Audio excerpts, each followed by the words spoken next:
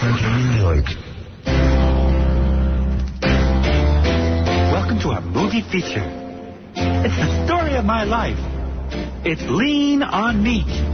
Hi, my name is Adler Closet Stern, and I've always been a strong-willed educator. I carry a big bat, which often requires a lot of amyl nitrate. I also carry a megaphone, which requires even more amyl nitrate. Okay, everybody. Hispanics, settle in. Hispanics, settle down. Blacks, I have a baseball bat. Get your amyl nitrate, $5. Shut up, boy. Oh, God. Get your Vaseline. Get your... Oh, God. Pictures of nude Marines here. Stop that, boy. Oh, God. Poppers, 2 for $10. Poppers, what are those? Stop it. Stop it. Stop it at once. Stop it. Oh, get your Legs Diamond ticket. Alexa. Where are those seats? Orchestra. Oh, stop it! Stop it! I will not get suckered into this misbehavior. Stop it. Stop it, all of you. Stop these illegal activities at once. You see, it was my job to tame the student body. It was up to me and my megaphone. Harvey Firestein High was out of control, and I was the principal to tame the unruly gays. The first place to clean up was sex ed. I knew on Mondays they watched films. What you're about to hear are actual recordings taken from radio and television broadcasts.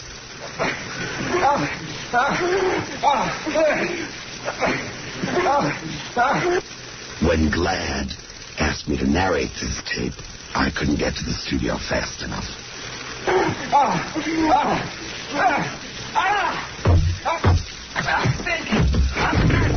What's going on in this classroom? What's the matter? You never saw 12 people in love before? How dare you? How dare you? I'm shocked. This is outrageous. What, you never saw gay movies? No, it's after Labor Day, and you're all still wearing white. Oh. Everyone was so proud of me. Movie offers poured in. Hello, is this the megaphone principal? Yes, it is. Who's it? We have a role for you in Isis the Queen. Isis the Queen. I don't know if I want the picture. Who do I play? You play a Sudanese Muslim performing a secret ritual on an adolescent boy. It's not dignified. Don't bother me. My lover of the past 11 years, Carlo DeBarro, was my guiding light and stayed with me through thick and thin. We made love that night. My darling. Yes, Carlo? Oh, I love you. You've accomplished so much. Yeah. Yeah. Oh, you are mine. Kiss me. Oh, yeah. Kiss me. Bearded cop wants daddy bear. Oh. Oh, my shaved flame. My heavy-duty Duma.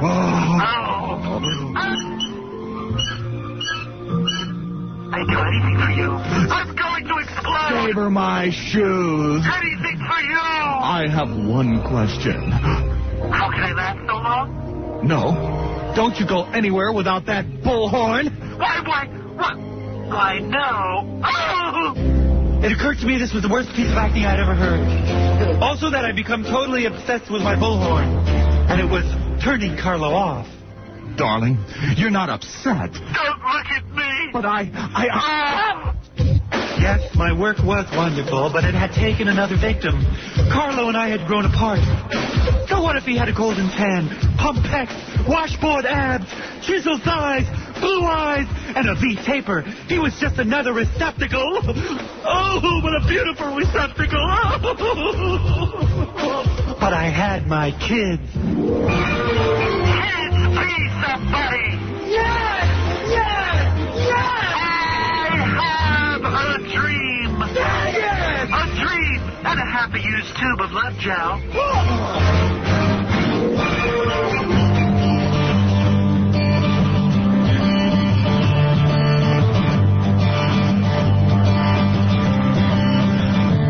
Another turning point, the board stuck in the road. Time grabs you by the wrist, directs you where to go. Don't make the best of this dance, and don't ask why.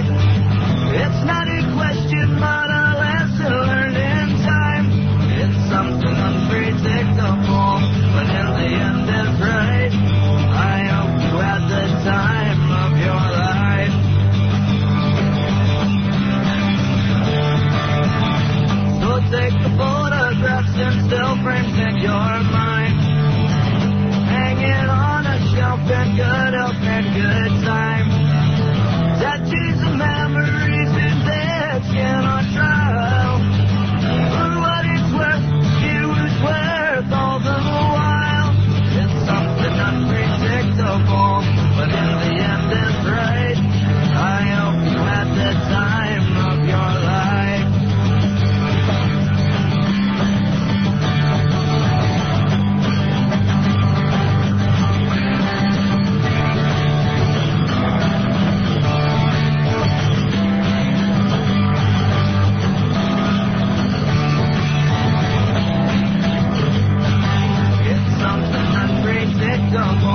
But in the end it's right.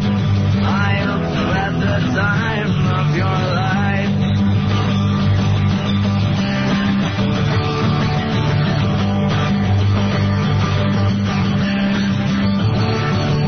It's something unpredictable, but in the end it's right. I hope you had the time of your life.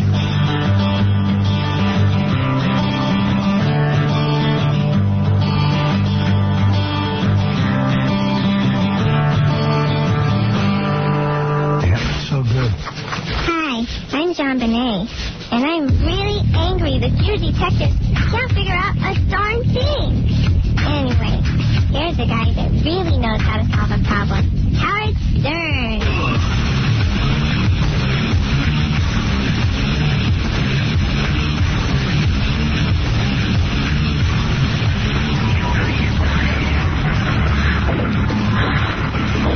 Hey, everybody, what's happening?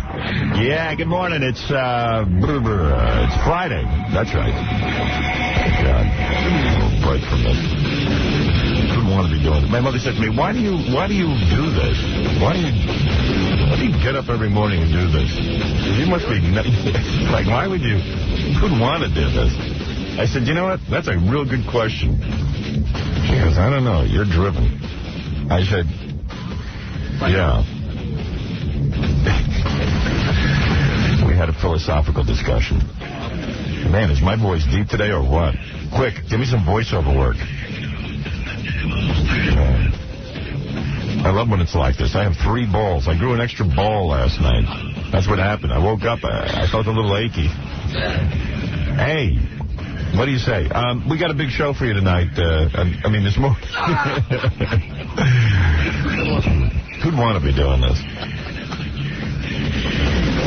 David Spade's stopping by today.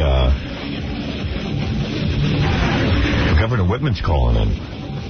Amy Lynn and Chasey Lane will be here playing the gossip game. Are they coming in together? Are they a tandem now? I wonder. And a guy, I don't even want to say what this guy's going to do when he comes in here. Right now, I don't have the stomach for it. There's a guy coming in here to do something disgusting. And you know what? I don't have the stomach for it. Well, maybe we shouldn't have it. I got a feeling. I'll tell you about it after I eat. After? Yeah. Maybe you just want to do that. I don't know. Even I have trouble with this. Or after. I would really throw up from this. Anyway, then let's not do it. Nah, people. I'm sure some fortitude. No, we don't have any. People came in to do this. We have to do it. So much going on with Darryl Strawberry and... Isn't it fascinating? Yeah. There's something else big in the news, too. There's Darryl Strawberry and Dennis Rodman. Dennis Rodman we got to talk about. Dennis Rodman, I don't see anything in the newspaper, so it must have just happened. They kicked him off the team. Which is weird because, you know what, I find myself watching all the L.A. Laker games on TV because Rodman plays. And I don't know why. I can't explain it. I just watching them. I like watching the guy. Never know what's going to happen. What happened? He showed up to practice without shoes? Well, he was late. He had missed another practice, and he showed up late and barefoot.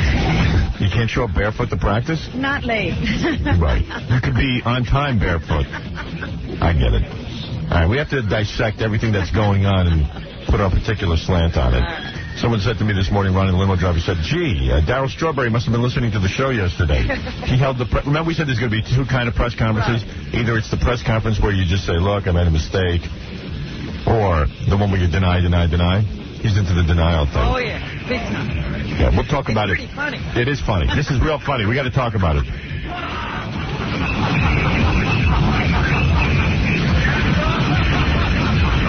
Tennis legend Jimmy Connors meets Stuttering John. Hey, Jimmy, what did you do with the bag? What bag? Oh, the bag you used to put over Chris Everett's head. I think we better get to business here, but we have to take care of it. Thank you very much. Game, set, match. Starring John. You're listening to Howard Stern. The Howard Stern Show. You got the long hair, okay? You got the big nose. He is disgusting, yes, he is. When he has the females on the show, he is very much disgusting. Yes, he is. He's very much disgusting. He made me sick. And now a man who makes even the homeless sick to their stomach. Howard Stern. Thank you. Yeah, imagine I make her sick. I make her sick. A woman who sleeps, outdoors. And I make her sick. You bet. She must have what? Some nerve. Some nerves, right. That's right. Okay, so anyway, first of all, I have to say, and I probably said this a couple of times today, I should be better prepared, but I'm not, but I got I guess these are minutes, if I'm wrong, I apologize, but these are minutes from what happens when the FCC meets. The FCC is the Federal Communications Commission. They're the guys who have been after me for years, forcing me and the station I work for to pay fines for when I broadcast. There are times that I really feel that I am the one person on the radio they go after over and over again, even though lots of people are doing wild things on the radio. Things that we are not allowed to do. Yeah, and I believe I am targeted by the FCC. I've been screaming it for years, and quite frankly, nobody's ever lifted a finger to help me. I'm talking about public officials, anyone in the government. Nobody seems to be outraged that freedom of speech is just about dead in this country, because think about it. Yeah, I mean, you can talk about politics and things like that, but as soon as somebody actually challenges free speech, somebody says something outrageous, it is immediately slapped down. Religious groups start screaming. Right away, everyone wants to boycott you for one reason or another. The government... The FCC finds you. So where is the free speech? Well, no, you don't understand.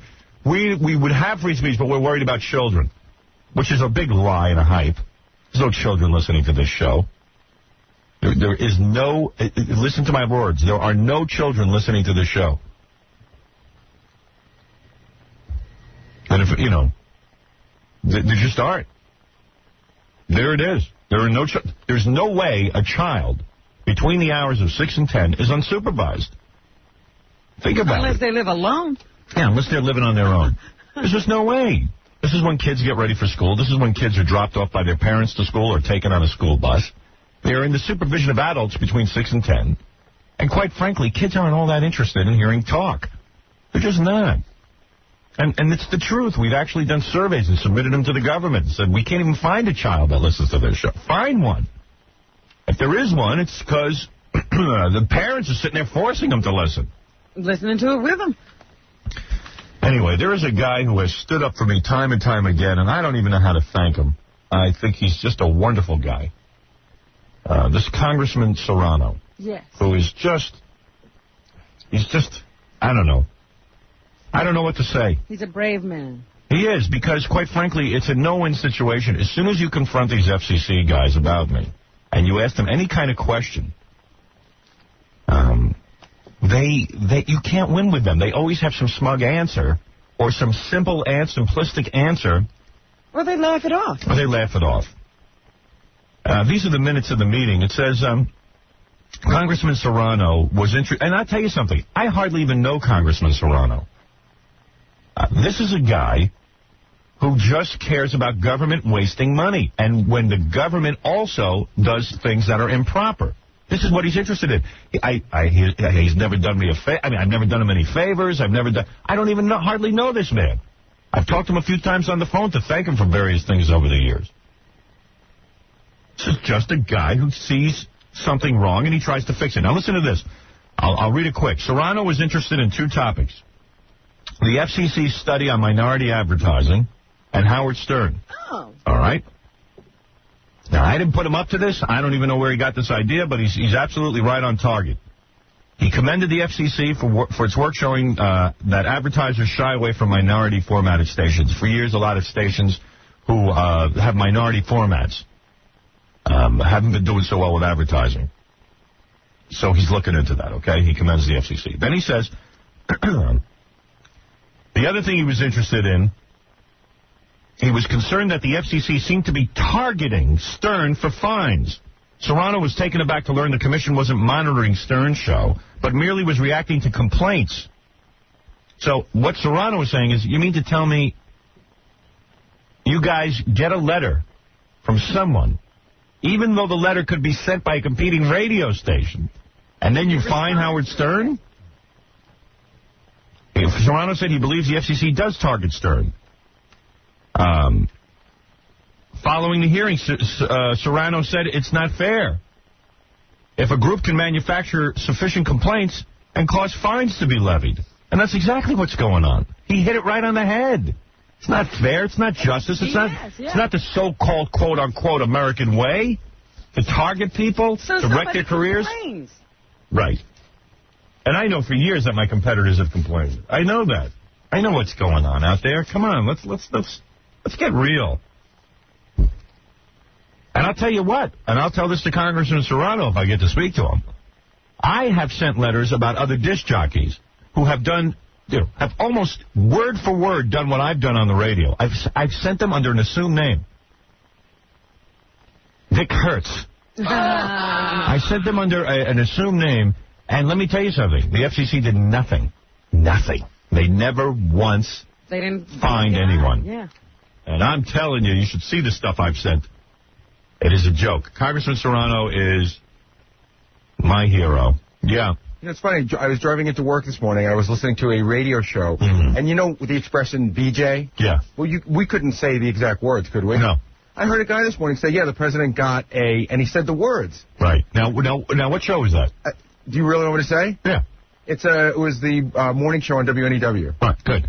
So in other words, do me a favor. Yeah. Write a letter to the FCC and write that down. Write it down. I mean, you can't just say that. I want everyone in my audience to say what they... do me a favor. Get a tape. We can get a tape from a monitoring service. And let me see if they find these guys. See, it appears that you don't get fined if you don't have any ratings. Right. The only way you get fined is if you're me. Because we've even sent those complaints against people with supposed ratings. Right. Send it in. I want to see the FCC fine them. I want to know why I'm the only guy. Down the line, if you do this, you get fined. Right. And that's not the way it is. Right. Seriously. It's insane. It's insanity what's going on, man. I keep getting the crap beat out of me. I think for most stations, the 7 dirty words are down to 5. Hey, listen to this. Still can't say anything. So last night I tuned in Channel 9 here in New York, and they're running that Scared Straight stuff. I missed it. Yeah, it was great. You know, that's where prisoners yell at little kids. And there's like a 20-year thing going on since the first one to now. Yeah, I don't know. Big anniversary. I don't know the history of it, but Channel 9 is a regular television station. Every other word is the F word. I don't understand. So you mean it's okay? Why is it okay to do it for that, but not for this? That's in the Where's the free speech?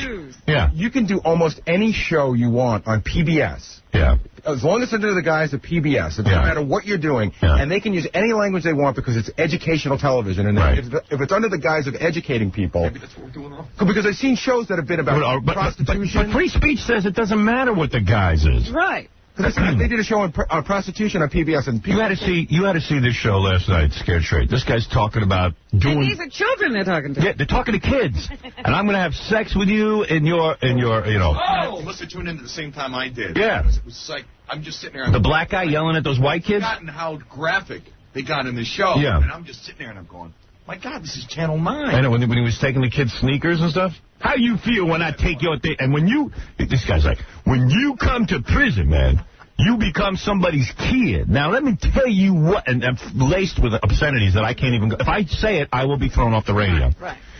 In other words, he could say it. I'll be in jail with that guy.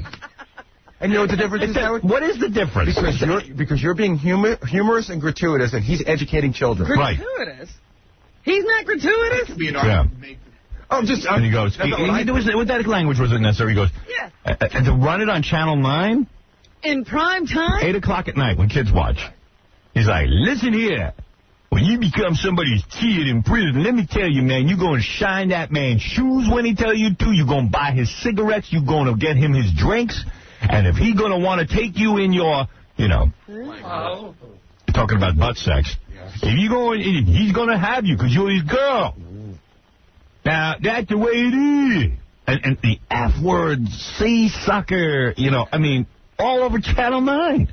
I'm sitting there going, wait a second. What is going on? I was watching this show in the nude. That's how wild it was. You got undressed? I got undressed. I thought something was going to happen. I'm getting an erection as we speak. Right. So, that was that. That was that. It was too wild. I just want to thank Congressman Serrano for sticking up for me. That was a wonderful thing. Yeah. But, these FCC guys, you can't do anything with them. No. They're almost like the independent council. Yeah. They just live on their own rules. Right. It's unbelievable. You can't go to court. You can't get a hearing about this whole stuff. No. No, you can't get any answers. What I'm saying is making perfect sense, but I'll never get an opportunity to say it to somebody. It's crazy. I'm the only one who gets fined. I'm the only one.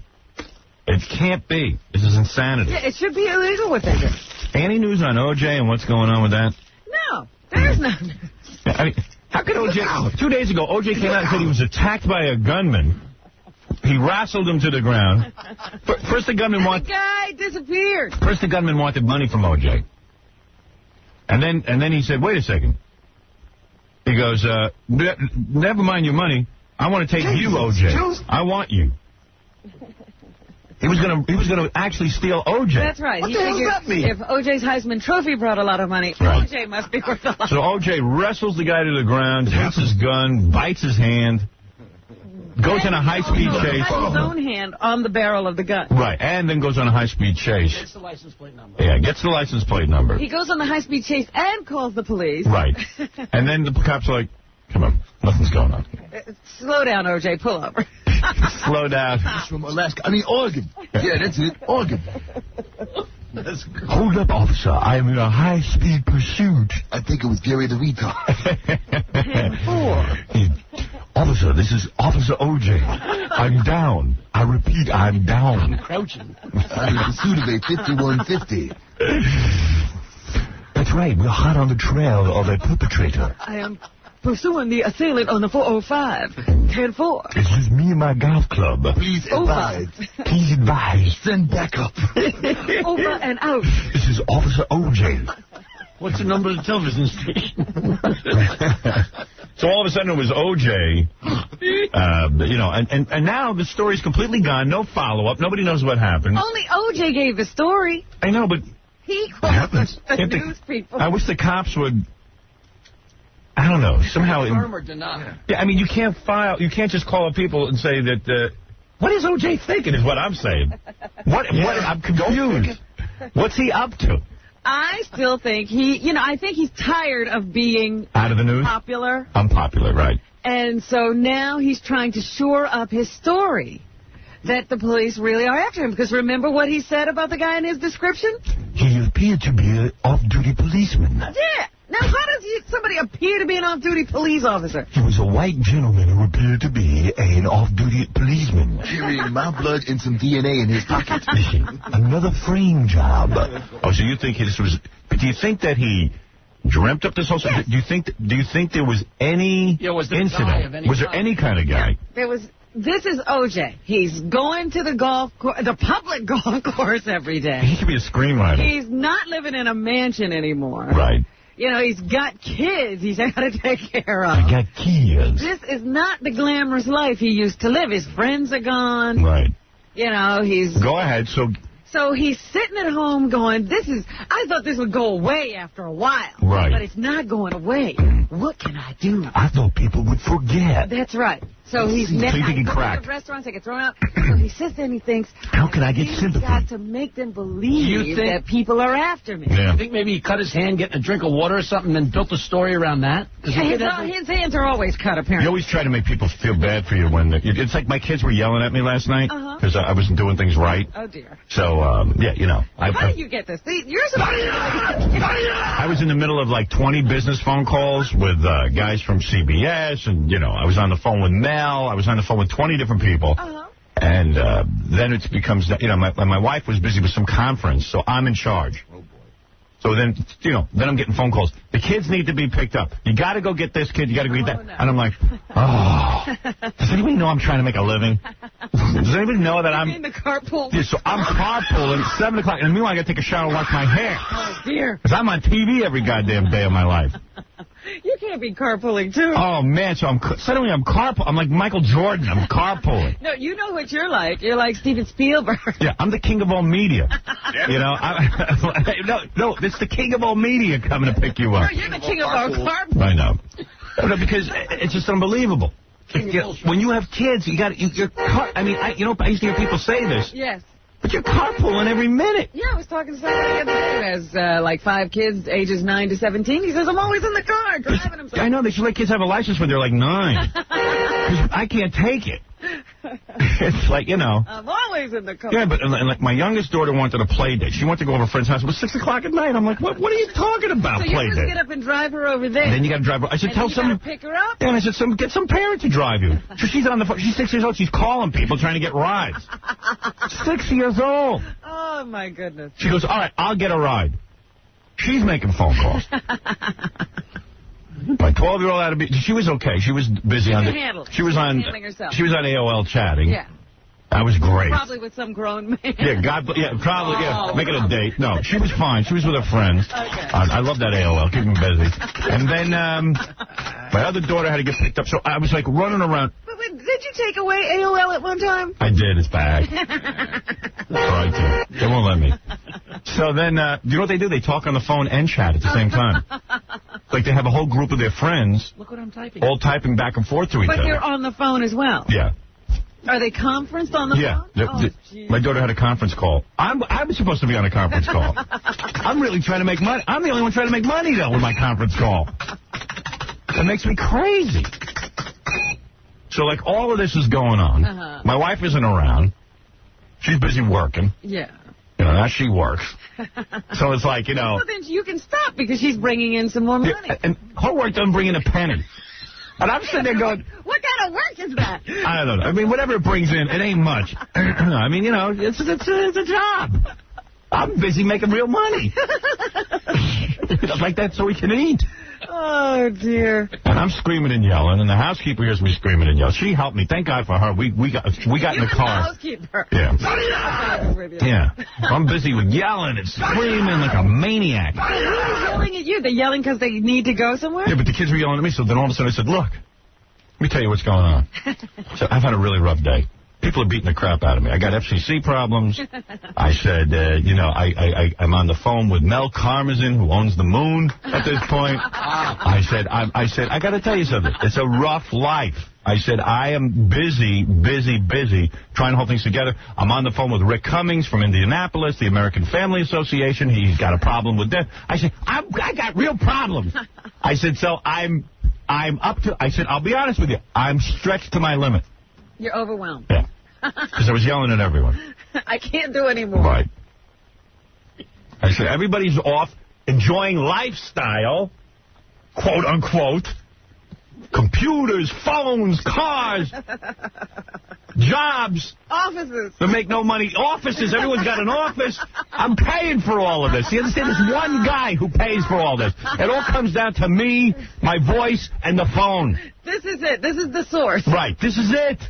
You can kid yourself all day that something else is going on. It's all about me working. You got to keep me working. This is my feeling about myself. The family should be devoted to keeping me going. They should be supplying you with energy. You ever feel like you're not appreciated? Oh, yes. Yeah. Okay, thank you. But I have nobody to blame. I'm creative, but no one will let me be creative because I'm driving carpools. That's right. You're busy. Yeah. Don't cut the balls off the golden goose, because if I get fed up, nobody eats. You know, the party's over. Don't shear the bull. Yeah. Everyone's got the cars, hiring limos, cabs. They have to have their outlets. You should see what I finance. I mean, it's an amazing story what I do, and I do it without complaint. Just leave me alone. I need someone who appreciates me. I really do. I appreciate you. Thanks. Where were you? Why don't you come over and drive? If you appreciate me so much. Yeah, exactly. I'm lifestyling it, too. Right. Where's Amy Lynn? She appreciates me. She's lifestyling it. That picture of her. My God. Would you guys take that picture of her down because it's distracting me? Yeah, it's distracting me. It really is, because I'm starting to think she appreciates me. She's naked. That's right. That's great.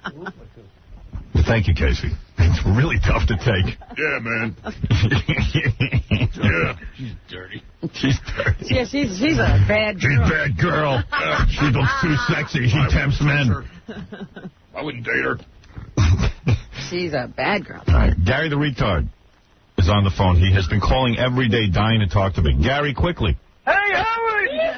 Yeah. You know what? Are you sitting down? Go ahead. Guess what? You remember you told me once before you didn't want anything done to my mouth? Right, we don't want you to fix your teeth. Yes, they are. They fixed your teeth? They're going to. They're doing it. I went to the dentist 4 different times back in Oregon. Well, I don't get your teeth fixed. That's your whole... That's what makes you funny. Well, they have to drink it because Michael from KUFO, he said if I get it done, I could have a lot of women on my behind. You know what I mean? You're not going to get any women. You know what you're going to lose? What?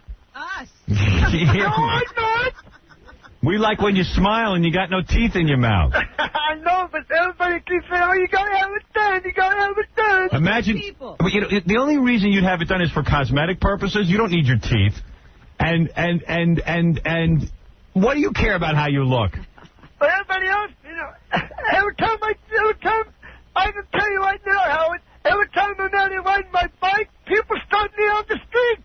All right, well, you're famous now. All right, so you're here to announce what, that you're getting your teeth fixed? Yes, I got to go back to dentist again this month and next month. Oy vey. What are they going to do? Yeah. They're going to put like false teeth. It's like a flipper thing that comes in and out. Oh, dear. And who's paying for this? I'm paying for that in my own pocket, Howard. Wow. Why? I'm telling you, you don't need it. You've been doing without teeth all this time. I know, but people back in Oregon are having a fit. Yeah, well, people back in Oregon are having a fit, but meanwhile, this is how you, this is your cachet. This is your look. This is your look. I know, but you call Mikey at KUFO and talk to him, because that's what he's been telling me. I love these guys in, mixing in. Yeah, you know, I get a good character like Gary the retard. He wouldn't care about Gary's teeth if we hadn't found it. This is like Bozo selling his red nose and big shoes and saying, I still want to work. You know what, Howard? What? I like talking to you. I know you do. Oh, come on, people. I hear that going, oh.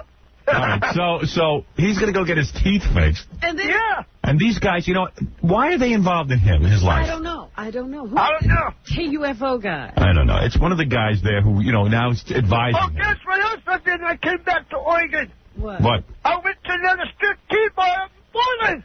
All right, listen, Gary, I got to go. I like talking to you, man, but now when I call you, will you please answer me so I can talk to you? Yes, I will certainly try, Gary. You know, I like, you know, could you please tell Benji to call me? Yes, I will. Thank you, Gary. Okay. Bye. Bye-bye. Gary the moron. They're going to ruin him. All right. They're helping. Yeah. They're going to help him, and he's going to look normal. He's got to help baby. Gary the moron, everybody. Like he's going to get girls. Right. Like teeth is the only thing holding him back. Could you imagine? And, like, imagine somebody advising him he needs teeth. And he believes it. He believes it. Yeah. Hey, I got great tape for you. There's a guy who put out a video called Sex of the Stars. Oh. Yes. Yeah, this is great. Sort of what I got to see, like, snippets of this shit. Yeah, this is great. You guys are going to love it. So it's different women who have slept with celebrities, and the women graphically explain what happens, and they even show you a reenactment of the sex. And one of the funniest ones is they got different guys. Like some woman slept with Jerry Seinfeld. And you know what? I can't believe because Jerry can get any girl he wants. And this girl's a real pig. Oh. I thought. Yeah, I didn't think she was that good looking. Every once in a while, like, you're out of babes at the time you need it, I guess. And she wasn't a pig. I shouldn't say she was a pig, but she wasn't the caliber of woman you think she'd be with. She's the caliber of woman I'd be with. All right? So then, but the funniest one, I thought, was the woman who slept with Larry King. And she was pretty. She's a porno star. And Larry King slept with her. And she tells the whole thing, and you got to listen to it. It's great. It's great. It's going to be great radio today. Yeah, it's really good. All right, now I can talk about this. There's a guy who wants to come in and eat Gary's boogers from his spoon while Jackie passes wind on his head. How are we going to get Gary's boogers? Gary's been saving them up. I know, I'm going to throw... You know what? So did I. I'm choking. There's nothing more disgusting than that. I got to stop making turn that off. David Spade will be here later, too. And I have some new Mark Harris songs you must listen to. And also, Gary Garber was at the premiere of Eddie Murphy's movie, and he has a bunch of celebrities that we're going to listen to. That's right. Life. Terrible reviews today in the paper.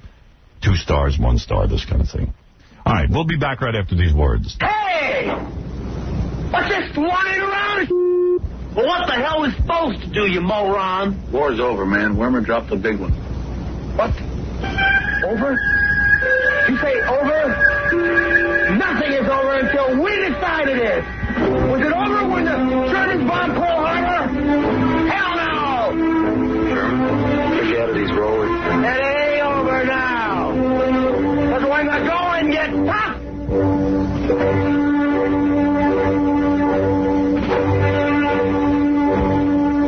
the tough get going. Who's with me? Let's go! Come on!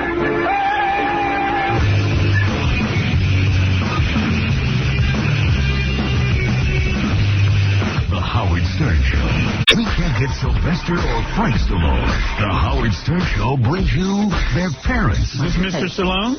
Yeah, this is Mr. Stallone. I'm ready to jump through this phone. All right, calm down. Now, why is that? Why would you jump through the... I just can't believe this wrinkly, muffin, vocal woman saying things about her own family that just won't quit. She is probably the lowest vermin that I've ever known in my life, and it was a sorry day when I did beat her. But unbelievable. Sorry day you beat her. You are absolutely... Let me tell you, old son of a bitch. You beat me up and put me in the hospital so many times and choked me to death so many times, and you like to go on air and say that basically you're such a nice guy. You never supported your kids. You never gave a goddamn... You are the biggest You. Whoa. Jackie.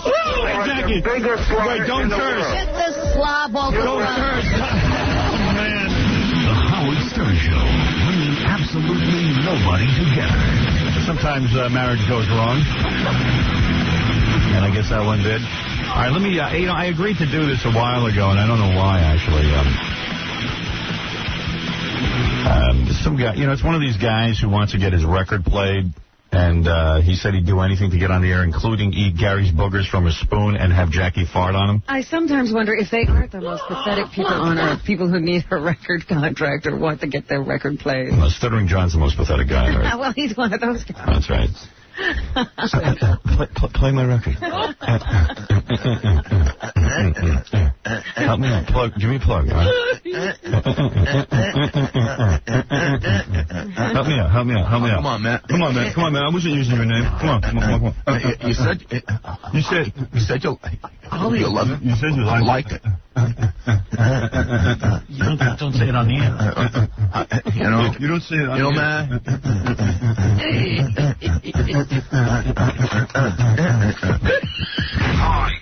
My name is Stuttering John. My name is Stuttering John. My name is Stuttering John. My name is Stuttering John.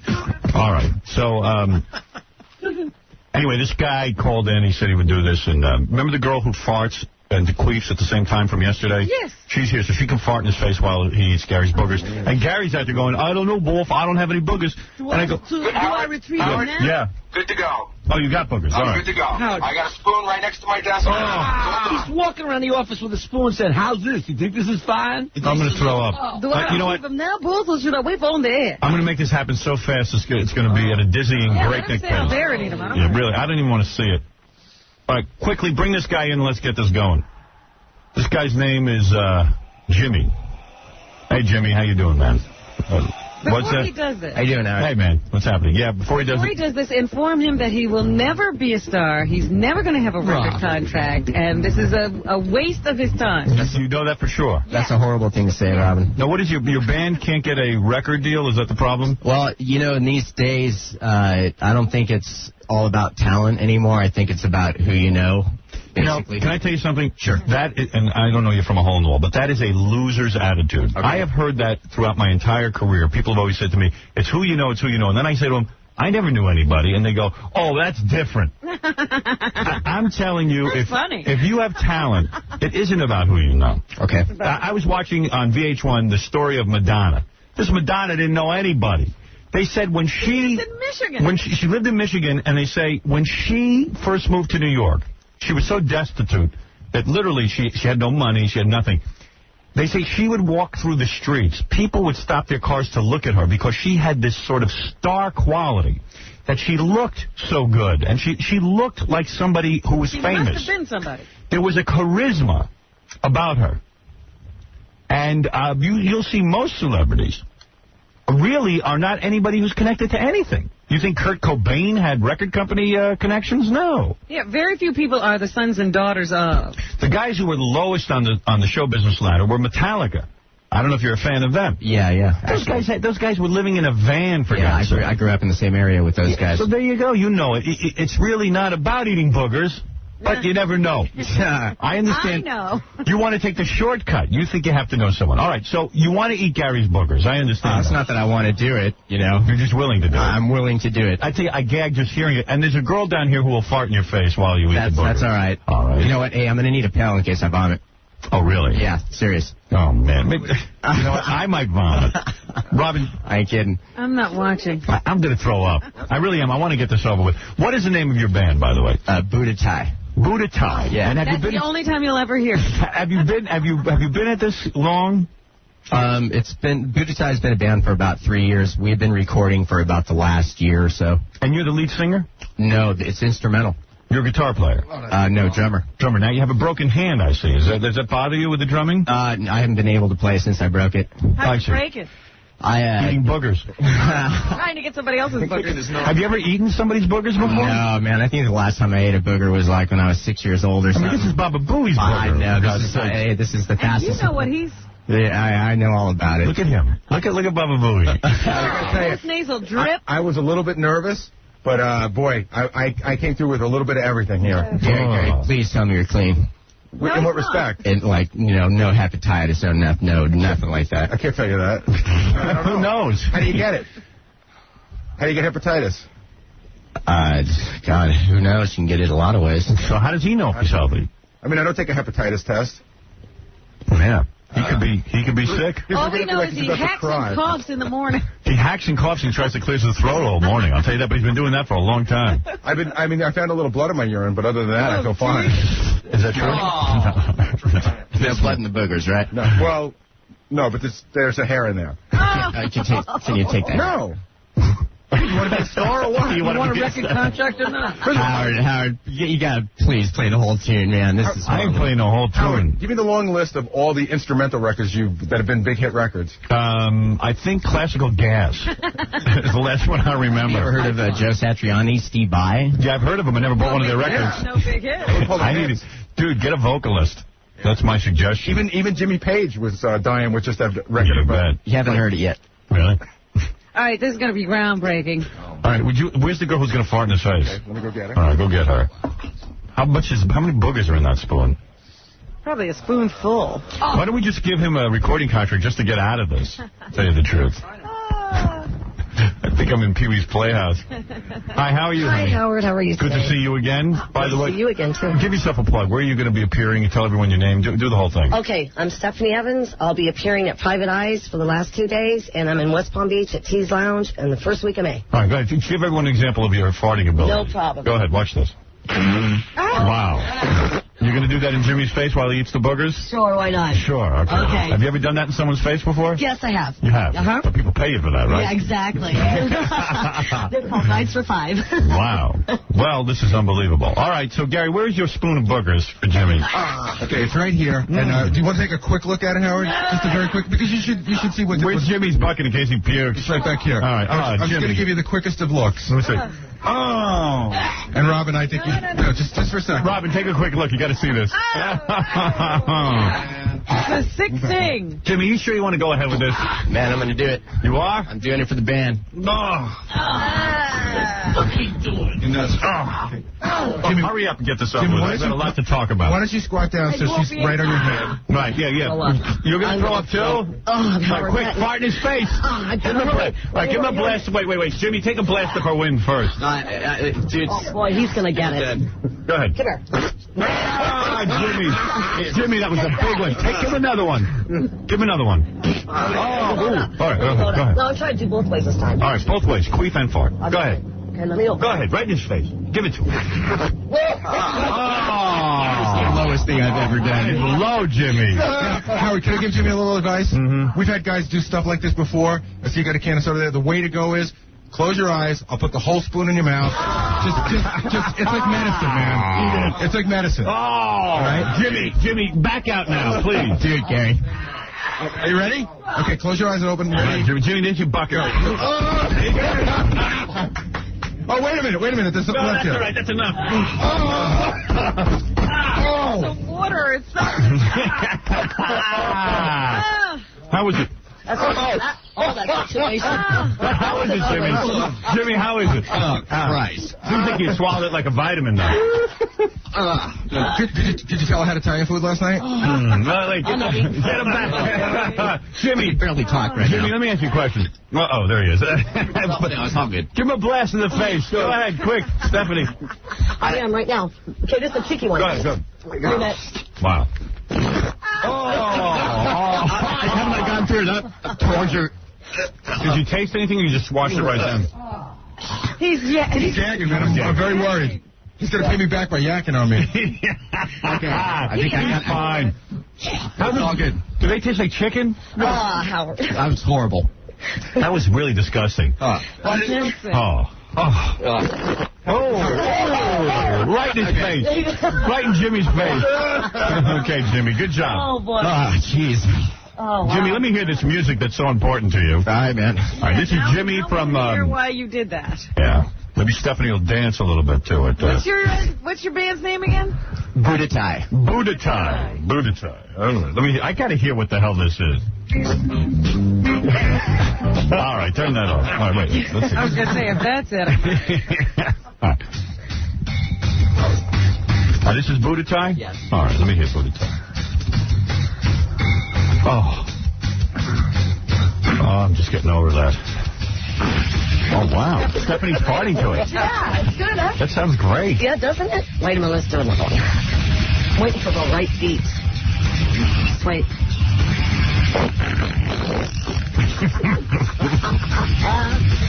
So Buddha-Tai is good to fart to. I don't know. It's so low recorded that I've got it cranked all the way. You got it cranked all the way? Yeah. Different. You like it, Steph? Yeah, it's all right. You like it, Al? I haven't heard enough yet. I can barely hear it, to be honest with you. You know, this is the kind of music we would talk over in the commercials. Yeah. Maybe. Well, most bands you talk over commercials are fans that are signed. No, they aren't. Not always. Why don't you have some guys sing it? After a while, we felt we didn't need it, man. The music stood on its own, and a lot of people came to see us, and about half of them said we didn't need a singer. Well, what about the other half? They left. Weeded them right out. Dude, you know that this is recorded really low? Yeah, do you know you don't know how to record? Stephanie's singing. Wait, I think you got a new lead singer. Go ahead, Stephanie. Let a few out. Okay. Buddha tie. Nice. Isn't that awesome? Her parts are louder than their music. And you're drumming over there? Yeah. You got booger power.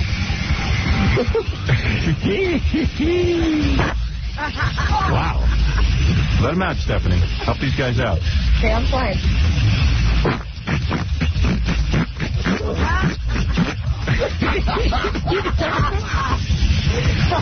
Wow. Isn't that's fun? Honey, you got rhythm. Climax is Kevin Howard. Let me hear the climax. Oh, wait for the climax. Okay. There it is. There we go.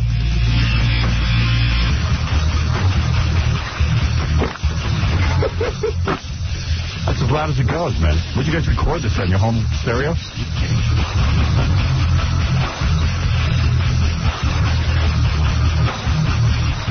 Well, Robin, what do you think?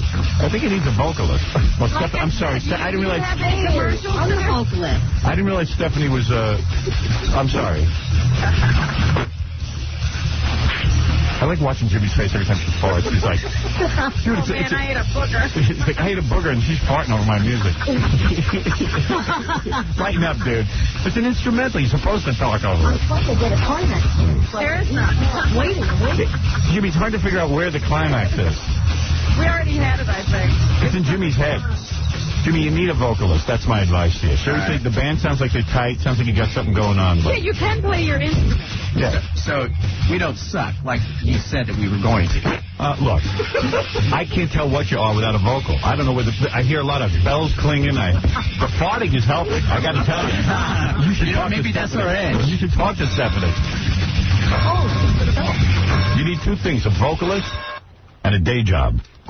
There you go. All right, listen, good job, Jimmy. Buddha Tie is the name of the band. I guess you can't buy that anywhere, but you're looking for a label or something like that. Yeah. Right. Is it okay if I give out our hotline number? Okay. You ate a booger. What the hell? You ate Papa Boo's booger when you took Stephanie's gas in your face. Go ahead, real quick, because I got to get to the next All right, man. The name of the band's Buddha Tie, 702-260-9869. The Buddha Tie, PMB 227-8170, Southeastern Avenue, Suite 4, Las Vegas, Nevada. 89123. BuddhaTie.com at AOL.com. Spelling of the band is BUDDHATHAI. All right, Jimmy. Thank you. Buddha Tie. There you go. Stephanie, thank you so much. You're the best. Thank you very much. Now, there's You're the bomb. There's a girl with talent. See, she don't have to eat burgers. She didn't have to know anybody. Right. She didn't have to know anyone. She came up on her own. Good luck with Buddha Tie. All right, there's Jimmy who ate Gary's disgusting boogers. Which is amazing. Buddha Tie. Jimmy. There goes Jimmy. Okay, Jimmy's got a good look on him. All right, Robin.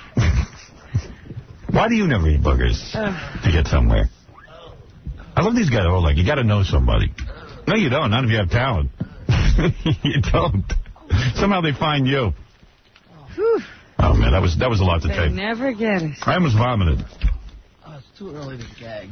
Later on the show, Amy Lynn and Chasey Lane are coming in. They're not together, but they're going to play the gossip game with us. Okay. David Spade's going to stop by and say hello. Hey, you know who just sent me some new songs about the war?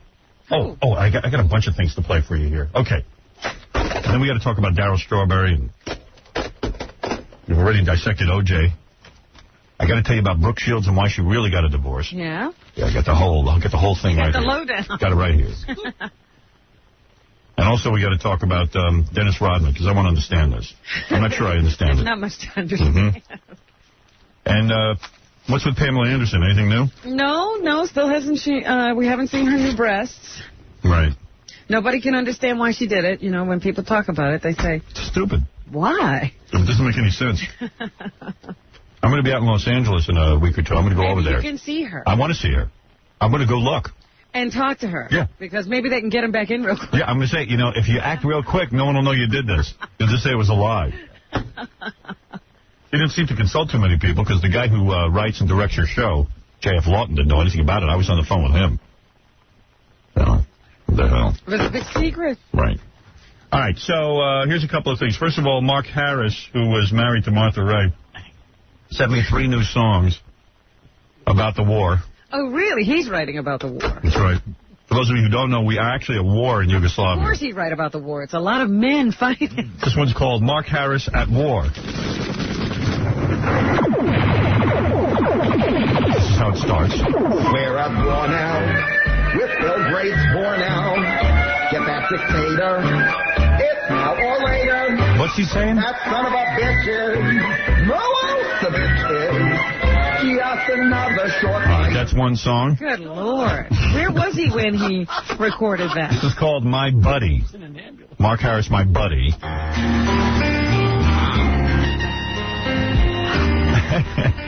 Bring back Budotai. You know, it's been some time since we've seen each other. I miss you and wish you were here again. Did you know how much our friendship meant to me? What is this? This sounds like a gay porno. Yeah, he's talking to some guy. Do you know how much I meant you? I think he's talking to his dog. It's true. But that's just what they are. Friends. You are more than a friend. You see, you're my buddy. My buddy? Where'd you meet him? Life is a book that we study. This orchestration is killing me. All right. And this one is called Mark Harris War News. Here we go. I off this morning, and while I was yawning, I heard breaking news and went limp. Over hill, over dale, we will kick your effing tail while they're bombing your army, you bug. Wow. Until we go to jail, if you write every mail, we are bombing your army with guns. I wonder if there's a guy sitting and recording this when he's doing it. Well, obviously there is. All right, well, there it is. Three. I just, the poor musicians, they're all good. You feel bad for the people involved. How could he actually be getting worse? He used to actually sound a little better, didn't he? He's going downhill fast. He's losing his talent. Speaking of the war, well, this isn't actually to do with the war, okay, but this is Captain Jenks. He was at war. Captain Jenks made a phone call. That is great. I want to share this with you. He decided to make a phony phone call to an Atlanta television station because in Atlanta they don't really know us. We're not on the radio down there. So he can stay on longer and mention our names. And the thing that was happening, there was a fire at a cotton mill, and a guy was stuck on a crane, and they were trying to rescue him. That's right. So here he is. Captain Jenks gets through on this television station in Atlanta. We've got Carl Mendez on the phone right now. He's the manager there at the old cotton mill of the reconstruction circuit. What can you tell us? Do you know how it started and what happened? We don't know at this time how it was started, but it all of a sudden happened, and then all of a sudden we were asked to evacuate the building.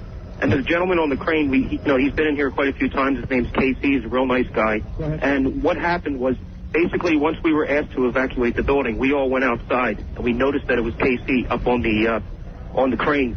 And it turned out that the fire probably started because of Howard Stern's Fart Man film and the gas that comes from it. All right. Do you know Casey's last name by any chance? Yes, his name's Casey Armstrong. And Casey Armstrong. And he's gay. All right. Mr. Mendez, do you have any idea how many people or if there were any people inside that building at the time the fire began? Yes. Casey's lover, Ralph, was in the building at the time. And about 5 other people, including Howard Stern and Baba Booey. But you believe everybody was able to get out safely? Yes, except for Baba Booey. Baba Booey accidentally lost his teeth, and they're real big, so people tripped over and died. All right, Mr. Mendez, we will continue to talk with you, but right now we're going to go back to our pilot, Bruce Arian, who is above the scene. Bruce? Wow. Isn't that a great story? Even the questions are funny because it's such a goof. Yeah. It's great. A lot of people are making phony phone calls. King of All Rednecks is on the phone. He has a call he made about the Yugoslavian war. Okay. Yeah. Hi, King. Good morning, guys. Nice to speak to you again. Yes, it's been a while. Long time. It was self-imposed moratorium. I had to go into semi-retirement. How come? just wife and kids and too much work. But yesterday I was homesick and I was flipping around the channels and decided to run one off for you. Oh, great. So where did you call? MSNBC. You know, I don't know what it is. It's one of the cable channels with the blonde guy with the glasses, and he has a bunch of generals in studio. Great. So you want to hear it? Sure. Here it comes. Here it is. All right. King of all rednecks. Back again. Regardless of what people individually may think of the president. Okay, Richard in California is back. Gunnery Sergeant, Richard, you there? Yes, sir. How are you? Good. General Trainer, it's an honor to meet you, sir. My situation on this is I was over in the Gulf in '91 when we started the airstrikes and eventually had to go to a ground force. My opinion is the collateral damage will continue as long as guided munitions, smart bombs, what have you, are being used, because it does come down to a human factor. My opinion is that we are going to have to go in at some point with ground troops unless we take a less invasive measure and dropping a fart bomb on them. And Howard Stern would deliver that. Fart bomb, fart man, fart man. You know, someday they're going to bend over and their brain is just going to fall right out of the skull on the floor. Let's go to break. We'll be right back after this. Messed up the whole show. Unbelievable. King of all rednecks. Going to fall right on the floor. One day they're going to bend over. We're going to drop a fart bomb. Man. Jesus. Yo. Yo. You're on the air. Hello? Yo. Who's this? It's Howard. Howard, man. What's up? Whoa. No S word. No S word. No S word. Yeah, please don't use the bull S word. I can't use words like that on the radio. All right, Howard. No S words on the radio. But I got to tell you now, the way them guys cut you down, they're always funning you and everything else. And then they pull this crap last night on Channel 9, scaring kids half to death. My son was up and had Channel 9 on, was in tears, Howard. I know. Last night, Channel 9 here in New York ran the Scared Straight 20th anniversary specials where prisoners yell. Yeah. This is where prisoners yell at kids who have, like, you know, done little petty crimes and stuff to keep them out of prison. Yep. And I tell you something, it's really great television, but they're cursing, they're talking about having butt sex, I mean, I don't get it. How come it's okay to do that stuff on Channel 9? They're not just talking about Howard, they're practically doing it. I know. Jesus, you know, they're talking more sex on Channel 9 than they are on the Playboy channel. I know. It was unbelievable. What they can do is show it to you live. Right. You're absolutely right. You know, I mean, to me, you know, it's disgusting that they can show it on Channel 9, but you can't talk about it on the radio at 7 o'clock in the morning when all the adults are tuned in. I got to admit, I sat and watched it. I watched that, then I tuned over to MTV. They had an interview with Eminem, the guy who does My Name Is. It was real funny because he's a white guy. Right. This guy's a white guy. Like, he's as white as, like, you know, Jackie with the blonde hair, that kind of white, you know? Yeah, and he's like, yo, man. He's like, let me tell you. Is that how he talks? My raps are all about, you know what I'm saying? You know what I'm saying? Yeah. And it's like, oh, my God, you gotta see this guy. I was cracking up. What's scarier, Scared Straight or Eminem? Eminem. Because he's like, yo, you know what I'm saying. You know what my street raps are all about. You know, and people, and the guy from MTV is like, you know, I just want to say something, Eminem. Who's this, Carson Daly? Carson Daly, the religious guy. Yeah. He goes, I just want to say something, Eminem. You know, you take a lot of flack for your lyrics, but people don't have to buy the record. Oh, wow. It's really profound. And he goes, that's right, you know what I'm saying? That's what I'm saying. And he never comments on how this guy sounds. No. You know, and a lot of people come down on me for saying stuff, but, you know, man, this is what I'm just saying what I've always said, and people, you know, who don't like it are usually like the older people who don't understand the hip-hop community. And, you know, and I'm like, this is a white guy. What hip-hop community is he from? I don't know. Lakeshore Drive? Yeah, Lakeshore Drive, from Bayville. I don't know. You have to. It's great. Television is so great. I sit there. Then they had a Madonna special on VH1, which was great. Oh, yeah? Because I got to admit, I kind of, like, learned something. Yeah, what'd you learn? You know, I don't know. No, I learned that Madonna's mother's name was Madonna. Really? Yeah, and she named her kid Madonna. She had a Madonna Jr.? Yeah. And then they called her little nanny Madonna when she was growing up because they didn't want to confuse her with the mother. But then the mother died when she was like 6 or something. Right. Which is, you know, pretty heavy. And then Madonna came to New York, didn't have anything. Didn't have anything, didn't have a pot to pee in, so to speak. Right, she didn't have any trust fund shoes. She didn't. And they were saying she would just walk around in the village and stuff, and people would stop their cars to stare at her because she just looked so outrageous and looked like a star. It was kind of interesting. But I have to keep flipping channels because there's too much interesting stuff on. I go into overload. Television is full. I know people complain about television, but I love it. And then I realized I missed Friends. Was that a new episode? I was watching Scared Straight and Eminem. I was all busy. That's got to be funnier than Friends. You would love to lay in bed and just watch TV with me. I yell. I talk to the television. What's up with that? I talk to the screen. I'm like a black guy in a movie theater. What's up with that? All right, so here's a couple of the big stories. Dennis Rodman, they threw him off the Los Angeles Lakers because he showed up again late for practice and he wasn't wearing shoes. He was barefoot. I'm not sure what it has to do with it, but there's something very funny about it. It doesn't sound like you're ready to play. There's something very funny about it. It's Dennis like a Rodman. gym teacher saying you're not prepared. Yeah. Where's your shoes? I'm a proud African-American. I play like I'm in the jungle. No. This ain't going to fly. You got to wear sneakers. Well, I guess since he lost that Converse endorsement, he doesn't have any shoes. Can you imagine him moseying in, like, barefoot? And barefoot. And barefoot's the insult. He's got to have the hugest, ugliest feet. Yeah, right. I just picture these big, ugly feet. Yeah, the size of, like, Bozo's red shoes. But, like just the toes all distorted and gnarled. I wonder if he knew he didn't have shoes on. Yeah, smelly.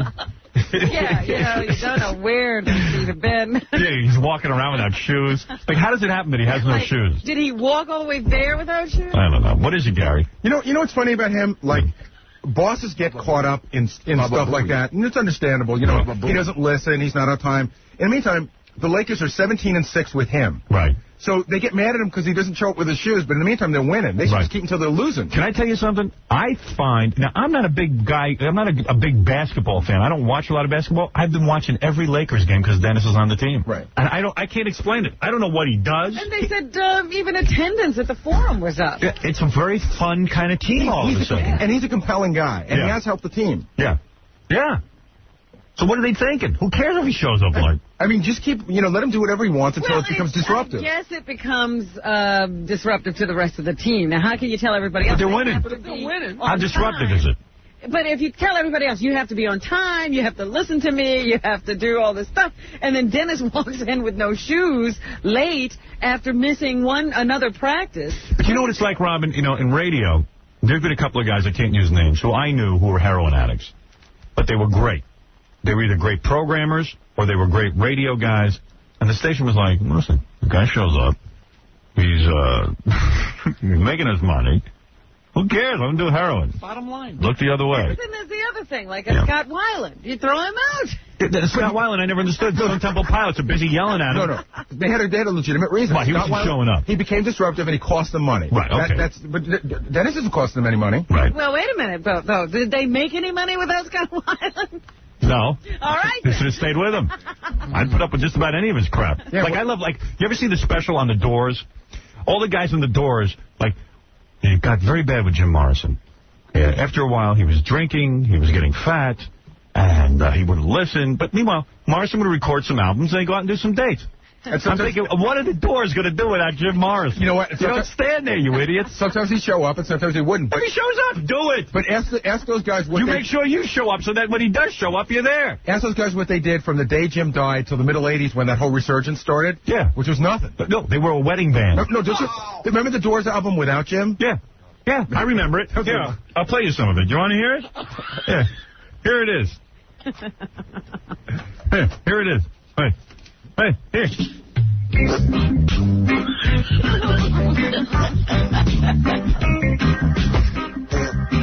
Here it is.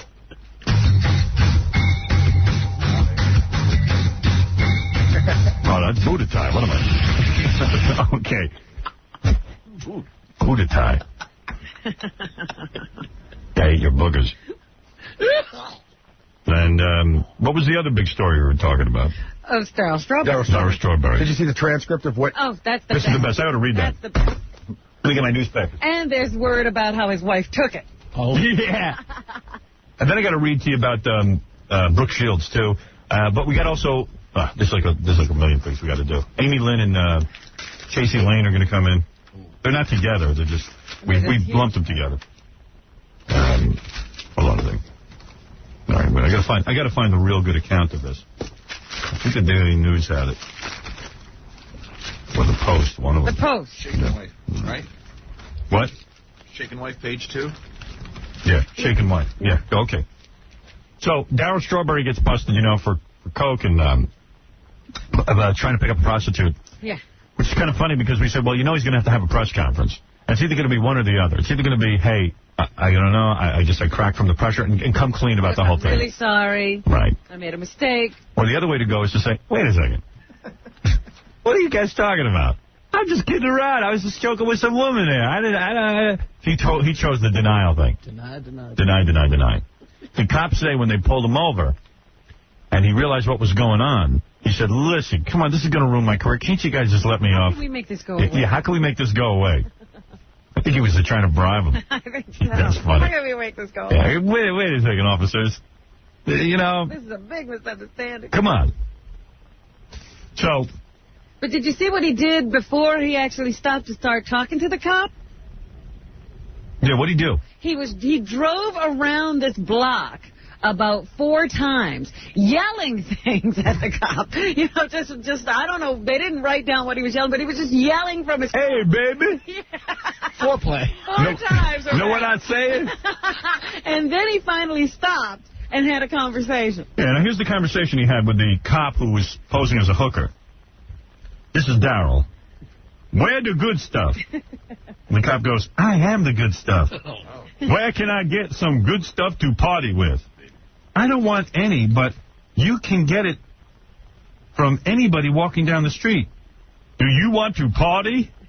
Yes, I want to party. What do you want? I want it all. You mean you want straight sex? Yes. How much you willing to spend? $50. $50, big time. All right, put your hands up. I'll cuff you now. He wants it all for $50? Yeah, come on. Chemotherapy took my money. And my hair. I'm Man. a little short of cash. I'm a little low. No wonder she And what's great is they got a big picture of the wife, standing next to him. Beautiful woman. Beautiful wife. And, well, something's off with her with that blonde hair, though. I got to tell you. Is she a black woman? Yes, she is. I don't see it. Look at that nose, Howard.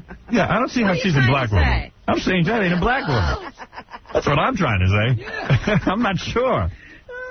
Beautiful woman. And she's black.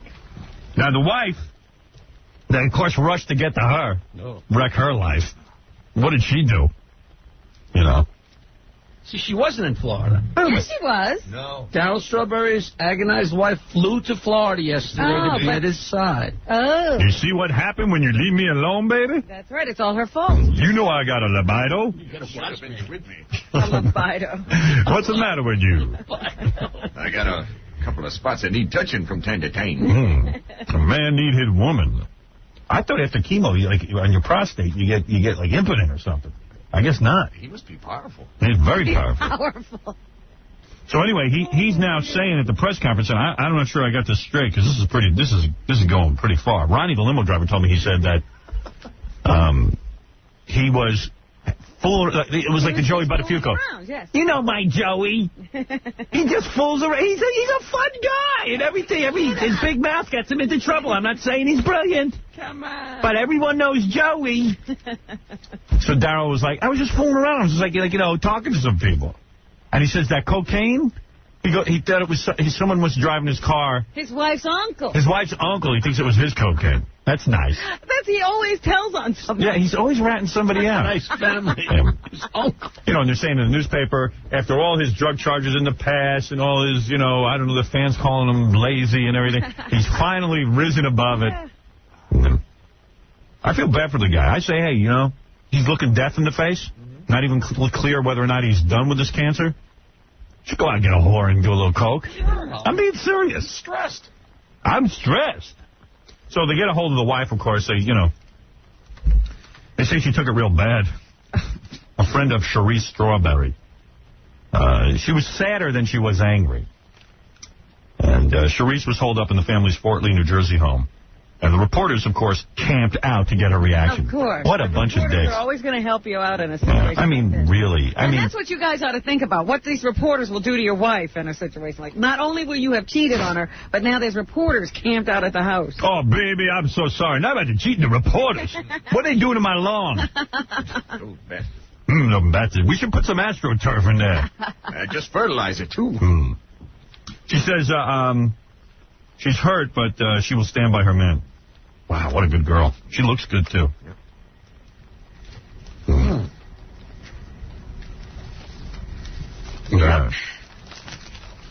Here, so wait a second. This is great. So, all the reporters are out there. They're discussing what's going on. Meanwhile, she's inside trying to, deal with it. Trying to get her life together. Yeah. One of the neighbors said, I feel bad for her. She's the one being hurt. The woman, now this is a neighbor saying they should try to work out their problems. Now the neighbors are giving advice. Everybody's in your life, yeah. A male neighbor said Daryl had no reason to apologize. Going to a hooker is not a crime, the man said. Where does he live? He was away from home, and a man's got to do what a man's got to do. I want to know what neighborhood this guy's from. Where is this guy's wife? Notice this guy didn't give his name. Budafuco. Budafuco. And unidentified men who wore a Budafuco T-shirt said, a man's got to do what a man's got to do. Don't even apologize. A man does got to do what he's got to do. You better do it at home. You just don't do it with a cop. That's what you got to do. You'd better do it at home. Oh, baby. Oh, man. I think the cop was pissed off. I don't know. I think $50. She said, how much? And he says $50.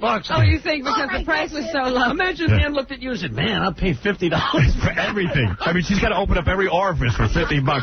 Oh, baby, you don't look too good. She should have shot him. I've seen prettier cops. Well, I am a cop, you bastard. Started off by saying, where's the good stuff? You're going to jail. Where's the good stuff? You clearly don't have it. Yeah. You ugly. Yeah, you they born also ugly. have like this thing where they have the highs and lows. Like 1983 named Rookie of the Year. Right. 1986 helped the Mets win the World Series. Right. And then like 1987, wife Lisa filed for separation claiming he broke her nose. I broke the record. I didn't eat up boogers. 1990 arrested for assault with a deadly weapon after allegedly hitting his wife Lisa in the face and threatening her with a handgun. Wow. Oh, see, I thought that was the same wife. This is a new wife. This is a new wife. Oh, I see. New wife. Traded her in. 1993. How do you get a new wife after you busted one woman's nose? Future wife. Now, listen to this. Striking future wife, Charisse. Right. Later said his problems drove him to contemplate suicide. So he's even hit her. Wow. The one who's staying with him. She better not complain.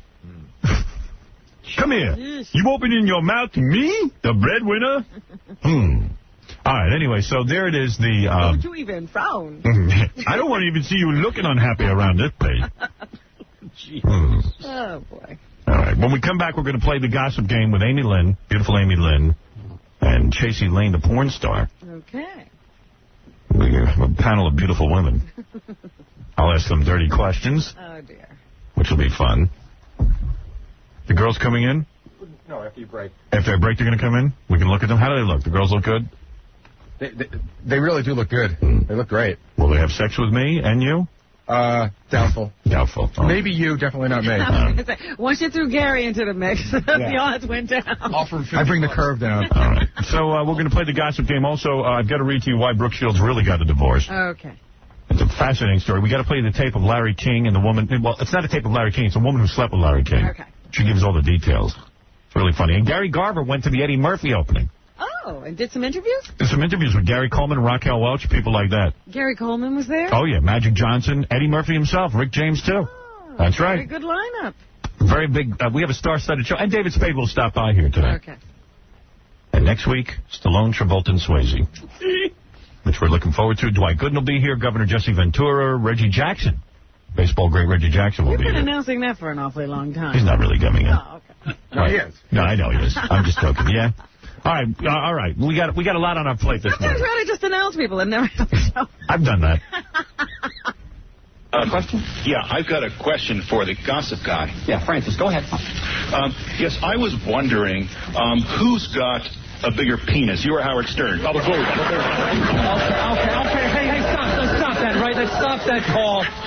right there. Let me explain this to you, folks. This is a call from a fan of this jock shock named Howard Stern.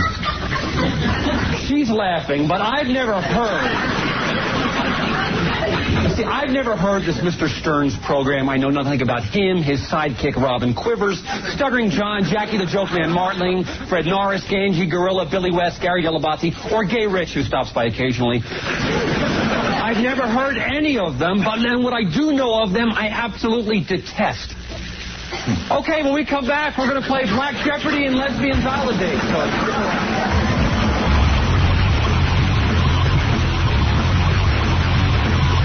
The Howard Stern Show. Coming soon to The Howard Stern Show, a radio milestone. Stallone, Travolta, and Swayze. For the first time under one roof. Stallone, Travolta, and Swayze. Keep listening to The Howard Stern Radio Show because you don't want to miss Stallone, Travolta, and Swayze. All right. Very important guests on a very important show. I love it. We have a jam-packed program for you today. I know, I'm just too excited. So much is happening on this show. I know, I can barely contain myself. So, it's Friday. It's the weekend, baby. Happy. And we have beautiful women to play the Mike Walker game. First, let me introduce you to Amy Lynn, of course, who has been on the show many times. A longtime friend. Hello. Amy's been, a Penthouse Pet, and she's in my favorite movie, Bikini Bistro. She was almost in Analyze This. Almost. That's right. She had an audition with De Niro, and she had to lay on the couch and make out with him. And I refuse to go see the movie. I'm so mad. And you know what? I saw the movie, and I didn't see one scene where De Niro's on a couch making out with anyone. It wasn't a couch. He was in bed making love to that woman. I heard the scenes in there. It is? Yeah, it's in the movie. I don't know. Yeah, but she called us and told us she didn't have any, office romp with De Niro to get the role. But you weren't even, like I know Harold Ramis was the director, and Billy Crystal was the producer. They weren't there when you auditioned with De Niro. No, but I told you I went to meet Harold Ramis afterward. I went to course. That. Yeah. Well, he was and everybody was in the room for that one. And didn't Harold have to lay down with you, too? And no, just the gaffer and the PA. But De Niro brought you into a room. Yeah. And he had you sit on a couch with him, and he made out with you, right? He didn't make out with me. He didn't even kiss me on the lips. What did he do? He didn't. He hugged you. He just, we read the lines. It was no big deal. But you were laying on the couch. Yeah. First you started out. And you love this story. It's great. It's really great. It's a better story than that, because didn't you were sitting up reading the lines. Sitting up, and then I'm the one that goes, come here. I initiated it. I said, why don't you just do it? Because it was hard. He was sitting in the chair across from me. It was supposed to be a love scene. I said, why don't you just lay down next to me? There you go. It was my fault. I mean, he was polite. He could have been, no, we'll just do it from here. And I had dinner with him before. Frank DeLeo, my manager, back in the music day. I see. All right, the ice was broken. It wasn't, it wasn't weird. No, it wasn't weird being alone in a room laying down on the couch. Robert De Niro. Well, it didn't work fantasy. out. It didn't work out, but it would have been great if you were in that. Yes. And also, I want to introduce you to golf balls. Yeah, we're going to talk about that in a second. Amy's got 50 things she wants to plug. Right. Just 2. Tracy Lane is here, too. You guys aren't together, but we booked you together because I guess we had just so many people who want to get on the show today. Put them both together for the gossip thing. Hi, Tracy. And, Tracy, you're a porno star, right? I'm a porno. Yeah, you're full blown-out porno. Like, if you lay on the couch with De Niro, you're going to have penetration. Right. Yeah, right. Come on, baby. Oh, you're cute, too, I got to tell you. I got the part. So you're a hot chick also. I try to be. But you're willing to have full penetration sex on film, right? I have. Does she have a specialty? Because that's what has interested me lately. There are many girls with specialties. Only girls? Yeah, actually I just work with girls. Oh, okay. Oh, you only work with girls? All-girls line called Chase and Pink with Vivid Video. I bet you'd like to work with Amy if you could, huh? I would. You would. I see you looking at it. Yeah. So what are you? You're a full-blown-out lesbo? No. No. In the movies, yeah. In the movies? But what about in real life? Would you do a guy? Would I do a guy in real life? Yeah. Absolutely. Oh, you would? Okay. All right. If you want to kiss Amy, go right ahead. Right now's your chance. Oh, thanks. I want to produce a movie with you two. All right, listen, I'm going to ask you guys some questions and things, but first I want to get Mike Walker set up. This is a game we're going to play where Mike will give us 4 stories from the National Enquirer. 3 are true, 1 is false. You pick out the false story. That's a fun game. Go ahead, Fred. Play the intro. Inquiring minds want to know. Jennifer Grey has a third nose job and has a sneezing attack, and her entire head caves in. Ooh, I want to know. Conan O'Brien and Craig Kilborn host each other's shows for an entire week, and not one person in the United States notices. Who is that? Where's the Tybo infomercial? Stranger than truth. A small nest of owls was discovered in Don Keene's hair. Who? Exactly. Let's all find out on the Gossip Game with Mike Walker, gossip editor of the National Enquirer. Hey, Mike. Howard. What's happening, man? Well, not much. I got my judge's badge. Mike goes to Hawaiian Tropics beauty pageant every year. And he just loves all the paraphernalia that goes with it. It's like foreplay. Well, you also get a goodies bag. I think we sent you guys a goodies bag the last time, didn't we? Who's the other judge? Darryl Strawberry? You know what's funny about this? I know this girl who, she won, like, the Hawaiian Tropics or something. This is years ago or something. Yeah. And she said to me that, like, if you have a judge's sticker on your shirt, that means the world is your oyster. You're like a magnet. There are hundreds of girls who need Hawaiian Tropic, lotion spread all over their bodies. There are hundreds of girls who you need. Can help the girl. There are hundreds of girls who need to. You know, like in regular. Encouraged to mingle. With yeah, you know how like in regular beauty pageants the judges aren't allowed. I've never seen it. This one's set up where the judges have full access to the girls, and they can influence the judges any way they want. Howard, there is a suite waiting for you at the Tropicana Hotel. There's still time. This would be the year to say to the wife, look, I would be such a good judge. Yeah. Oh, that's a bizarro pageant. I'm telling you, say the word, and it's done. Who are the other judges? I mean, Donald Trump will be there. Usually Corey Feldman. Right. No. Corey Feldman and Donald Trump. Donald Trump will be there. Dennis Rodman will be there. Well, he's got a lot of time now that he got fired from the Lakers. Don't be distracted. Rhonda Shear will be there. What about William Kennedy Smith? All right. What is it, Baba Booey? You know, I talk to Mike every Thursday night because we get the game prep. So last night he said to me, listen, it doesn't look like Howard's ever going to do this Hawaiian Tropic thing. Do you think he'd be interested in doing it next year? Yeah. And I started to stutter. I was like, well, and he goes, you know what, man, you're a big P. Tell me the P word. Oh, really? Yeah. What, a pussy? Yeah. That he can say to his wife, look, I'm going. That's it. As apparently you can't, Howard. Yeah. No, I don't think it would be good if I went. All right. So, can you confirm that Britney Spears has breast implants? Well, I mean, I wasn't there when they were put in, but that is the story. That is the story going around. And if it is true, and it is, it's everywhere. It has been published. An astounding thing. That means her parents must have gotten permission, or must have given permission for her to do that, which just seems. By the way, Amy Lynn has beautiful implants. What age were you when you got yours? I was 12. No. You were 12, right? Now, how old were you when you got... I know your name, but what? You are Penthouse? Penthouse. Penthouse. She's hot. Yeah. Penthouse. Trust me, yeah. I called you, Mike. I had a scoop for you once. What was the scoop? You did? Yeah, I did. I had pictures of Christy Brody and OJ. Christy who? Christy Brody and OJ that nobody had, and my friend wanted to sell them to Mike, so I called him. Really? Yeah. But he didn't call back? He didn't call me back. Well, he's busy with the Hawaiian Tropics? First scoop. I must have been doing Hawaiian Tropics. Yeah, you must have been away. Mike, can you track down that guy who attacked OJ? Yeah, what's the story on that? And by the way, Chasey, you have breast implants, don't you? I do. Yeah, it's an amazing story. I mean... What, Chasey's breast implants? Yeah. Or OJ? Oh, the OJ story. Right. Yeah. What do you think? Do you think OJ... Is there any truth to OJ's story, or is there, like, it's just complete fabrication? Well, I think there's some truth to it. I think OJ is doing what he's always trying to do now, is to gain our sympathy. Poor OJ, being tracked down by a murderer. OJ should spend his time not just looking for murderers. OJ should just go into the murder business full time. Yeah, that's right. He should just murder all the time. Just be honest about it, man. Don't try to get our sympathy. That's what this all was, a sympathy ploy. Right. All right. So anyway, let's play the game.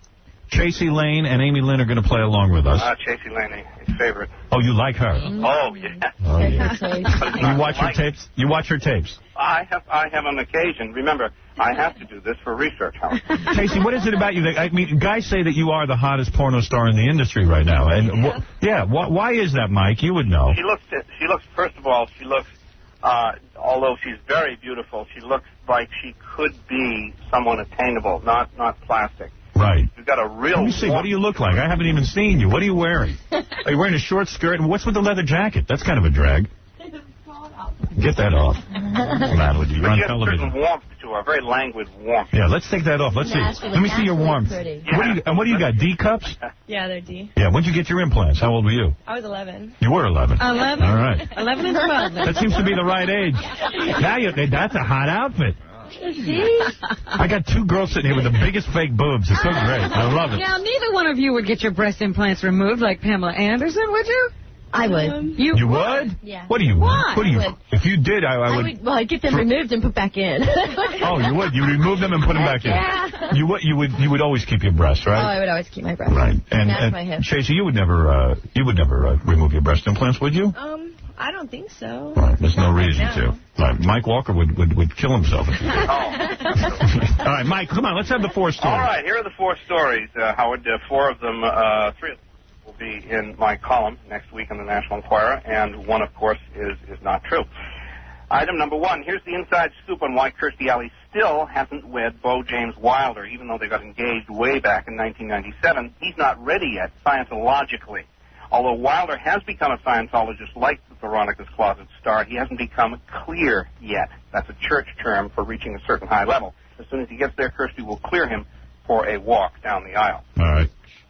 Martin, you so crazy. After arrest for gun-toting and brawling, a sexual harassment suit from a co-star, threats to kill his wife, and lots more bad boy shenanigans, Martin Lawrence has been trying real hard to behave on the set of his upcoming flick Blue Streak. Almost made it. Just 2 weeks before Lensing ended, a delivery man parked his truck on a basketball court Martin had set up, and when the comic found he couldn't hoop it up, he spat on the guy's shoe. Okay. Poor Tammy Wynette must be spinning in her grave. First 3 of her daughters have filed a $50 million wrongful death lawsuit against hubby George Ritchie. And the young, blonde ex-Dallas Cowboys cheerleader Tammy suspected George of cheating with is driving Tammy's Rolls-Royce these days. And now nude photos of the country queen are reportedly about to surface on the Internet. Shots of Tammy, bare-chested in dark glasses and sipping champagne, were allegedly taken years ago by an ex-lover, and George's lawyers are about to file an injunction against their use. Okay. Shannon Doherty is a woman thorned. When Friends star Matthew Perry dumped the charmed witch after a brief go-round to renew his romance with former date-mate ABC Entertainment president Jamie Tarses, he sent Shannon a dozen long-stemmed roses to soften the blow. But Shannon was less than charmed. She cut off the buds and sent back a dozen prickly stems. All right, so here's what we're looking at. Very complicated show today. Kirstie Alley is, she can't get married until Scientology, like, clears out this dude? Right. That's insane. Martin Lawrence, I don't know, he's putting in a basketball court? Yeah, on the set of the movie, and when some guy parked his truck there, he spit on his shoes. Tammy Wynette, of course, spinning in her grave because now there might be nude photos and other weird stuff happening with her on the Internet. And Shannon Doherty and Matthew Perry were going out? I didn't know that. But he dumped her and sent her some flowers, and she cut off the heads of the flowers. I'm sent back the stems. All right. Well, now, what sounds like the fake story here, Chasey? What the hell could be the fake story? They all sound pretty real to me. I know, they all sound real. One of these is a fake. I believe Kirstie Alley, I'll tell you that. I would say, which one? You think Martin Lawrence is... Don't look at me. Go ahead, Chasey. Totally different. Remember, if you win, you win nothing, so don't put that much energy into it. All right, go ahead. We lose every week. Right. Why do we get free videos from anybody for playing this game? Yeah. Like maybe one of the girls has a video or a group of lesbian videos. Oh, yeah. All right. She does, I'm sure. What was the next to the last one? Shannon Doherty, Tammy Wynette. Oh, George Ritchie, Tammy Wynette. I guess Tammy it's the Wynette Tammy one's Wynette. You think that's fake, Tammy Wynette? I think that's fake. All right, No that's nude fake. pictures, huh? All right. What do you think, Amy? I think Kirstie Alley's story's fake. You do? You don't think that her boyfriend has to be cleared by the Church of... Believable, that's why I think it's fake. I see. All right. I have no idea what that means. Robin, go ahead. Jeez.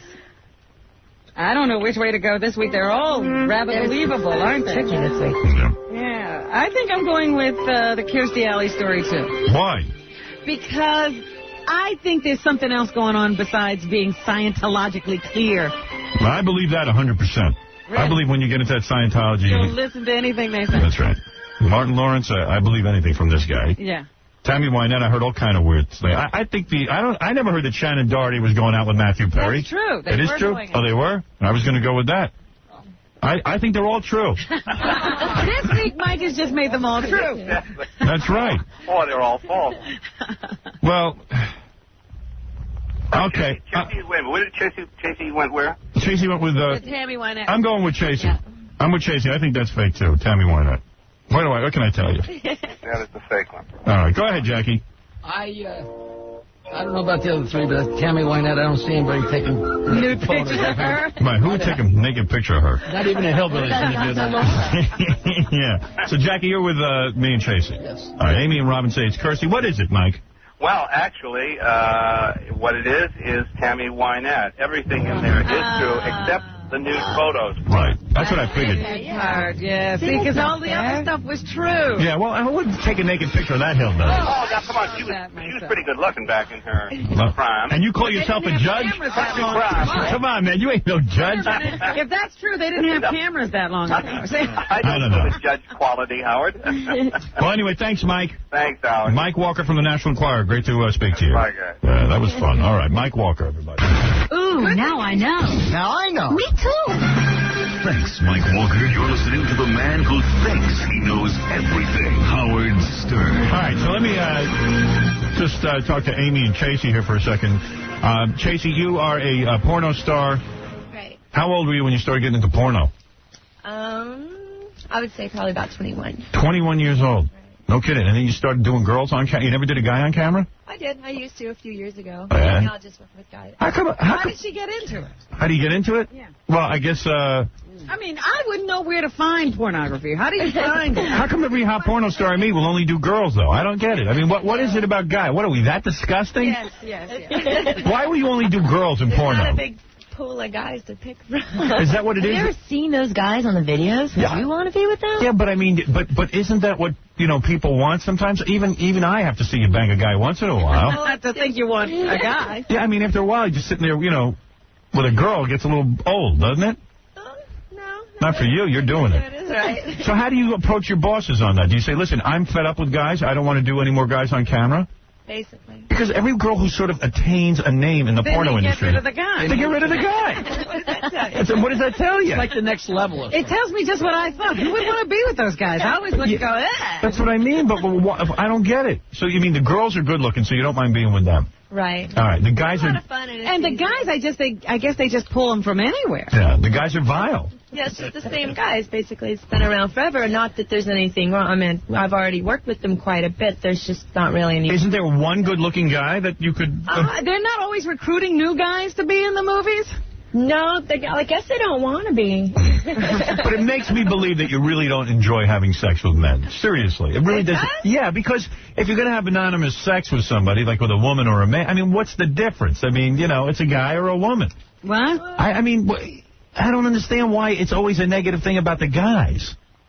The guys are just as sleazy as the women. I mean, seriously. I guess there's only so many times. What do you mean the guys are just as sleazy as the women? The women, I mean, why a woman? I've seen a lot of ugly broads in porno.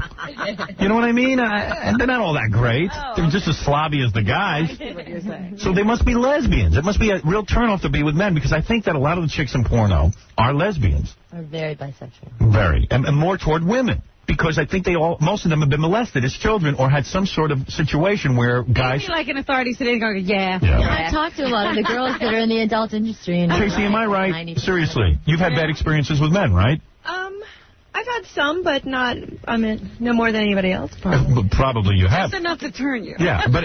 no more than anybody. As a kid growing up, you're an attractive woman. Were men molesting you? No. Did you have an uncle or something? Nothing. No family members? No. Yeah? No, you're sick. I'm really not, though. I've talked to a lot of... You mean to tell me you had no molestation in your past? No, none. Nothing? Nothing. Your parents were married? Yeah, they still are. Still married? What are they? And where are they hiding? Let's just say they're hiding. Because Tracy came in, you know what she gave me? She gave me a, she's so happy about this.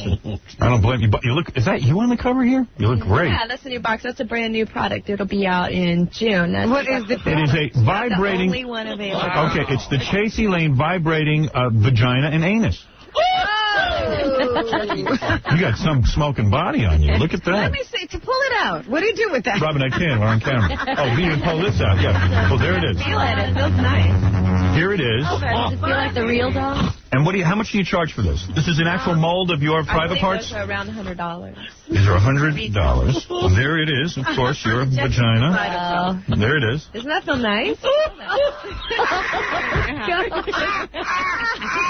See my fingers in the rubber. Egg to stick in there.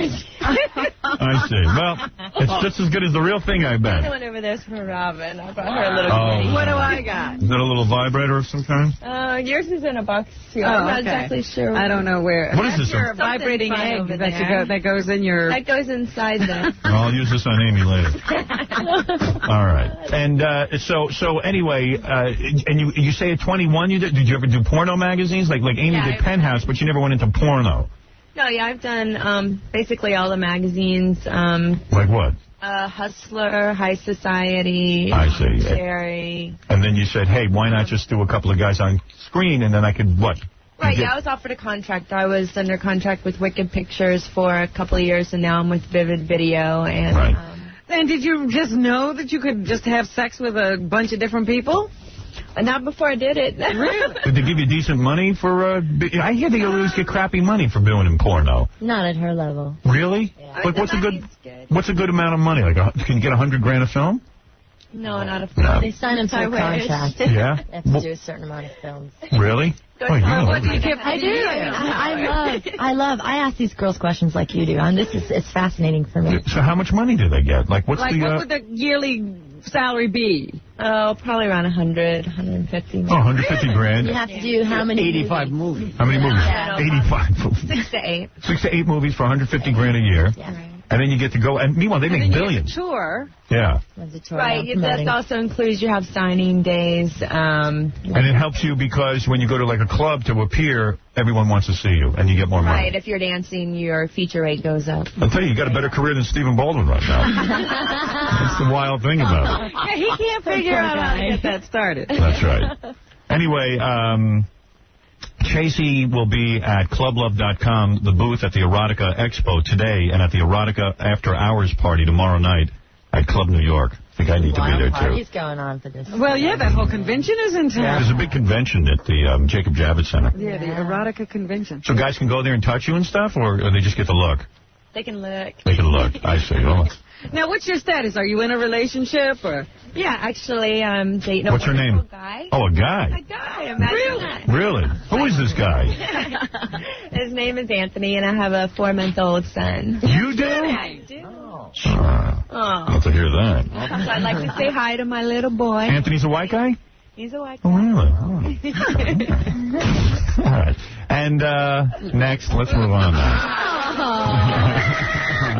That's a screeching halt. Sorry. Trying to get worked up. I forgot to tell her you don't talk about kids. Right, yeah. It's all a whole fantasy thing, isn't Right. it, sweetie? Yeah, Amy's out there with her kid, and I'm like, go Get out of here. Go away. Blowing it for you. Get lost. Hey. And like the girls out there are like, well, why does a kid turn guys off? And they go, we can't explain it. All right, so Amy, It's very simple. Amy, you have a bunch of things to Yeah, plug. I do. Yes. Now, what do you have here? I have this. You have a nude Howard poster. Ostenfeld, yes. I'm working with Howard Ostenfeld, photographer. We're also at the convention at the first booth when you walk in. So you're at the Erotica convention. Yeah, and you can get this on canvas. You can get it on his website. What is the Erotica convention? What, a bunch of good-looking women just stand around? And what do you guys wear? There's artwork like this, and then in the back there's the adult section. I'm going to dress sexy. And You I'm are. signing these and selling these. Wow.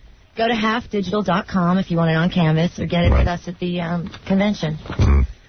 Was that the one that was here earlier today? HAF Digital. Yeah, that big one. Beautiful. All right, so you'll be at the Jacob Javits Center today. Yeah. And what else are you promoting? What is this movie you're in? Movie. You're in a what is the name of it? Golfballs-themovie.com. Golfballs.com? Golfballsthemovie.com. Oh, I see. You got to see this. It's hysterical. All right, I'll take a look at that. You really like it. Really? It comes out April 29th. In Are you nude in it?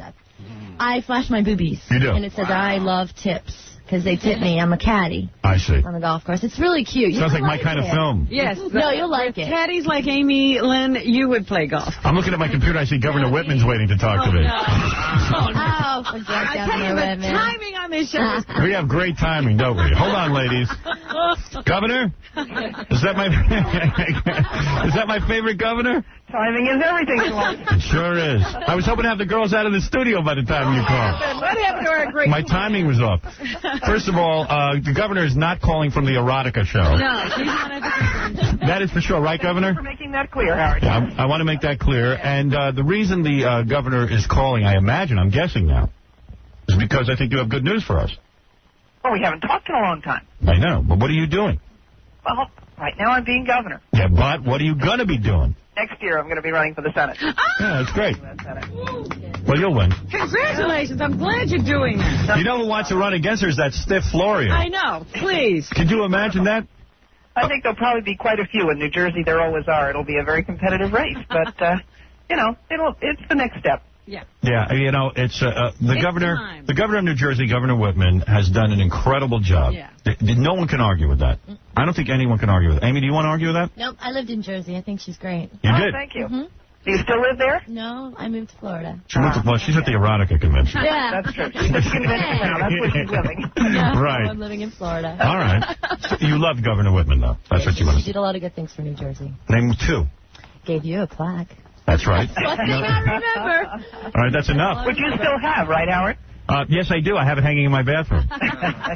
No, but the governor really, aside from having a sense of humor, also has done an incredible job. She's a dedicated civil servant, and she's not looking for hype. She's not looking for hoopla. She's not looking for glamour. She sits there and does a job that is a thankless job, and she's done a great job. And quite frankly, the fact that she's running for senator and wants to stay in public office is a great comfort to me. People we know whose husband had a very important job, and then they sit around and say, what should I do now? Should I run for the Senate? Oh, so you're referring to Hillary. Is there anybody we know like that? Yeah. So what do we got to do to get you to be senator? Not much, though, right? You're going to win. Oh, yeah. No, we'll have to do a lot of campaigning. Next year is when it really starts. I'm going to just stay focused on New Jersey and being governor this year and give people a break because there are elections every 5 seconds. So this one isn't until 2000, and next year we'll have to work hard. You know how it is, Howard. Everybody takes shots at you. When are you going to run for president already?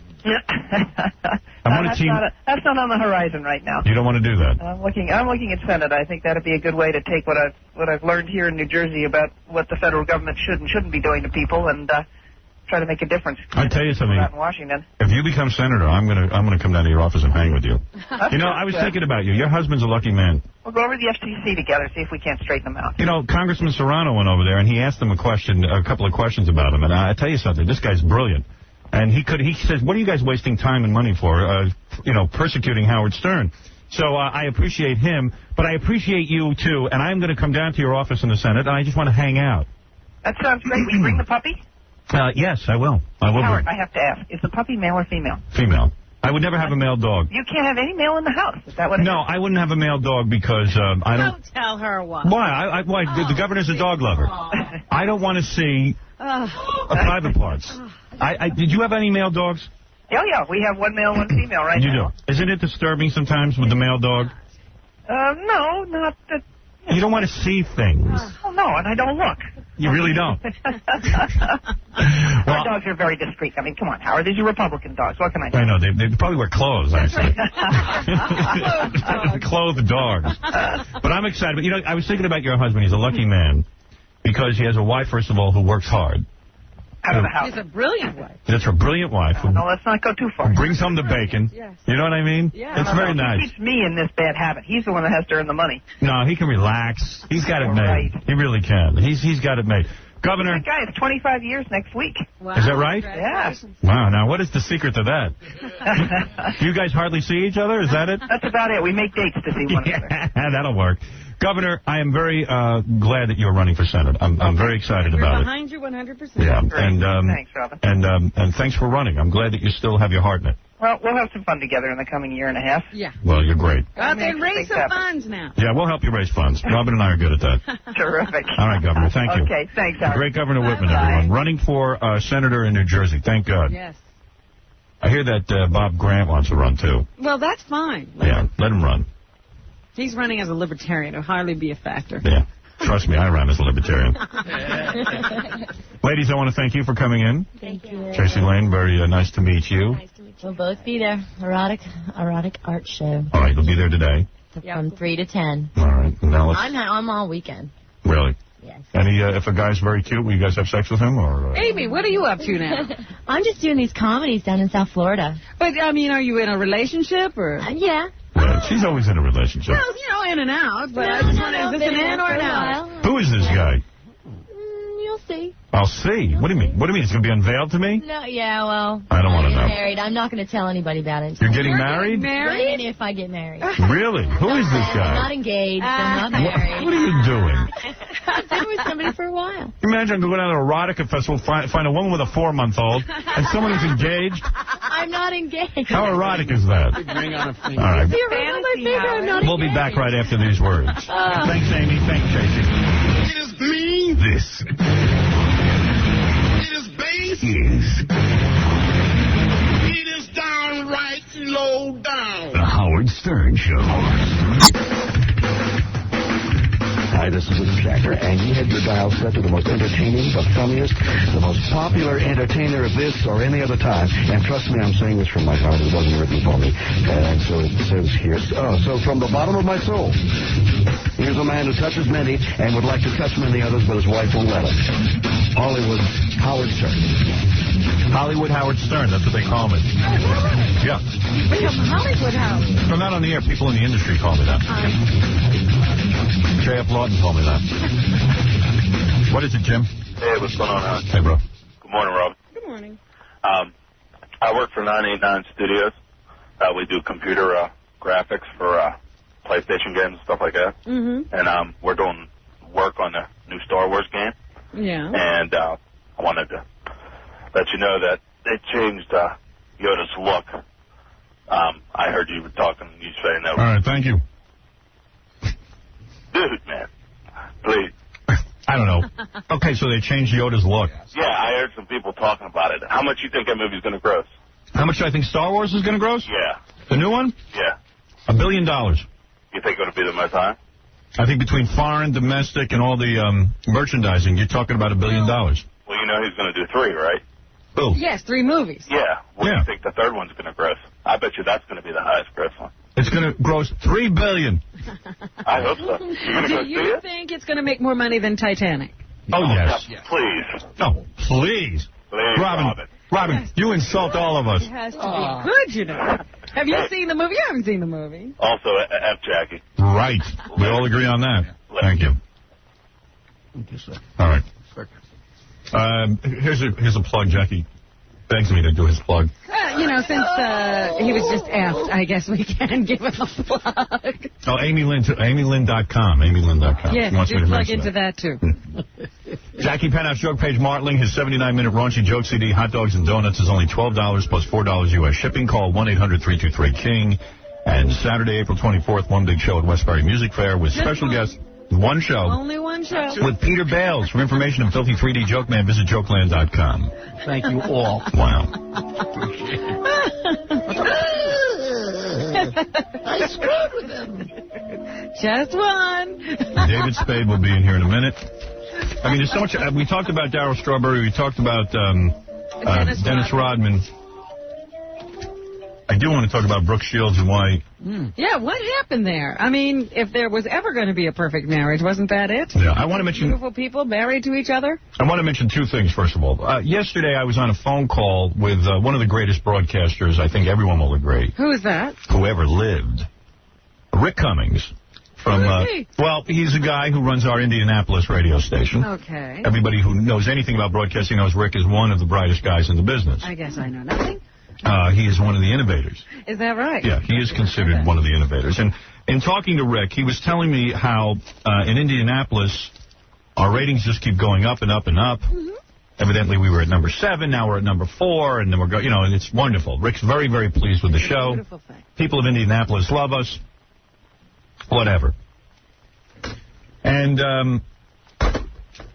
in talking to him, he said, you know, geez, this American Family Association. I said, oh, you mean Wildman's group? You know, that's the guy who went after Disney or somebody because Mickey Mouse or Super Mouse, Mighty Mouse snorted cocaine, but it was a flower, but it looked like cocaine. I mean, these wild, wacky things. And Wildman's always been after me. But he named himself American Family Association so people wouldn't even kind of... Sounds like he has some credibility. That's right. So he's telling me, he says, geez, these guys, they write letter after letter, and some of the advertisers, they intimidate. I said, you know what, Rick? Usually I keep quiet about this. I never know what to do. Part of me says when we're in the process of being intimidated as a show, and when these guys send letter after letter, I said, do you explain to the sponsors that it's one guy and he's got like maybe 10 people in his organization and it's all about raising money? He says, we explain it. They don't live in your area. They're not the people who support you. He says, we explain it to them. He said, but you know what? A lot of sponsors get scared. And I don't blame them. I know what it is to have a business and to work hard. And I know it's frightening when you get a letter. You right away, you get like, oh, my God, do I need this aggravation? I'm just trying to be a businessman. But I want to say to everybody, you know, you can't allow a guy from, where's it, Tupelo, Mississippi or something, to intimidate you when you live in a place like Indianapolis where he's an out-of-towner. He'll never buy a product from you, and nobody writing those letters will either. And, you know, all of our sponsors say, gee, the advertising is working great. I mean, it's like the Howard Stern Show fans really support the show and support their sponsors. And I said, you know, it just aggravates me when a guy like Wildman wins, when a guy like, you know, who sets up this so-called American Family Association and this simplistic approach that, oh, if you get Howard Stern off the radio, all the ills of society will be taken care of. It's not about that. It's about these guys making money. They need a target to go after, and I'm the target because I'm the most successful, outrageous broadcaster in the country. I've changed broadcasting. And so they use me to raise money. There are 3 or 4 organizations, including Steve Allen's organization, that go after me. So in talking to Rick, I said, who are some of the sponsors that felt pressure? And he was telling me about Ray Skillman Oldsmobile and Thunder Alley K9 Inc. They went off the show, and they didn't really want to. They love the show. They're big fans. Helped by the show. Advertising did work. But these guys, you know, they run a legitimate business, and they're good businessmen, and they're really afraid. And I don't blame them. I'd be afraid, too. I know what it is to, believe me, get pressure. I get it every day for a lot of things I've done. I've lost jobs over things I've done. So I know how frightening it can be. And what I want to say, not just to Ray Skillman, Oldsmobile, and Thunder Alley K9, I want to say to our listeners in Indianapolis, there are people outside of your community who are trying to get us off the air. And before this thing gets too crazy, I want to explain to our fans, please go to Ray Skillman Oldsmobile. Now, maybe the guy's not an advertiser of mine anymore. Go to Thunder Alley K9 Inc. Go to them. Tell them how much you love them. Tell them how much you love the show. And continue to support them, even though they don't advertise anymore, because they're not the enemy. These are guys who want to support the show. In fact, every time you hear a commercial in Indianapolis, go to those sponsors. Let them know that you will use their products. Because I got news for you. If you like this show, you've got to support it. And people always say to me, what can we do? Should we write a letter to the FCC? Forget the FCC. Don't write letters. They don't listen. They could care less. They're bureaucrats. And this is where it counts. When religious fanatics who have an agenda of raising money with my name get a hold of something, and they get encouragement, they get excited, they think they're winning the battle. But I am telling you, fight back. Go to Ray Skillman. Go to Thunder Alley. Go to every sponsor you hear on our station in Indianapolis and support them. Because we are in a war. I'm not kidding when I say this. This is a real war, and it's legitimate. They're doing it all over. I'm not even bringing up St. Louis. Same effect. In St. Louis on Extreme 104. Lordo's Jewelers, UPS, Rodney Young Insurance, the Shane Company. They're nervous. I'm giving you the names. And I'm telling you that these people are not bad people. They're just nervous. They don't know that it's 1 or 2 guys sending these same letters over and over again. They don't know it. So fight back. Go to our sponsors. Don't let these religious guys get away with this. And I don't want to keep David Spade waiting because I believe David Spade is finally a big star. I think he is. Yeah, I think he's done the impossible. And I think this new movie of his is going to make him even a bigger star. What is the big new movie? It is called, what is it called? I never even heard he was in a movie. Oh, dear. Lost and Found. That's what it's called. I never heard of it. It hasn't come out yet. Does it have Yoda in it? No. If Yoda's in it, he has a whole new look. I didn't recognize him. I'm thinking of getting Yoda for my new movie. Yoda's big. Yoda can make any movie a hit. Yoda's the biggest. Well, how does David Spade have time to do movies and a television show? This? Oh, really? Yeah. Hey, bring in David. Now, Wolf? Quite a prolific guy. Yeah. I was reading an interview somewhere. Carmen Electra said she really wants to meet David Spade. Carmen Electra wants to meet David Can you Spade? imagine? What a life. What a life he must be having. And in the movie, he gets the girl from Braveheart. Remember that woman who played the queen in Braveheart? That beautiful woman? Well, that's how you know David wrote it. Yeah. David gets this girl. Right. She's falling all over him. You wrote a movie where you get the chick from Braveheart? Smart. I got to write a movie. Wait, Howard. Yeah. Oh, no. I got to tell you something. I know it's not on purpose, but David is just surrounded by gorgeous women. He's got a hot publicist. The publicist has a hot assistant. Really? David's makeup woman is like Selma Hayek's twin. Look, he's even lightening his hair now. Look at the Are you lightening your hair? Look at the straight. Look at you. Straight. Look at those streaks. I'm out of here. You are so Hollywood. Hollywood David Spade. Have you ever met the hair color thing. Have you ever met Carmen Electra? I refer that to, I have no recollection of this. Oh, come on, be honest. Have you ever met her? Yeah, she did Just Shoot Me.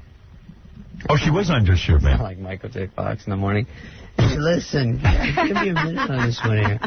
Did you meet Carmen Electra? Yes, sir. And did you go out with her? No. Did you know that she wants you? She said that in some magazine. I don't know. Isn't that nice? You know. I don't get it either. Don't act like I get it. And I walk in here and I hear, can you believe the preposterousness? I'm all right. How dare you? You know what? Why, you like Brad Pitt now? No, that's my whole life. I mean, we just did, on Just Shoot Me, Rebecca Romaine comes in to play my girlfriend, and... Can you imagine this? Did Heidi Klum, and we did a picture thing for a magazine. And it sounds okay, but it's all you know. The strategy meeting is like, can you picture the preposterousness of this little rat shrimp cocktail with this specimen of beauty? It writes itself. And you have to sit there and listen to this. Yeah, and then people go, isn't it great? And I go, no, it's like being in a room with $1 million. You know, it's funny, you played it right with, this TV show Just Shoot Me that is so successful for David. When David started, he didn't want to be on a sitcom. I know, he was sort of poo-pooing. He was doing movies. What do you do? You don't do a sitcom when you're doing movies. Yeah, I hope it doesn't go. So you took a small part in it, which is smart. Yeah. And now it took off, so now he takes a big part. Well, you know what happens if you watch these shows? They get the lead characters I used to watch, and then the people coming in to bounce off them get to be funny. You don't have to memorize as much. Right. And that's usually funny. Even on Just Shoot Me, I found out when I'm the main story, which I never fight for, because I... oh, yeah, right. Yeah, you know what I mean? Sure. I'm never like, listen, it's been about Wendy 2 weeks in a row. Right. So I go... No, it's about you because you're the star of the show. It's not even as funny because everyone else comes in and is funny, and I just have to carry the story. It's better to... You don't have to carry the log line. You just walk in and go, hey, dummy, see ya. Really? Yeah. Is that all there is to it?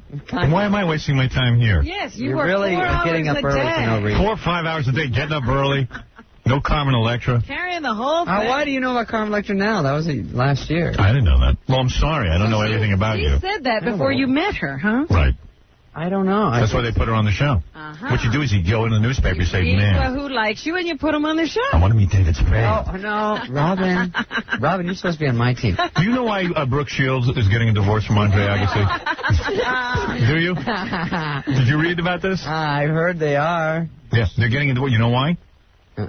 Some of this. Do you know why? Yeah, I do. And by the way, there's a girl who has been writing us who will do anything to meet you, and we're gonna do some things with her. I didn't know that was happening. Oh yeah, she'll do anything. It's not Brooke Shields, is it? No. Okay. Have you ever done Brooke Shields? I've seen her at a party, and another one taller than me. Put her on the list. Too tall? Too big a girl, right? Yeah. No, she's sexy. She's, of course. Go ahead. Yeah. You don't like her. You feel she's silly, don't you? No. You think she's dumb. We're merging our shows. It's going to be Just Shoot Susan. Do you feel Brooke Shields is... that's Nothing? Right. Nothing. What am I going to do? Laugh at that? Listen, do you feel Brooke Shields... David. I'm coming up as you go. The only thing he had prepared. Yeah, right. When did you write that? How can I prepare that? Just shoot Susan. I'm right in the cab. He's like, I got one. I know. I know. Just Shoot Susan. if there's any way he brings up Brooke Shields, I'm gold. He fell into my trap. So, David, you know, speakers, I can't see. David, isn't it great? I mean, seriously, you know, we've gone over David's past. His father dumped him when he was a kid. His father, in fact, tried to get back into his life, right? Your father has tried to get back into your life, hasn't he? Yeah, we're buddies. Yeah, he had a stepfather who shot himself. A good stepfather. Yes. A guy he loved. He's had tragedy with Chris Farley, with Phil Hartman, all of that. I was reading something the other day that he was so broken up, he hung out with who at, you didn't go to the funeral. Phil Hartman? Hung out with... Puffy? Puffy and Chris Rock? Puffy? No, I didn't. I don't know what you're talking about. Hung out with Puffy? Puffy's a dear, dear friend. I know. Who'd you hang out with? Who did you hang out with? What did it say? I know Chris Rock was one of the names they... Well, he hangs out with Adam Sandler and Chris Rock. Is that what you guys did instead of going to the funeral? No, they all went. And who'd you hang out with? I just sat at home and collected my thoughts. Who did he hang out with? It was written somewhere that he was hanging out with two funny guys. I think it was Carmen Electra he was hanging out with. No, because after she did Just Shoot Me, she started going out with... Dennis Rodman? Yeah. Right. Who are you hanging out with now? Who's your girlfriend now? I love to live through you. Who are you dating now? I just go out here and there. I don't really date anyone for sure. What are you saying? He's concentrating on his career. No, I don't. I would never say. That's gross. When are you, seriously? I hate people say, I like to meet you because I want to, like, network. Right. And I go, that's so rude. It's like saying, I want you to help me. Yeah. And right. I only care about you. But are you dating now? I date here and there, yeah. You do? Yeah. And what is the criteria?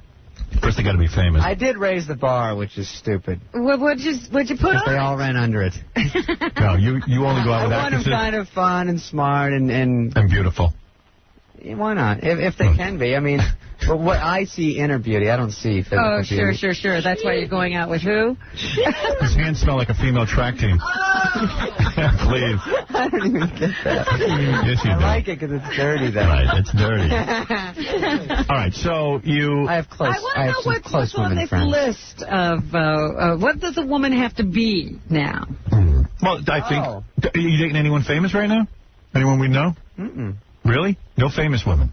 No, I don't know. What do they all do? Like, what are their occupations? I tell you, I only see them. I see famous people at events, and that's when it's a bummer because there's all these people around, and anytime you go to talk to someone, it's like click, click, like a picture. No, please, it's horrible. No, it's not horrible. It's just you can't have a real conversation because it's like you want one. Hi, my husband saw you in Tucson. When I was at the Golden Globes. Yeah, but you know, that's good, because if you're talking to a hot chick who's an actress, and suddenly a guy comes up and starts kissing your ass, they want you even more. Right, and you know how I look cool? Like, if at the Golden Globes, Gwyneth Paltrow said hi, and then this lady came up and was like, hi, and I'm like, not now! It's a really bad time, lady. Yeah. And then I'm like, Gwenny, go ahead. You want to know something, man? I often say, if I was single, see, I would date like Gwyneth Paltrow, because that would disgust everyone. Yeah. Like, who is the most... Why including is her. she with Yeah, him? it would disgust her, too. Sweetheart. Who would... Seriously. I would want to foul... Like America's sweetheart. She is a sweetie. She's gorgeous. Yeah. It'd be good. No, she's great. Don't you ever want to foul? Like when you were fouling Buffy the Vampire Slayer? You know, the one in the movie? Like, did you used to say to yourself, look at this? Christy Swanson. Hey, Christy Swanson, America's sweetheart. I'd say that every day. Look at this. You know, you're being all humble. I'm not. I don't know. You know what? I'm not that great looking guy. You try to be fun and nice, and if they like that, they like it. A lot of them don't. A lot of them go, my last 26 boyfriends knocked me around and are crappy to me and don't have a job, but I'm looking for a good guy. And I go, you know what, you're not. Yeah. Hey, they like to say what they should say, but they don't really. Why is Adam Sandler getting married? Have you talked to him about that? Is that in there? Yes. Didn't we read that? We did read that a while ago. I love it. No, I do, but I didn't read it during interviews. Isn't he engaged and you don't know that? He is engaged. You profess to be a good friend of his, yes. No, I see him. Right. And he's getting married. Why would he do that? Is he afraid? Well, because I bet he can't ask people out to do anything without it spreading like wildfire. So he's like, why not just... Well, you're handling the pressure. Hey, you seem to be able to do it. I know I'm not a big star like Sandler. Oh, please. I'm a little lowballer. You're as big a star. It's amazing how, like, some of your friends, like, you know, seriously, like those guys who came out of Saturday Night Live, like Sandler, you, Chris Rock. There's a lot of guys who sort of, all of a sudden, are, like, real big players. Norm got his own TV? Norm's doing well? What? man, what? You hang out with Norm, or is it impossible? It's pretty impossible because he's crazy. He is. In L.A., I call him, and he goes, I go, what happened last week? I called you to go. You called me? And I go, yeah. On my phone? I go, yeah. And he goes, oh, yeah, I got that. Well, you didn't call me back? No. And he's serious. Yeah, he's crazy. And yeah, I know. Like, I have him on the show. I love him, though. He's the funniest guy around. I think you need to be kind of crazy to be really funny. He is very funny. I love him, too. And he has a gambling problem, you know. Yeah. Yeah, he was telling us how he was all excited that he had $80,000. He won $80,000 in Vegas, but he lost like $100,000 on basketball. Right, and that's on nickel slots. That's how serious he is. Did you always know he had a gambling problem?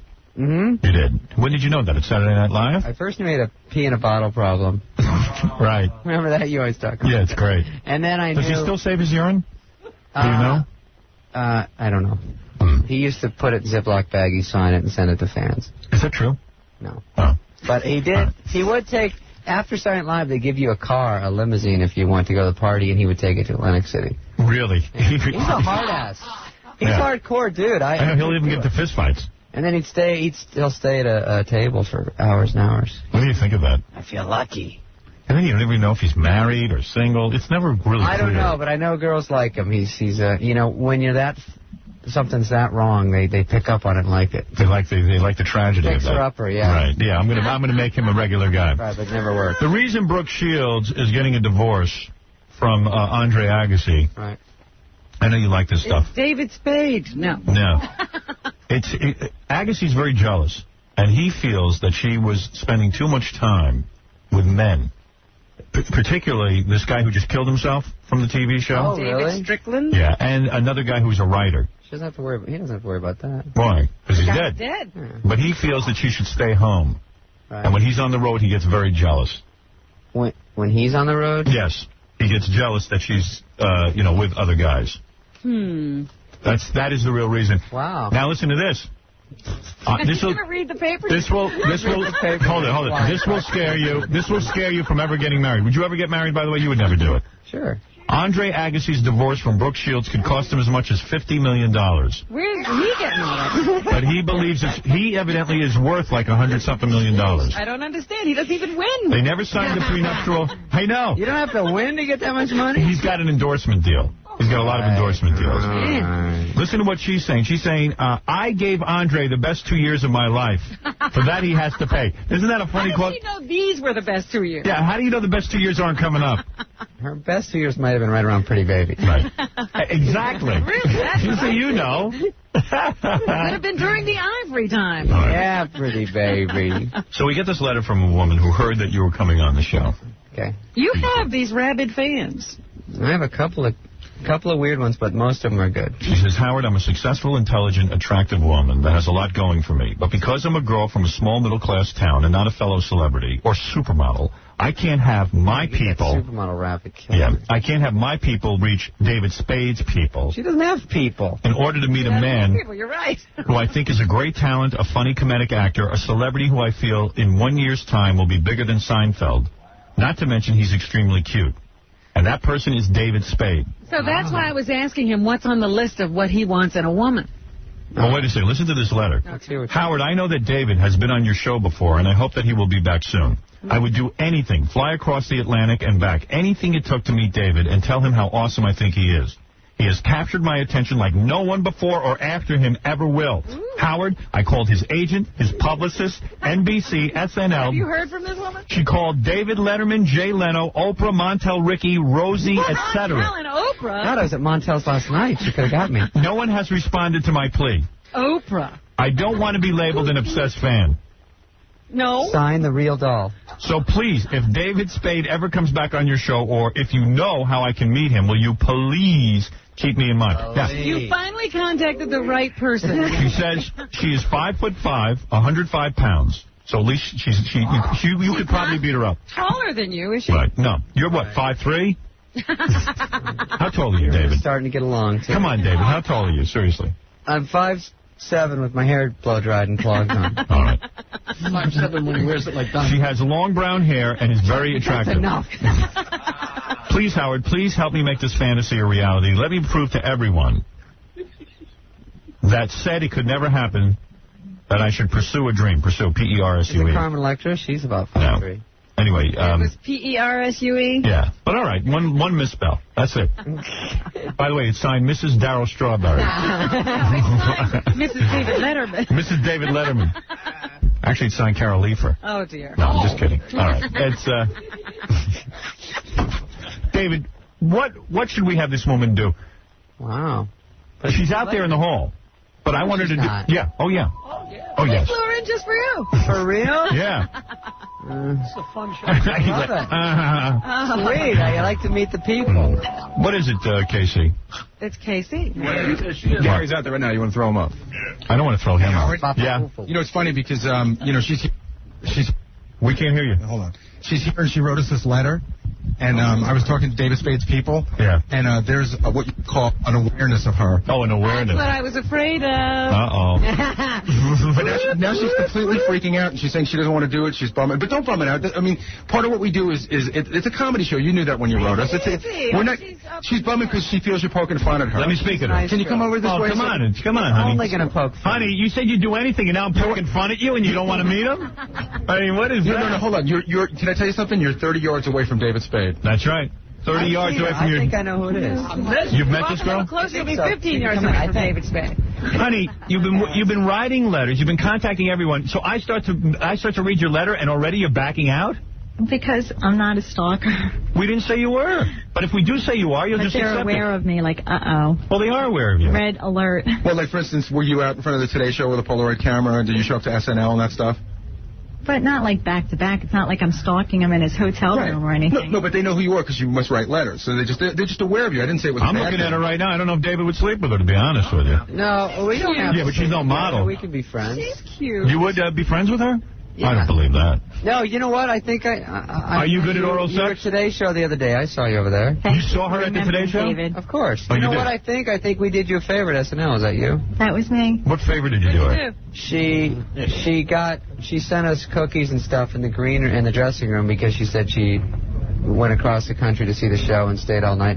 So you ate the cookies? No, we sent down 2 tickets for her to see the show. You did? Yeah. Well, look at you. Because she went all that, we thought that was a lot to do, and it was nice of her, and we felt bad she was there all night. So I don't know how old you are, but you look like you're about 5 years too late to meet David Spade, to be honest with you. No, he only goes out with like 20-year-olds. You're not 17, are you, honey? No. How old are you?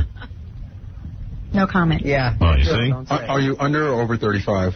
Under. You're under 35? Under over 30.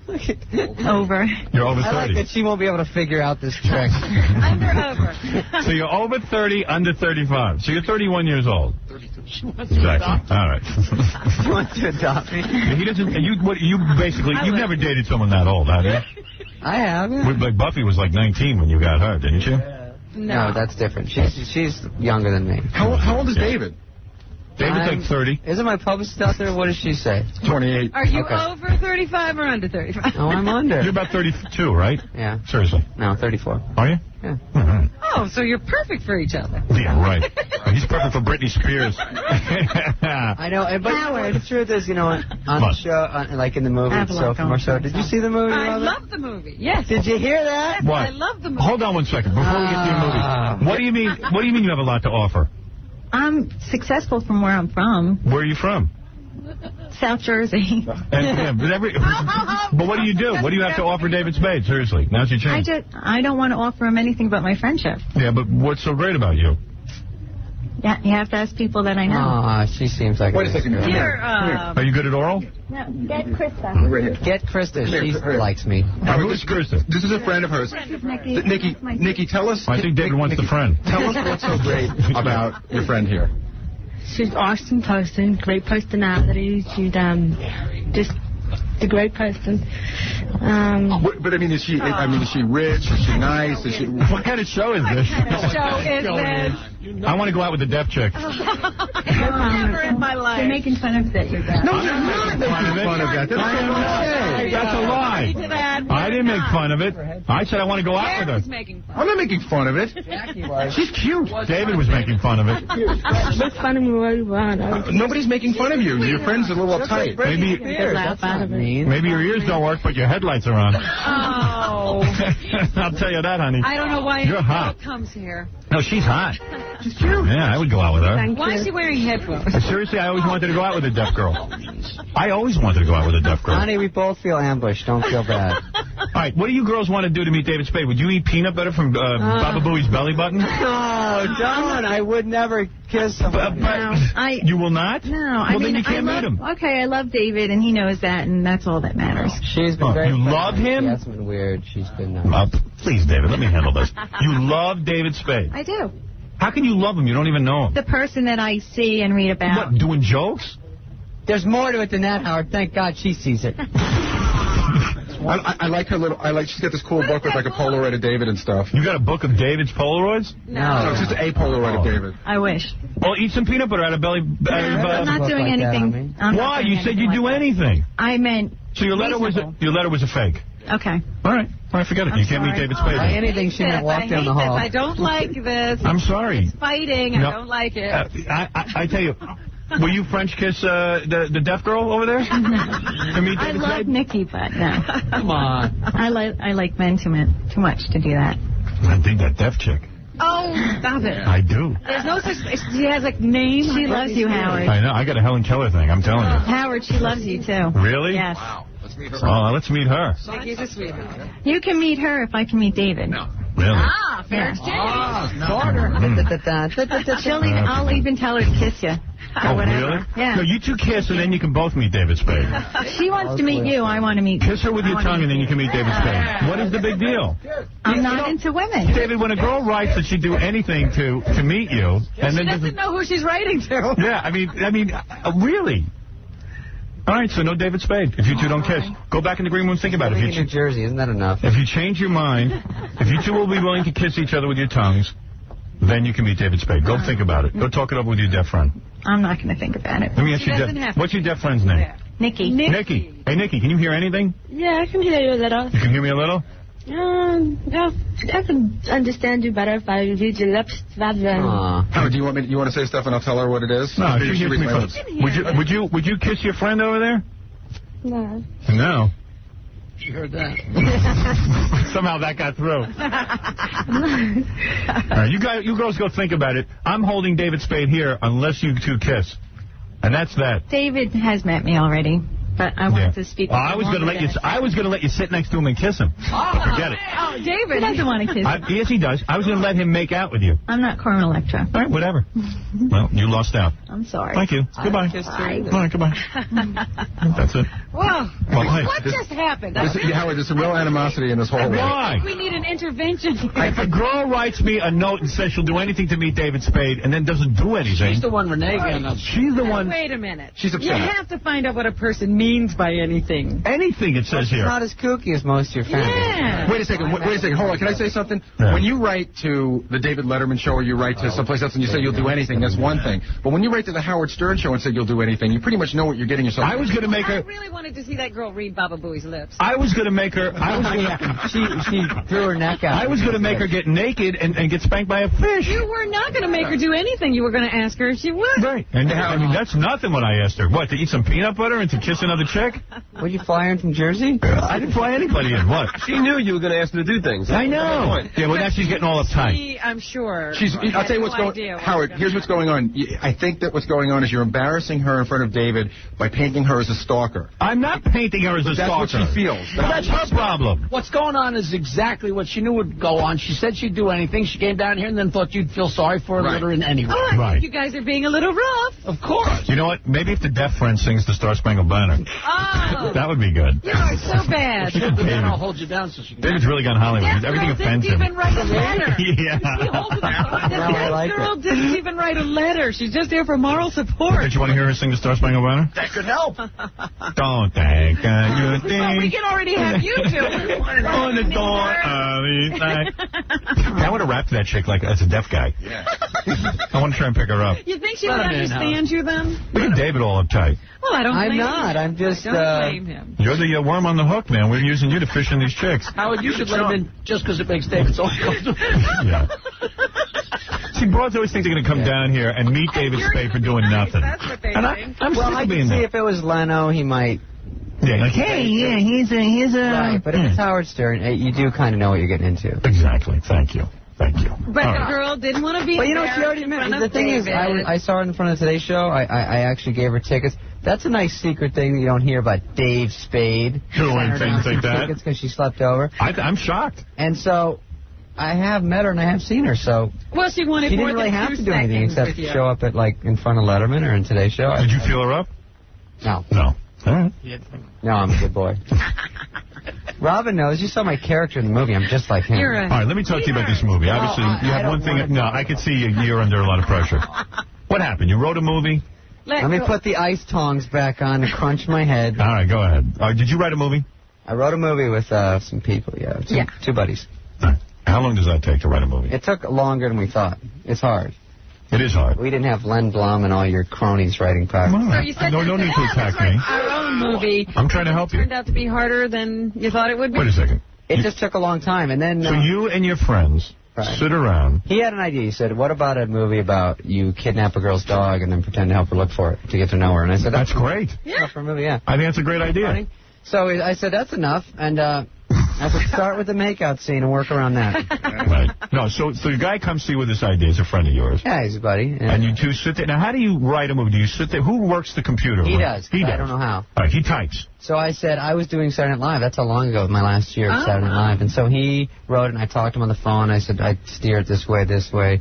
And he'd put it on paper, and then we'd go over it and fix it. So you really wrote the movie. He typed it. No, we wrote together. It was fine. And then I would just put my sense of humor and my own type of jokes, that kind of stuff. I see. To keep it, my personality. And whose idea was it to have you kiss a beautiful woman in the movie? It was a romantic comedy just because of the nature of the idea.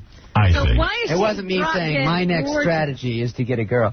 As opposed to, a more normal-looking girl. Well, because he doesn't kiss normal-looking girls. That wasn't my fault. It's That's the not your magic of fault. the movie. We couldn't get it made forever, and finally we got a private investor to make it. Oh, really? Now, how much does a movie like this cost to make? About $10 million. $10 million? You got somebody to put up $10 million. Yeah. And so in other words, you were able to control the whole movie, and when it was all done, then you bring it to a studio? Yeah. Is that how it works? Actually, that's the plan, and then right before we shot it, Warner Brothers came in and bought it. I see. They liked it. They said, they didn't buy it, they just said, we'll distribute it, and it'll be a Warner Brothers movie, but we want the lead girl to be someone known because we didn't have the budget to get someone like Sophie. And they sent it to Sophie who? Marceau. Who was that? She was from Braveheart. She played the queen. All right, I didn't know that. Little Best Picture. You couldn't get her? What is she? What kind of money you got to pay Sophie? She's a huge star. She is? Overseas. She is, really? Yeah. I never heard of that. I knew you'd fight me.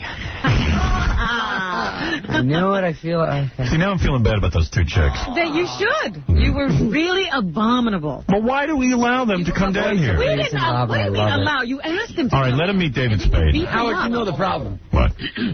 Is if he gets away with it, then this opens up the... Here's the deal. That's not the case. I was just in there talking to him. Right. John spoke to her 3 separate occasions. Yeah. Told her that to come down here, she would have to do, some things to meet you. And she said, what were they like? And John said, I'm not sure, but he's definitely going to ask you to do some things. And she knew that. She doesn't know what things mean. Oh. Then she said she thought that maybe she would just get to talk to David in the green room. And my...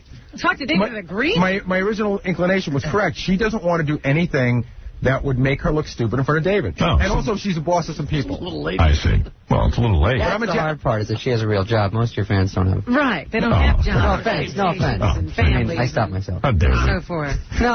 How insulting.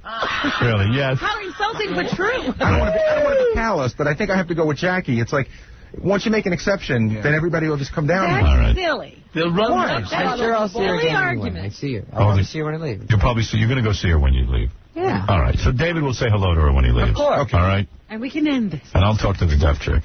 Very cute. How you doing, baby? Nikki. What's your sign? What you think? She's got a cool tattoo. You got it. What? The deaf girl agreed to kiss the other friend on the lips. The other friend is the girl who digs David. It's the younger sister, the 20-year-old sister. And she's got big boobs, but they won't tongue. They won't tongue? They won't tongue, but they'll He's kiss on been the out there lips. negotiating. Well, you know what? While Gary's in here, being a hard ass, you're out there negotiating. I like that. You're all negotiating. I see. All right. You know what? Forget it. He'll go out and say hello to them. Please. Okay. I think you should just have her in because... What? Have the call and come sit I think they should sit on the couch. John, why is everyone turning on me? I just want to. Why, you don't want to sit next to her? Snob. I bet she's going to see Lost and Found. All right, so Lost and Found. No, we don't have to get back to that. Yeah, well, you keep bringing it up. I have nothing else to talk about. I don't know. I didn't know the plan here. What is the plan? There is no plan. Never planned. Make you look like a jack. Who's making you look like a jackass? They look like jackasses. You're fine. You're fine. Robin and I are going to go behind the booth and talk about the movie. You saw his movie? Yes. You liked it? I liked it very much. A lot of laughs. I Really? It was really funny. Oh, I didn't. When did you see it? Saw the other day. Why don't you send me over a copy so I can take a look at Some it? reviews? I'll tell you one I heard. What'd you hear? Sophie Marceau is so pretty you want to punch your girlfriend in the face. That's right. That's from Time magazine. Really? You want to punch your girlfriend in the face? Is that true? She's beautiful, but... You didn't see Braveheart? I did see Braveheart. She's the queen. Yeah, she's beautiful. Yeah. She's beautiful. Did you bang her in real life? Hey, baby. No. No? She's so much more mature and so much smarter than me. Just not my type. Right. There is one shot, though. I got to tell you this. I don't know if I saw a finished cut. She lives in Poland. But wait a Like, minute, there's a Toddland town. Well, let me tell you about this one scene. Go ahead. There's a scene where she's going to play the cello in the Hollywood Bowl. Right. But she sits down, and for a girl to play the cello, she has to have her legs open. Right. And she sits there, and I'm telling you, it was longer than the shot of Sharon's toe. I heard That's about funny. that. What do you mean you heard about that? You're in the movie. I heard about that shot. Oh, I see. Before that cello gets into place. Yeah. Wow. Beautiful. So you couldn't bang her in real life? She's got her boyfriend's 60. Oh, is that right? And he lives in Poland in Warsaw with her. You couldn't get a Polish chick? A girl with a 60-year-old I have nothing to talk to her about. I'm like, Warsaw, I think there's a Planet Hollywood there. I don't know. You're very shallow. Well, because she's so much more mature. She's got a kid. And she got an meanwhile, accent. you just hit mute in your head, kid. You don't want to hear anymore. Right. All right, anyway. But anyway, the movie, it was fun. There's a sneak preview this weekend. Oh, yeah? Look at you. You're just glaze over. Who cares? Who cares? Let me read some more reviews. Yeah. What other reviews did you get? It reads better than the Bible. Really? Newsday. No kidding. Wow. Is there a lot of pressure on you with this? Now, if you got people to put up $10 million, you stand to make a lot of money with this movie, and I'll explain why. Why is that? Because you went out and got the financing yourself, so therefore you didn't have to rely on a studio to finance this. So you own a huge portion of this film. Most movies cost $30 million, $40 million. What do you do? Wait, are you falling asleep? No, I have to do something later. He's just looking at his schedule. Where do you have to go? I have to take Puffy to brunch. No, where is he going? I don't know. Entertainment Tonight, I think. Oh. Isn't that on at 7:30 at night? Bad news. Yeah. No, I'll tell you this. Have you ever heard of a magazine called Playboy? Yeah. Wow. Yeah, you're in it. It was Cinematic Date Rape. Really? Yes. That's a fantastic compliment. Beautiful review. That was Newsday. So you're going to be so famous that in 6 months you're not going to return Norm's calls, right? What? Hello? Oh, yes. So who are your close friends? I'm curious. Is it this Sandler and Chris Rock? Sandler I see out there. I'm replacing all my friends with celebrities one at a time. Yeah, it seems that way. I'm concerned about you. No, you're concerned. This guy, I'm out there in the trenches every day. Did you see the review in the Post of your movie? It says. Here it comes. He's a lot taller than we thought. Did you believe that? Oh, no.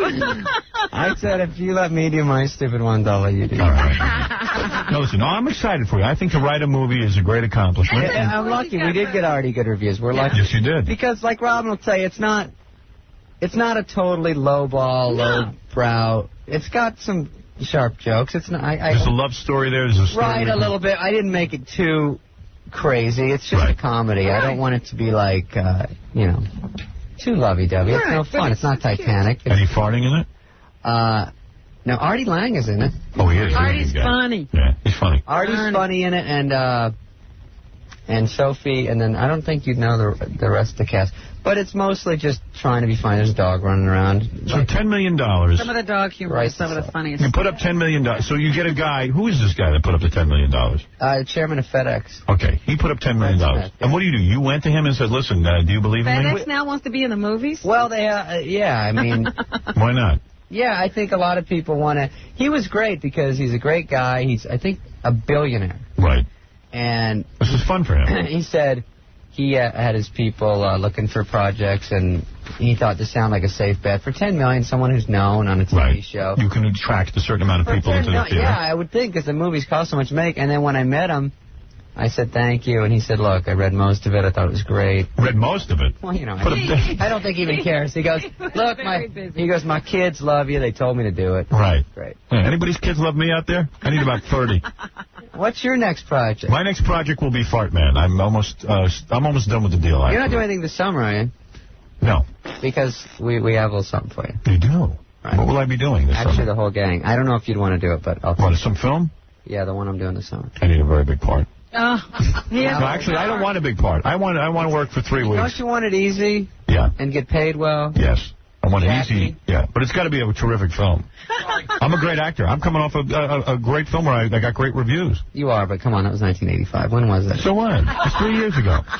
Okay. It's time for you to work again. Yeah. You think it's time for me to take another plunge, huh?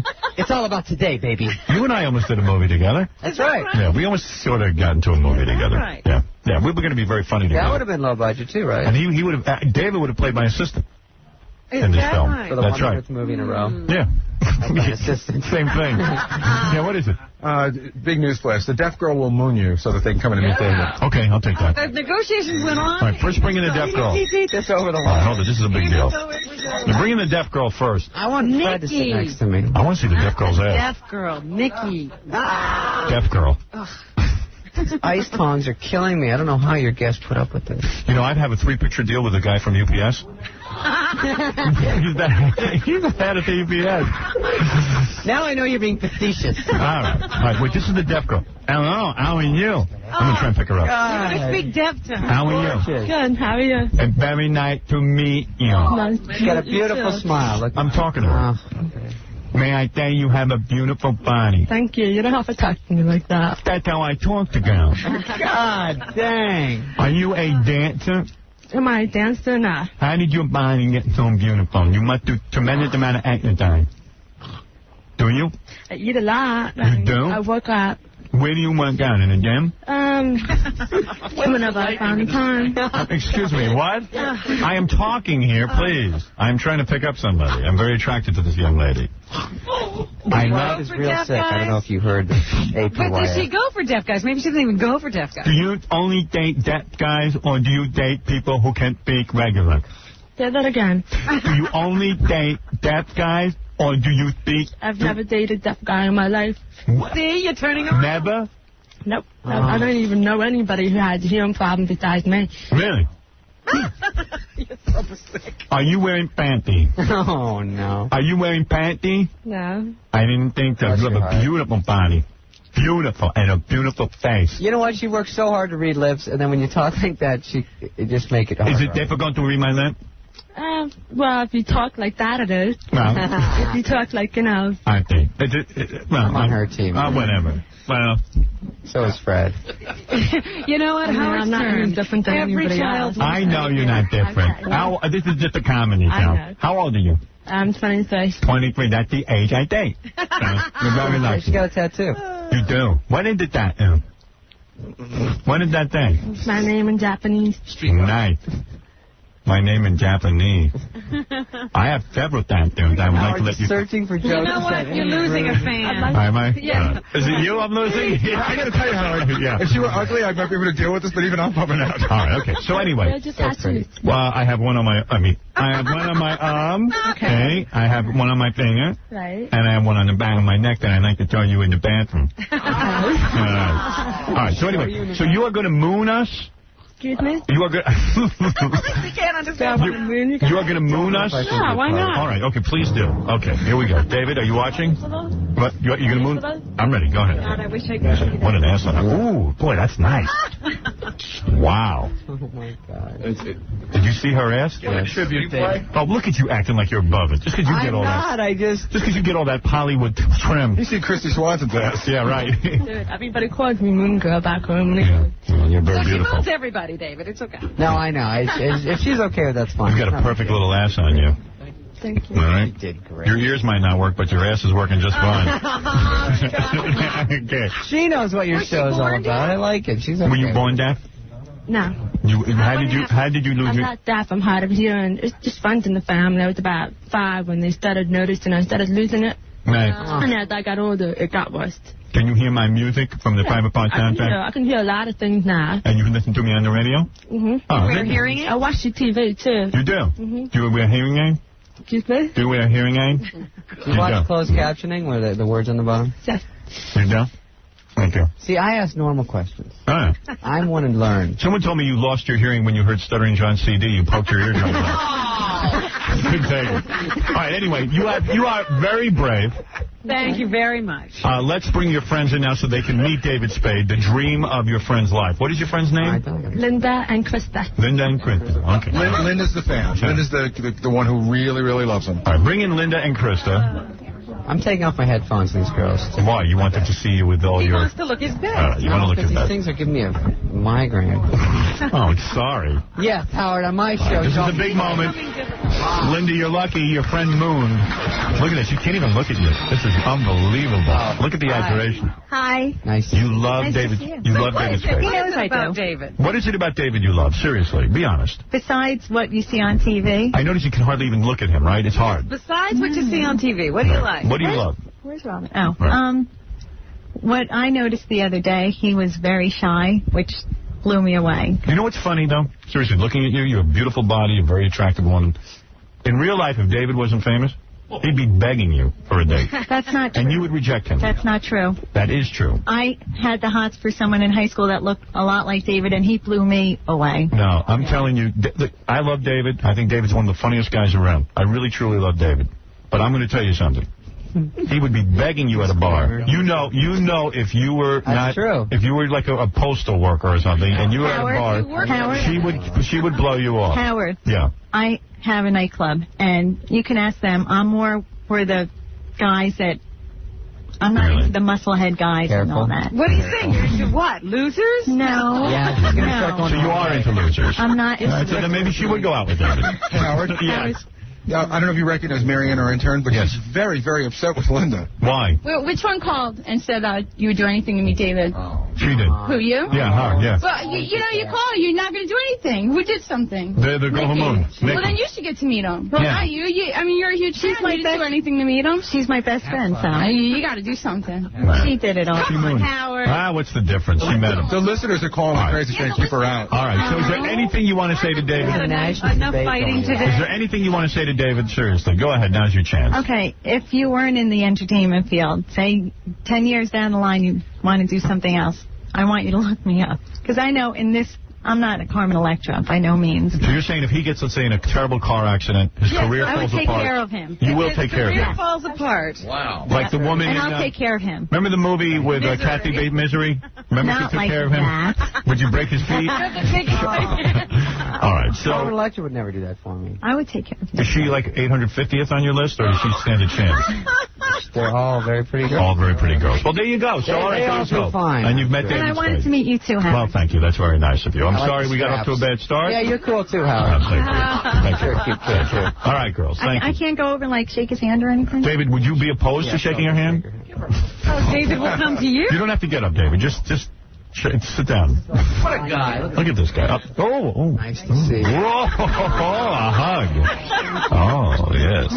You should have kissed him. You blew it. Oh, you're going to shake hands with the girls. Oh, it's nice to see you. All right, very good. Oh, she gets out. He just got the deaf girl. I'd like a kiss with her. Yeah. Thank you. But they all could beat him up. You guys think I'm coming down. they all look like they could kick his ass. All right, sit down, David. All right, girls, thank you very much. Thanks, Howard. You told me to go over there. So long, baby. I think pushes me around. I think this is like mugging. David has been mugged. She did her thing. She came in here. I think it all worked out. Matt, go ahead. You're on the air with David Spade, whose new movie is opening up this weekend. No, next weekend. Sneak preview this weekend. Sneaks everywhere. Lost and Found, a very funny movie, according to Robin Quivers. Thank you, Howard. Big fan, David. Hey. Hey, Robin read on the news a couple weeks ago that you were at a Seder at Madonna's house. That's right. I knew there was something I read. Were you at a Seder at Madonna's house? Yeah, what do you mean ambush? Why is that an ambush? I don't know. It just makes me feel more of a victim. Why are you acting like a victim? It's bumming me out.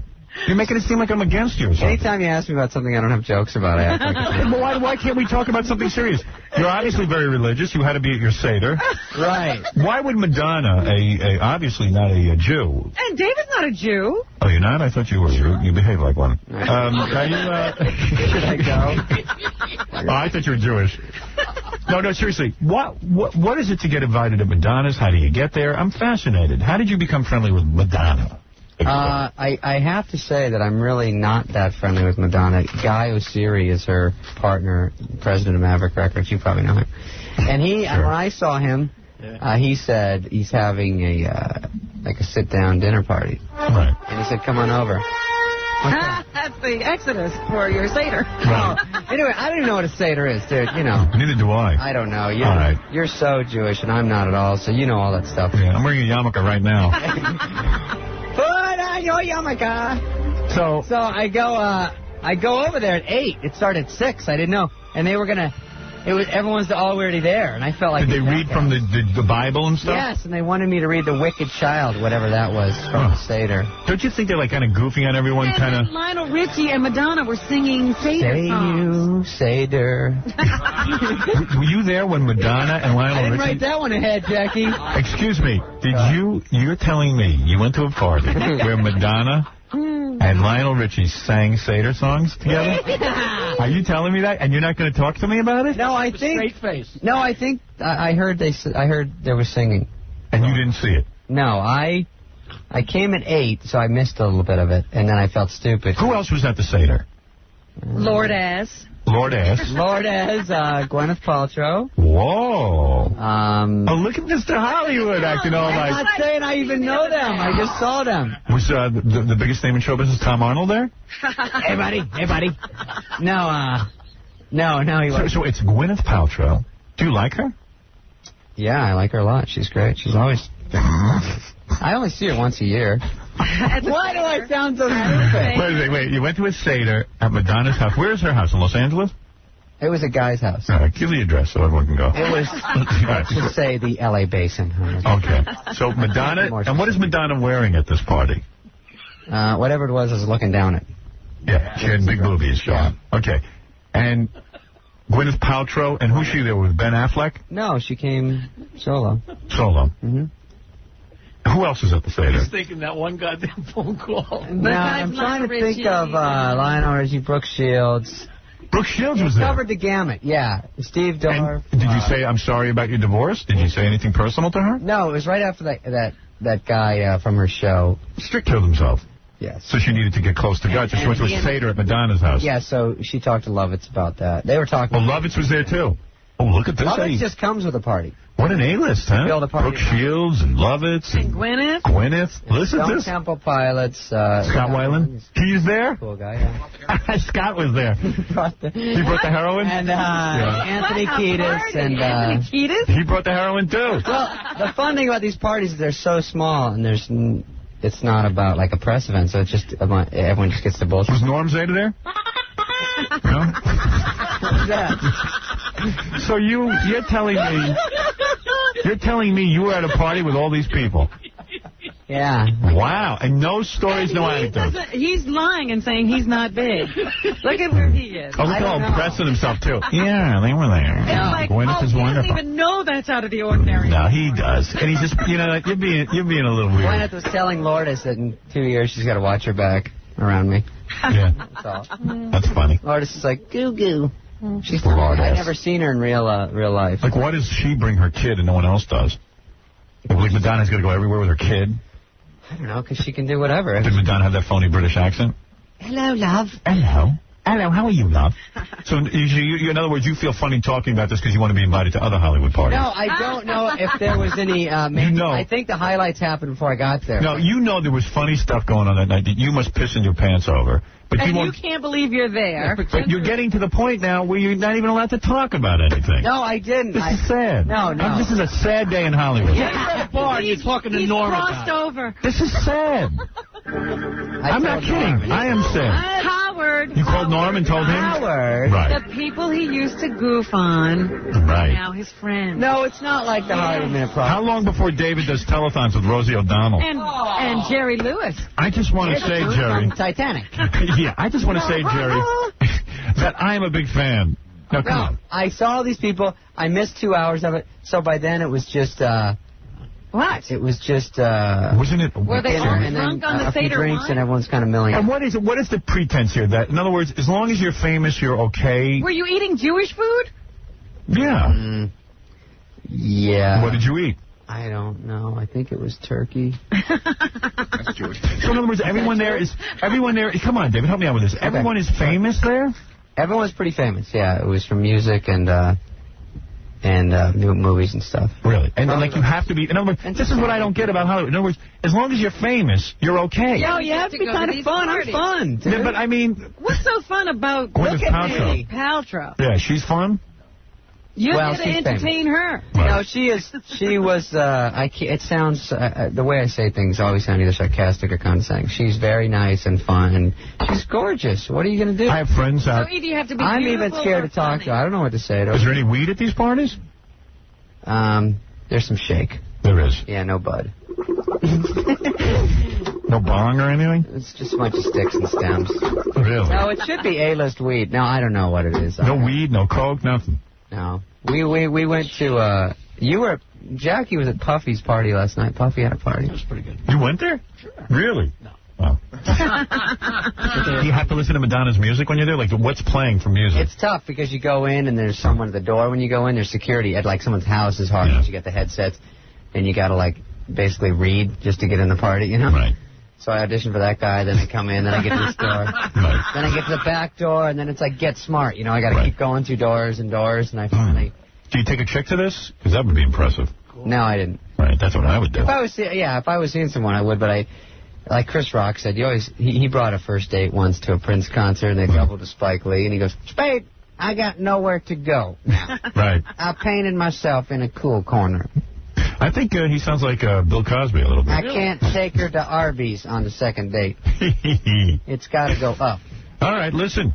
Oh, and we didn't get much information. That sounds like a wrap-up. Yeah, I think I don't know what to tell you. I wish, because someone told me you talked about the Seder, and I said, wow, what would I say about Seder? I don't know. Seder. Great happened. I mean, Madonna's not even a Jew. It's such an insult. A bunch of Gentiles. Yeah, a bunch of Gentiles. Gwyneth Paltrow. Oh, I know, we'll slum and have what those Jews have. Yeah, we'll eat gefilte fish. Jepolite Jews are fish. cute. It's fun to visit. It's fun I don't want to be there. Exactly. It's a cute... Did Madonna ask for a vial of your sperm so she could have another baby? You know what we'll do? We'll make a mockery of the Jews. We'll goof on them. Party. All right. Give me that Hamantaschen. Yeah, let's have some Hamantaschen and build a suki in the backyard. All right. I said, I know most of the words of the Hanukkah song. There you go. That's as far as I got with them. I don't understand. Like, Lionel Richie is singing something. That was surprising. I didn't know Lionel Richie would be there. I didn't. It's a goof, you know. Yeah. It's the whole thing's a goof. We're going to goof on the Jews. It didn't make sense. Well, Bob Saget wasn't there, though. Oh, anti-Semites. All right, anyway, so... David, I am happy for you. I think you're a great guy. I hope your new movie really does well. Yeah, I hope it does. It was good. We sent Ron. I'm going to go see it. Smart, because I would want to see it. The best one. Yeah, I loved it. I'd love you to see it, but I didn't want to put you out. You know. I would put me out. I like to go see movies. Yeah, okay. David's new movie is called Lost and Found. It opens next Friday. Sneaking this weekend. Sounds like a really good premise. What happens when a guy kidnaps a girl's dog in order to meet her? That's right. Yeah, Smart. So it's not totally soft. It's got some rough jokes in there. Yeah, good. And Artie's in it, and Sophie. And Fred and Jackie act like I'm barely alive. You are paranoid. I like how Fred puts this huge clunking thing in front of his face. We put it there. He's like, if I make eye contact, I'm It too wasn't nice. there before today. See, if they had made a movie about that satyr, I'd go see that tomorrow. Lionel Richie.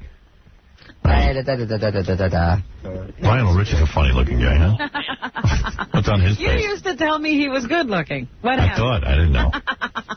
When I became gay, I realized who was good-looking, who wasn't. All right. It was a blast. No, that was fun. I didn't know it was a Jewish thing. I didn't know it was about Easter. I just thought it was a dinner party, and when I got there, I was in over my head. It was too late. Did you have to wear a yarmulke?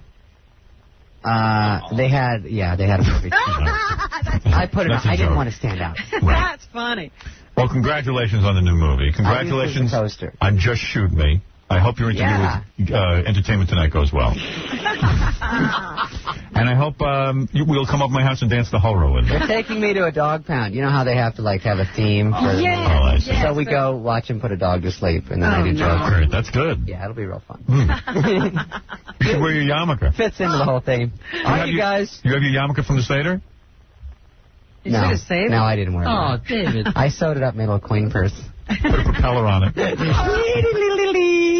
Well, anyway, so David's going to go with Entertainment Tonight now and eat a dog at a Chinese restaurant. Everything dog style. All dog humor. Right. But anyway, go see the movie. It's called Lost and Found. We got to take a break. We'll come back and do the movie.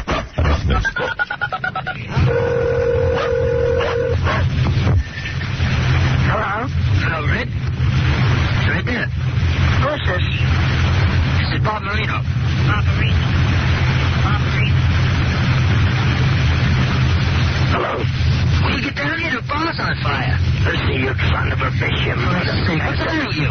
You dirty, rotten rat bastard. Come on up and face to face, and I'll meet you at the bar. Hey! I've got your belly open, you guinea bastard. Hey! You dirty bastard. Coming soon to the Howard Stern Show, a radio milestone. Stallone, Travolta, and Swayze. For the first time under one roof, Stallone, Travolta, and Swayze.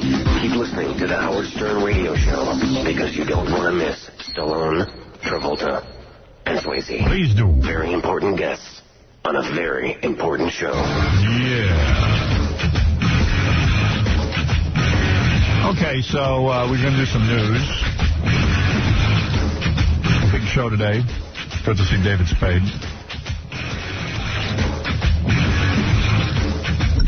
What's in the news, Robin? You think you're a wizard? I waited this time.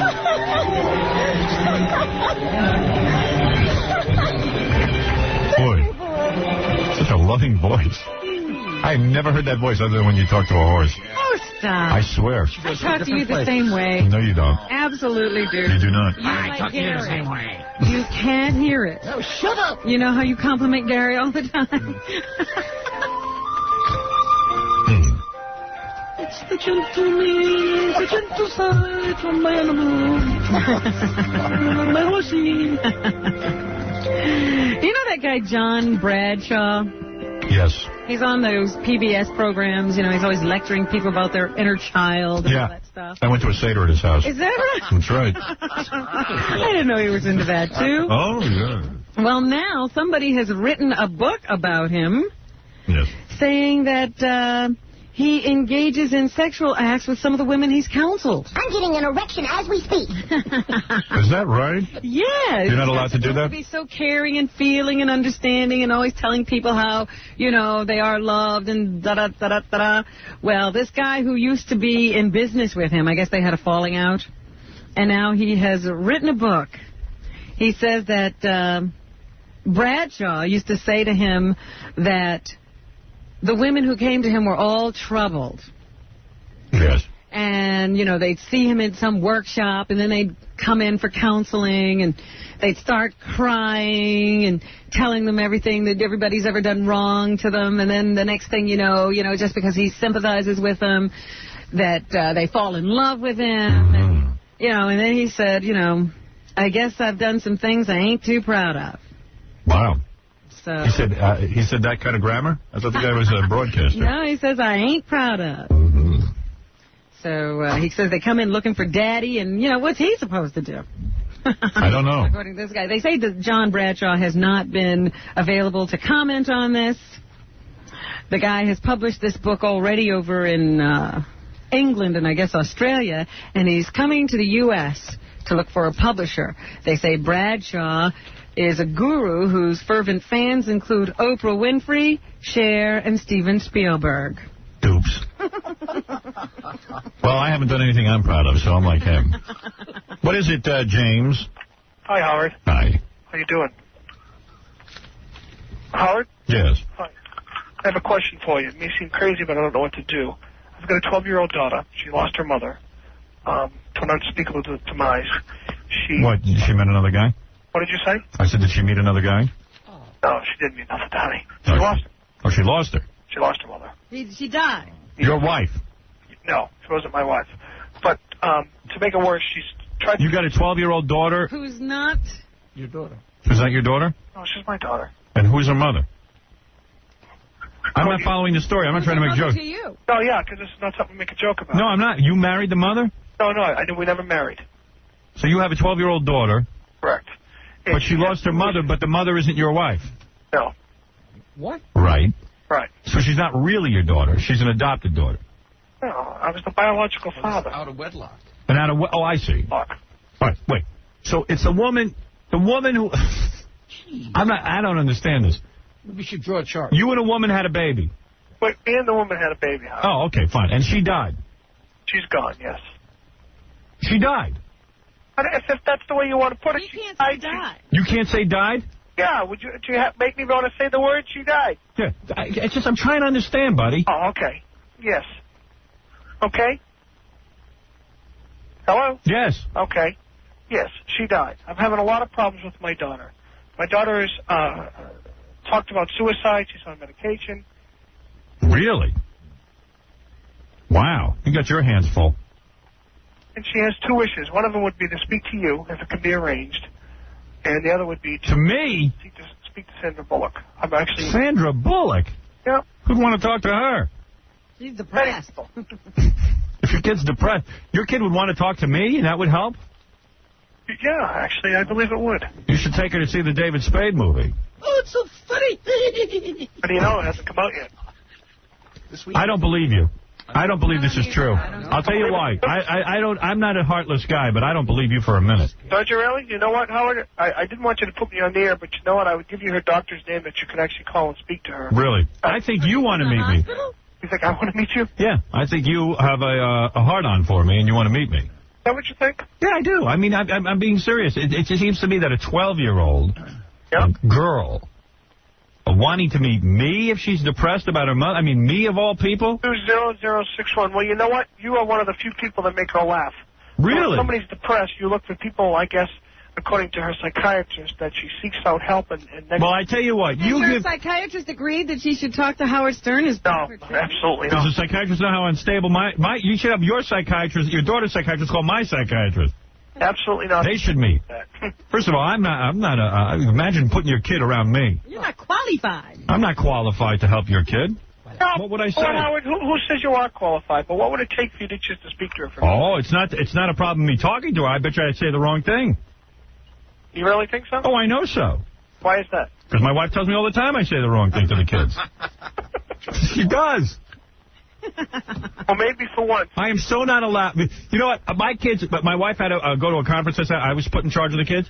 Within an hour, two of my kids were crying that they want mommy and that they want mommy to come home and that things only go right when mommy's there. Oh, dear. Now, so I told you, why would you give her me, a girl who's depressed? Why would you give her me? I'm Yes. seeking out her to her. She actually has 3 requests, but the other one I never heard of them, so I don't know how to read. Who is it? The third one. Somebody on. It's a group. NSYNC? NSYNC. Yes. I wouldn't even know where to begin on that. Neither would I. Well, Robin, I don't know what to say. Of course, I'm flattered that young children look up to me as a role model, as you know. Many do. What? Many do. Yes. You know what I mean? I mean, you want to joke and put on... What do you charge a kid do. like Look this? how popular the show is. How much money can I get from this father for this, Rob? I'm not... What's the bottom line? Well, what is your personal appearance fee? This. $100,000. All right, there you go. All right. I'll give her 10 minutes for $100,000. Let's negotiate. Take a check? He's not for Certified. This guy is not for I real. am for real. I don't very believe for it. real. But you're the ones who made it into a joke. So apparently talking serious to you doesn't make a difference. Well, I don't know how to verify this. If there's any reality to this, why don't you call... Well, you know what, Howard? If we weren't on the air, which I know I am, if we weren't on the air, then I would conference a call directly with her doctor's office. I don't really want to. What doctor's going to come on the phone? Dr. Bombay. Hey, there you go. No, Dr. Kevorkian. There you go. It was very serious, but you made it into a joke. Oh, I made it into a joke. You know, I don't want to get started with you because right away now I'm making it into a joke. Yeah, you did. Okay. You know, now we're already being confrontational. I don't want to be involved. I guess that ends that then. Yeah. I don't want to get involved in this. This sounds too wacky to me. What sounds so wacky, Howard, that I called you and asked you if you would speak to my 12-year-old daughter? No, that you're already being argumentative and pushy, and that what do I need to get involved for? Right away there's going to be a problem with you. I know it. Whatever I do won't be enough. Right. What do you mean by that? You know what I mean. I have no idea what you mean. You don't know what I mean? Absolutely not. There's no satisfying you. And I suggest that if your daughter's that depressed, there should be something that you could do. I've done everything that I could possibly do. Things that you couldn't imagine that I've done. What have you done? Well, I'm on the air, so I'm not going to repeat things. What kind of things did you do? Couldn't imagine. Every wish... I'll imagine. What? You think just getting her things is going to make her happy? Absolutely not. Absolutely not. You not. have to connect with her as one person connects with another. I didn't hear what you said. Of course not. I didn't hear you. That's your problem. You don't listen. No, I do listen, but I didn't hear what you said. I said you have to make a connection with her. That's right. Where are her grandparents? Everything that she's gone through, it's very hard making. Where are her grandparents? They're deaf and they're 2 streets over from me. Well, then why are they not talking to her? They do talk to her. She actually stays with them on the weekends. Mm-hmm. That's her mother's parents now. But my parents, she sees them whenever they come over the house. My parents don't live there. What doesn't make sense is the girl's 12 and you weren't married. Yeah. Why does that make sense? Why were you not married? I don't know. It never came into the picture, to be honest with you. Mm-hmm. Well, Robin, what would you suggest here? I don't even know if it's real. All right, okay. Well, I tell you what. That's your first mistake. Well, then consider it a mistake. It's not a mistake for us. It's just that the presentation is odd. How do you present something like this? How do you get on the phone with a celebrity, correct, and ask them... I'm no celebrity. What? All right, why don't we do this? I'll have Gary... I don't know. I'll have Gary talk to you. Maybe he'll get in touch with this shrink. Let him check it out. Hold on. I don't know. This guy, I think he's putting me on. You know. That sounds like a big put on to me. He says that the doctor's not into it, but he conferences with the doctor. Right. Doesn't make any sense. Mm-hmm. Well, I couldn't take it anymore. I had to hang up. And what are you going to do for his kid anyway? Nothing. You're going to cure his kid. I don't know what to say to these kids. You know, a lot of times these Make-A-Wish people call me. I said, I don't know what to say to these kids. What am I supposed to say? I got news for you. A lot of times the adults want to meet me. Right. But the kids really are not into me. They talk about that's why I said to this guy, I think you want to meet me.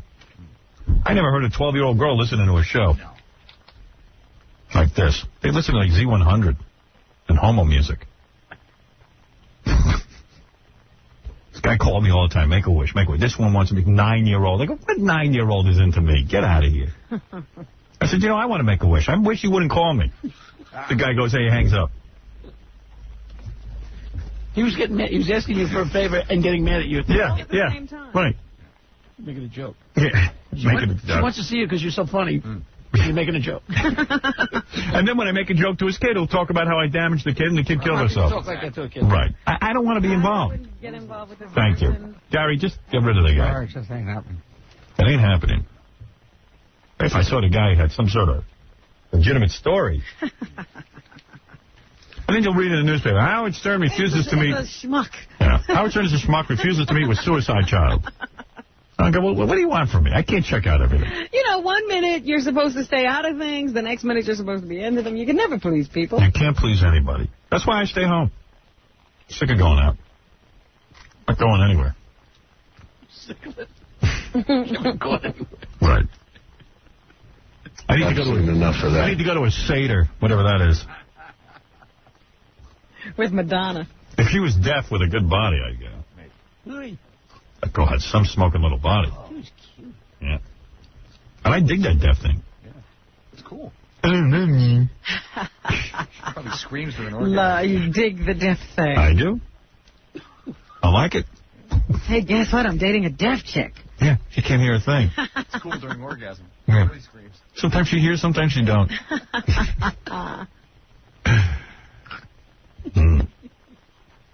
Very attractive package. Boy, would you have, in college, would you have, like, died for her? Imagine you see her at a bar and you think she's so cute and you just can't stand it. You go, hello, how you doing? Hey, everybody.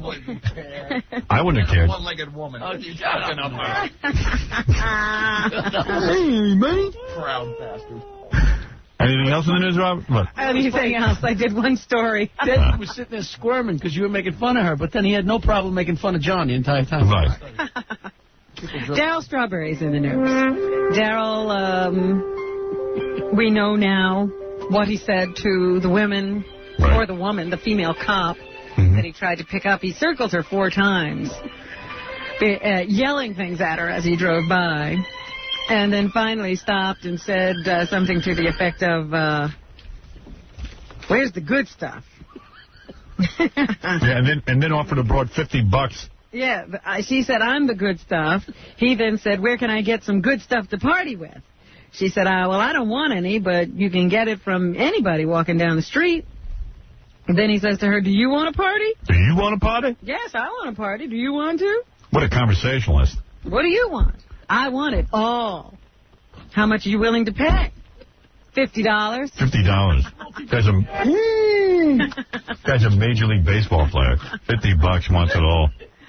So now he's saying that he was just fooling around when he was talking to this undercover police officer. Right. And when the police came, when the police cuffed him and everything and they started searching him, of course, they found a folded $20 bill with some cocaine in it in his wallet. Right. And now he says that he doesn't know where that came from. It could have been from his wife's uncle, Rodney Simon. Rodney. Who used his car the previous night and may have left the folded 20 in the glove compartment. Nice. Blame it on him. That's where Strawberry found it anyway. Why don't you go arrest my wife's uncle? Why should we do that, sir? Because it's his. And after the police, revealed that it was a sting operation, Straw said something to the effect of, how can we make this go away? Get a 4-leaf clover? Get a Wayback Machine? I want to go way back. He kept telling them this could ruin my career. How can we make it go away? Oh, man. They say that his wife is sticking by him, only, but she has Good girl. Been hit very hard with this news. Look, honey, you know that Coke was not me. That was your uncle's Coke. And that hooker, I was getting her for your aunt.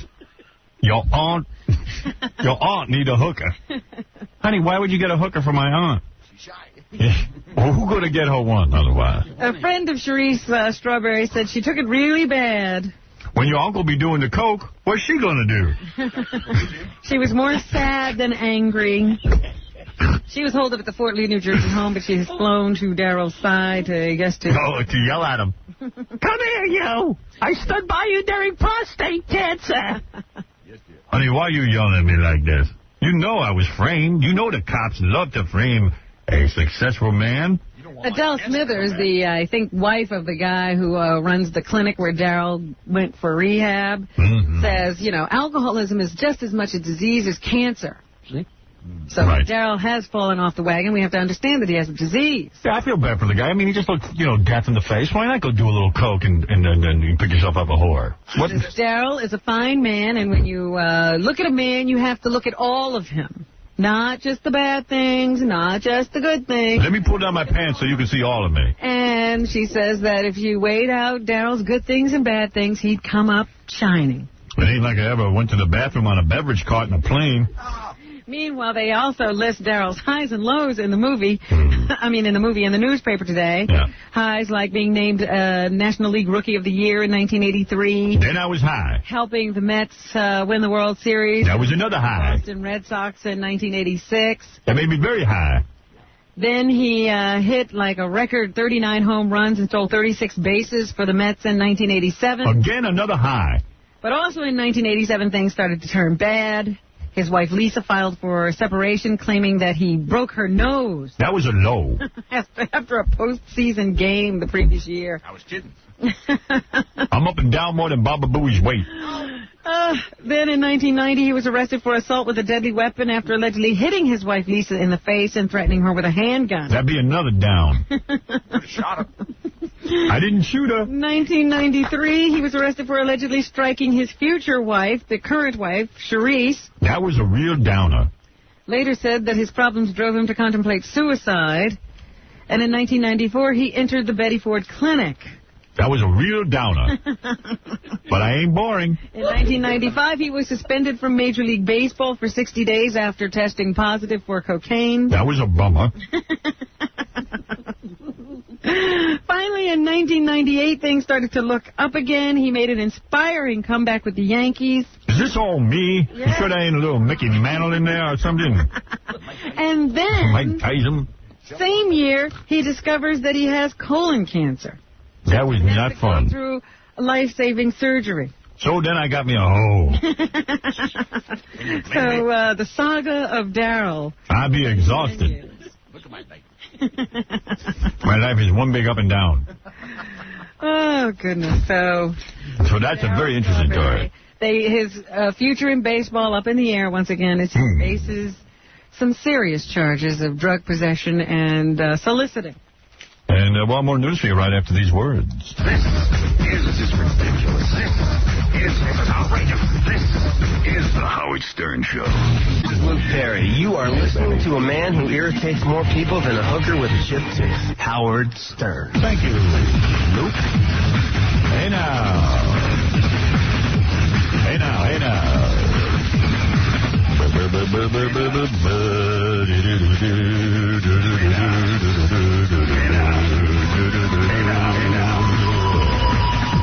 Why couldn't Governor Jesse Ventura and Reggie Jackson are coming to the show very soon, and Stallone, Travolta, and Swayze, among others. Hey now, hey now. Yeah. Hey now. Hey now.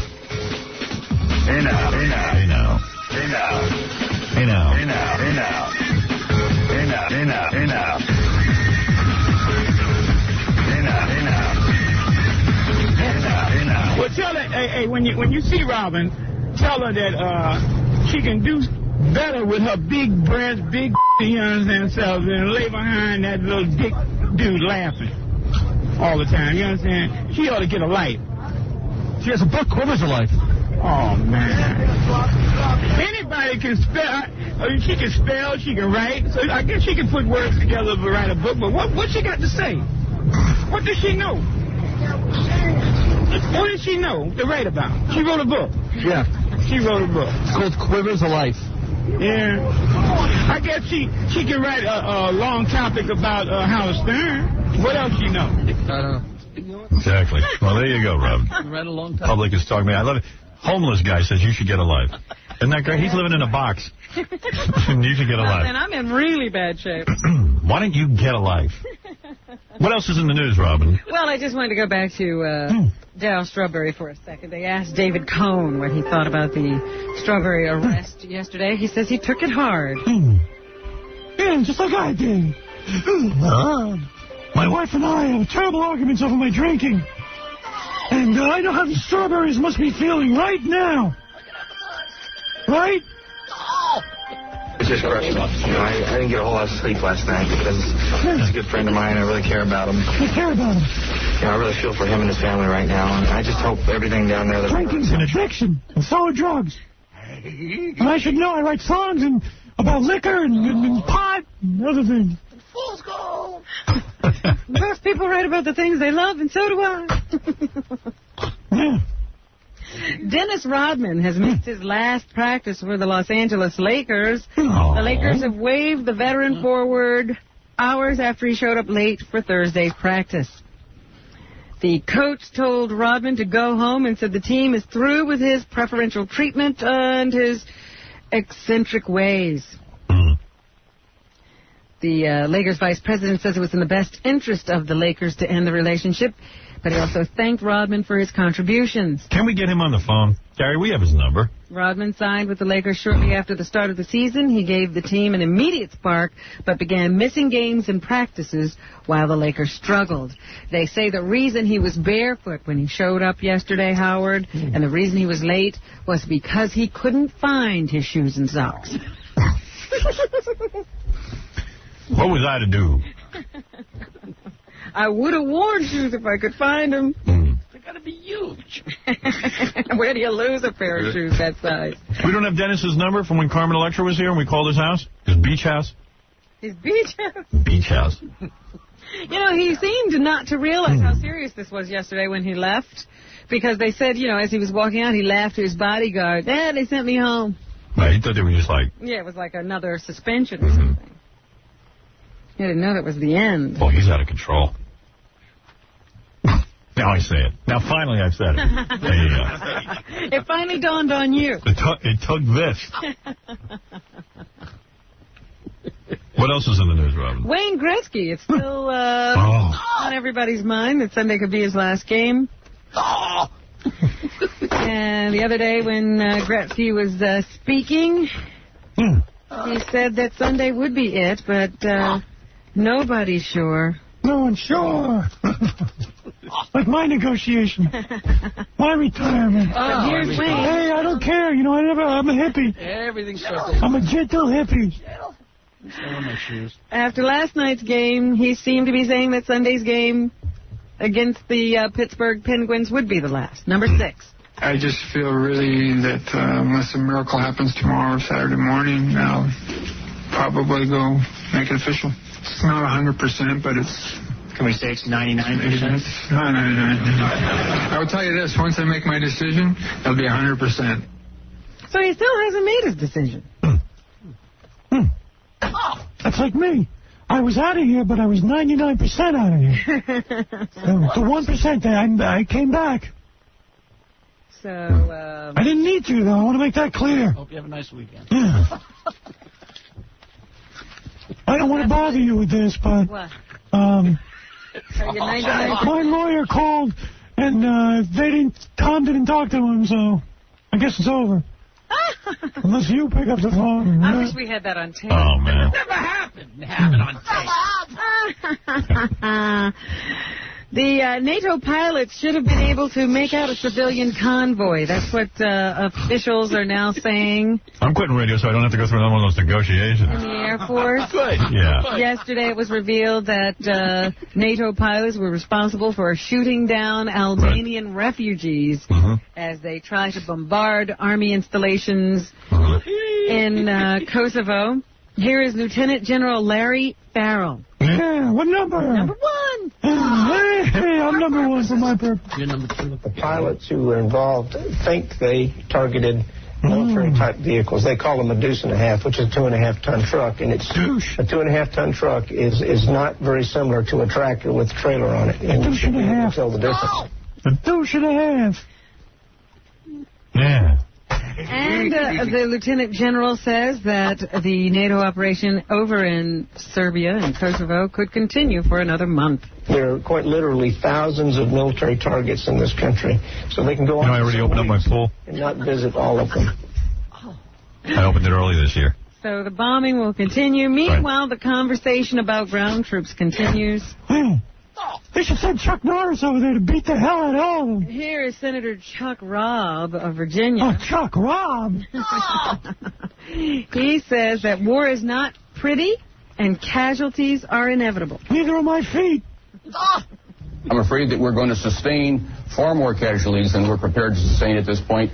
The enemy is going to sustain the same thing, but it's not something that we ever expected to be able to finish up quickly, and the American people need to be prepared not only for a long operation, but for the cost and for sustaining the protectorate thereafter. Yeah, I get it.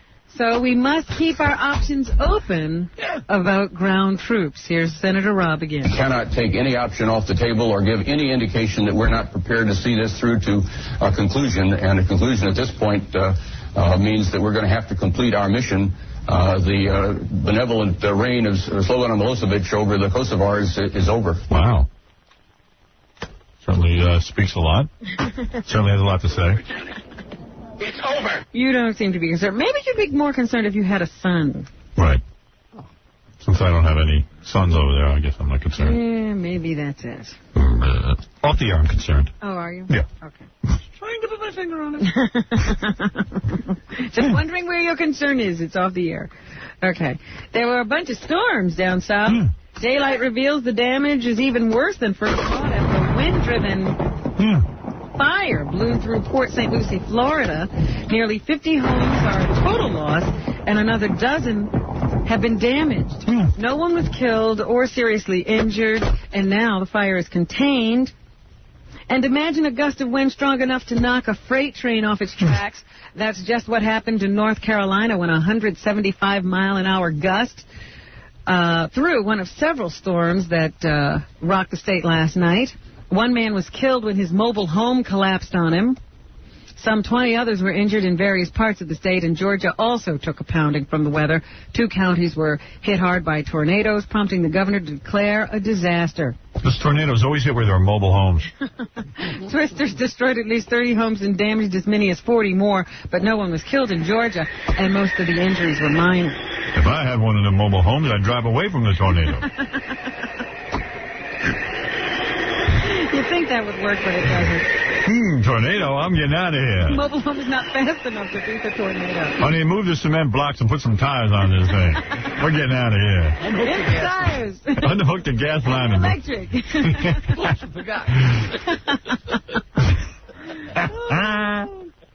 It could be a huge breakthrough for anyone needing heart bypass surgery. Researchers have come up with a way to grow living arteries for pigs. They always come with these solutions for pigs and mice. But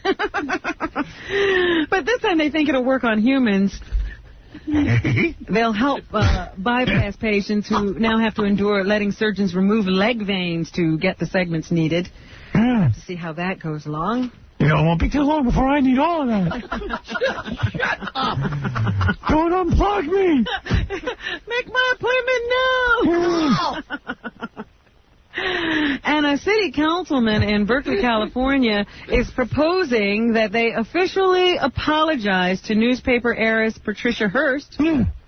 Chris Worthington says the city should say it's sorry for the inconvenience and harm Hearst suffered when she was kidnapped from her apartment in Berkeley in 1974. She was kidnapped by the Symbionese Liberation Army and was later convicted of robbing a San Francisco bank with the group. President Carter ultimately commuted the sentence. After proposing his idea at an event promoting the Berkeley Arts Festival, Worthington was promptly hit in the face with a pie. That's an increasingly popular act of political dissent in the San Francisco Bay Area. Right. So that pie-throwing kind of thing is happening here now. Customers of an alleged sexual bondage club probably thought that whatever they did there was their own business. I like feet. So imagine the shock of learning they'd been secretly videotaped. Investigators in Kissimmee, Florida. Kiss me. Kiss me. Say that's what the owners of the Heart Club were doing. Police ran a 2-month sting operation with officers posing as customers. They say they uncovered tapes of unsuspecting partners in the midst of sadomasochistic acts. The club's lawyer claims the cameras were there for security purposes, but the tapes...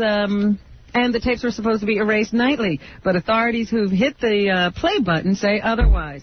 The owners of the clubs are all free on bail. Yesterday, there was a large march in New York, once again protesting the shooting of Amadou Diallo. But there is an argument between the city and the people who staged the protest as to how many people were there. Mayor Rudolph Giuliani says he was surprised that there weren't more marchers at yesterday's rally. The city is estimating that about 5,000 people attended, but organizers say it was more like 25,000.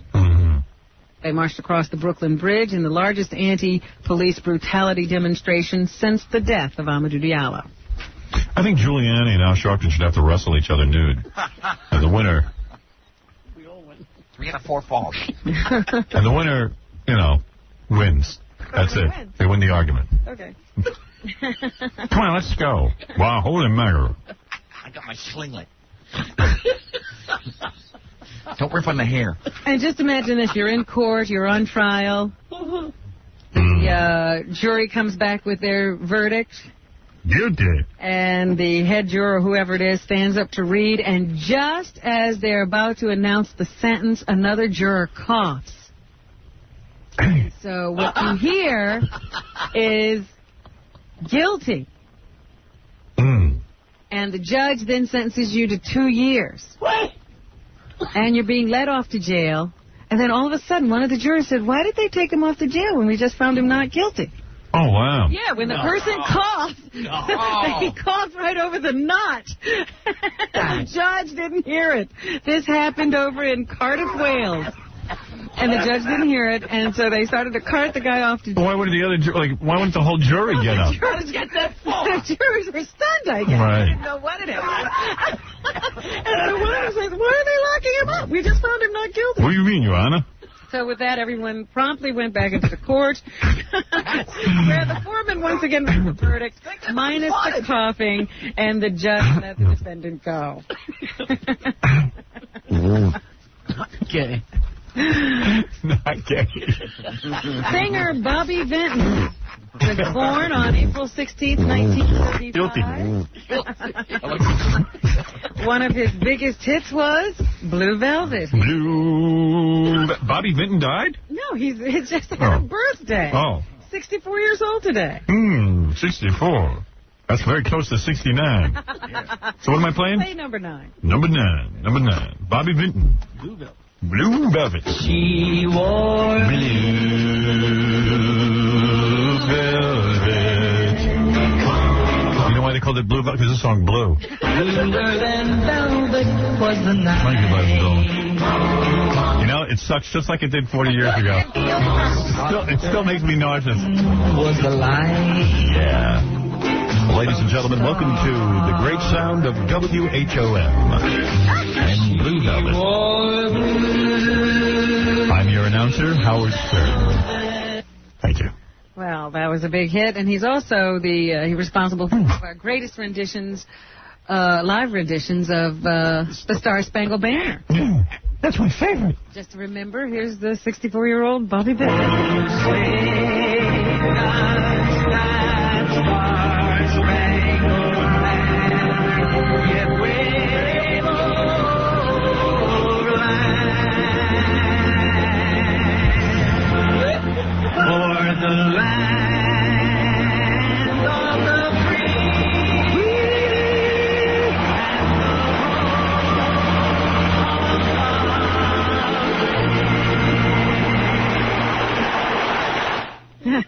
Beautiful. That's Bobby Vinton. He is 64 years old today. Also having a birthday today is Jerry Rafferty. What was his first group called, Howard? Beatles. I know it. Jerry and the Pacemakers. No. No, I know what it is. Jerry Rafferty. He did the kids' songs. No? It was Raffy. Jerry Rafferty was... In? The... I know. Be quiet, Fred. Yeah, you know everything. Say again, what is his name? Jerry Rafferty. Young Rascals. No. The Pacemakers. No. The Blues Makers. What is it? Steelers Wheel. Oh, yeah. Back in the saddle with Stuck you. in the middle. Oh, stuck in the middle with you. I had to forget the lyrics right. He later had a solo hit with Baker Street. Oh, yeah. Number 10. I hate this song. So easy, so easy, so easy. Boy, that blew. And Dave Pruner, the lead singer of Soul Asylum. Yeah, what happened to those guys? They were good. Is 35 years old today. Yeah. Here is Misery.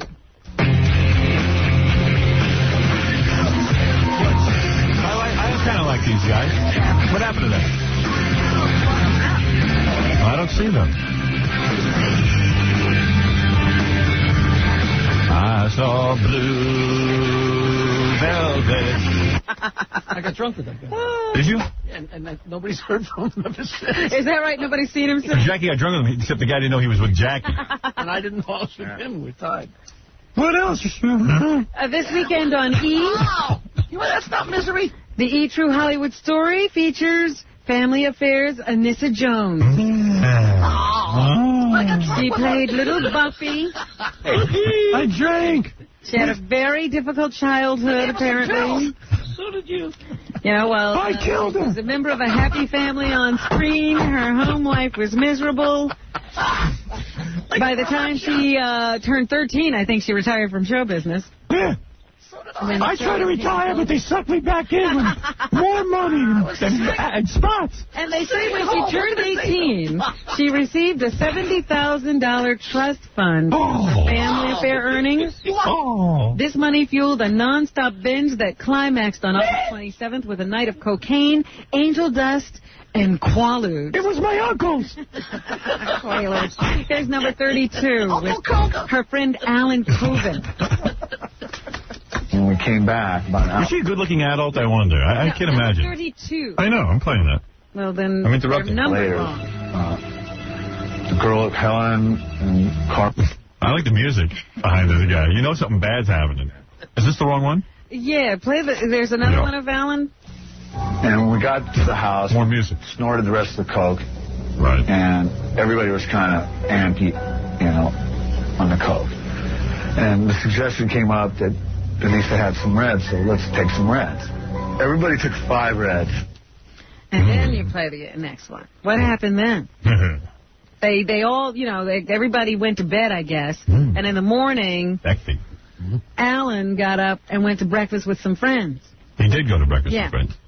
All right. 1 second, it's got to re-cue. Oh, dear. Well, what are you going to do? I think that there were several friends. A lot of friends? All right. When we came back, about an hour later, the girl, Helen, and Carl and Belinda were out front, and they went up to the bedroom, I guess. Well, they were out front, and they just started screaming like, she's dead, she's dead. I was like, what? Buffy? And I ran upstairs, and, I knew when I looked at her that she'd passed out. So, we dressed her, basically. We put some clothes on her, and we called the paramedics immediately. That's nice. They put some clothes on her. By the time they dressed her, they could have saved her. Life. Yeah. Let's put some clothes on her. Jackie would have jumped on top of her and had sex with her. So anyway, on Sunday... What's the difference? She's not going to know. She ain't coming back. You can hear the whole story of the sad life of little Buffy and Mr. Jones. Hey, look at this. I got a naked girl in my room. Hey, she's still got 2 legs. Tomorrow night is the 10th annual benefit concert for the Rainforest. Yeah. Nancy doesn't want to go. It's going to be held at New York's Carnegie Hall. I asked Jackie if he's going. He goes, Nancy doesn't want to go because she's recording her album. Oh. Can't stop that. How long have they been recording this album? About 9 years? Yeah, it's great. It's their Sgt. Pepper. It's Abbey Road. And this cut, Sting was asked what the Rainforest Coalition has done lately. Number 16. You don't think we keep the profits for ourselves? We stuck at it. We've demarcated a huge amount of land. Demarcated? A huge amount of land, legally and physically. Cool. We just paid for a huge report on the European community's... the way the police will not be reuniting. Apparent misuse of funds where they say they're protecting... What I do is I take the rainforest money and I invest the money in Trudy's dopey movies. The environment, in fact, doing exactly the opposite. So we're doing something important and radical.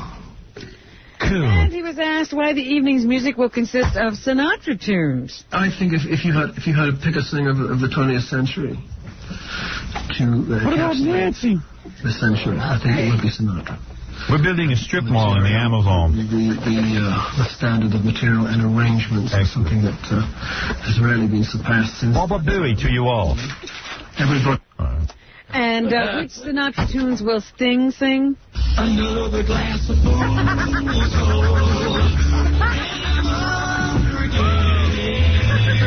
I'm going to sing Witchcraft. Witchcraft, that's one of my favorites.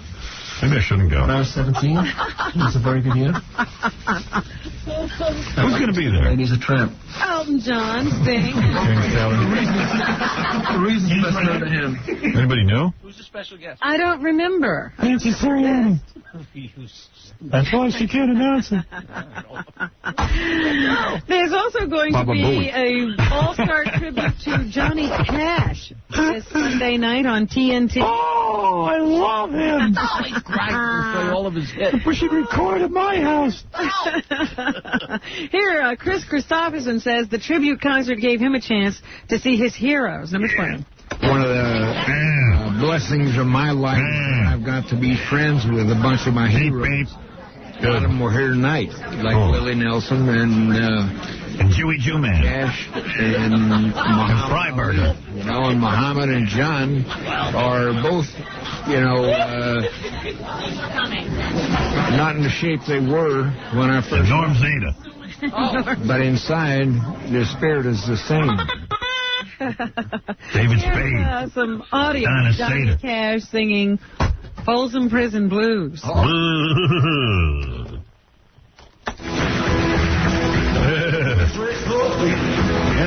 Running down the drive, they're probably drinking coffee and smoking big cigars. Well, I'm I know I can't be. This isn't that far from Jackie's crap.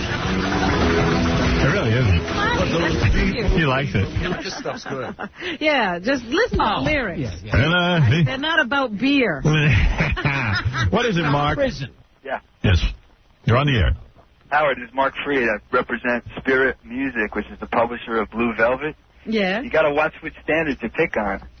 Oh, get out of here. You know, like, just promise me you'll do the show in 30 years when you still be on the air and pick on Baby Hit Me One More Time. Oh, please. This is so silly. What? I don't know. Who puts these calls through to me? Stuttering John. It's getting funny. I thought it was good. He was so much better. Eddie Murphy has a new movie. Just going to talk about something else. John's taking a dump, so I put that one through. All right. Look, I'll take credit for that. The guy said that song was one of the best songs ever written. That's why I put it through. Sorry. All right. I got to go. All right. Eddie Murphy has a new movie. Yeah. Opens today. It's called Life. Not really good reviews in the today. Good. But here's Eddie. He was asked if Martin Lawrence was always his first choice for Claude. You know, it's interesting, throughout the course of development, there were different actors. Boy, when Eddie talks in his regular voice, it's a drag. That were being considered for roles and stuff. And Martin, it always went back to Martin. Martin was the first choice, and then he went off and he was doing other films, and then other people got popular, and then it always came back to Martin. Eddie always sounds so tired, man. It sounds like he's exhausted. Does he sleep? See, I'm driving around trying to help girls. Eddie says life examines the will to survive in all of us.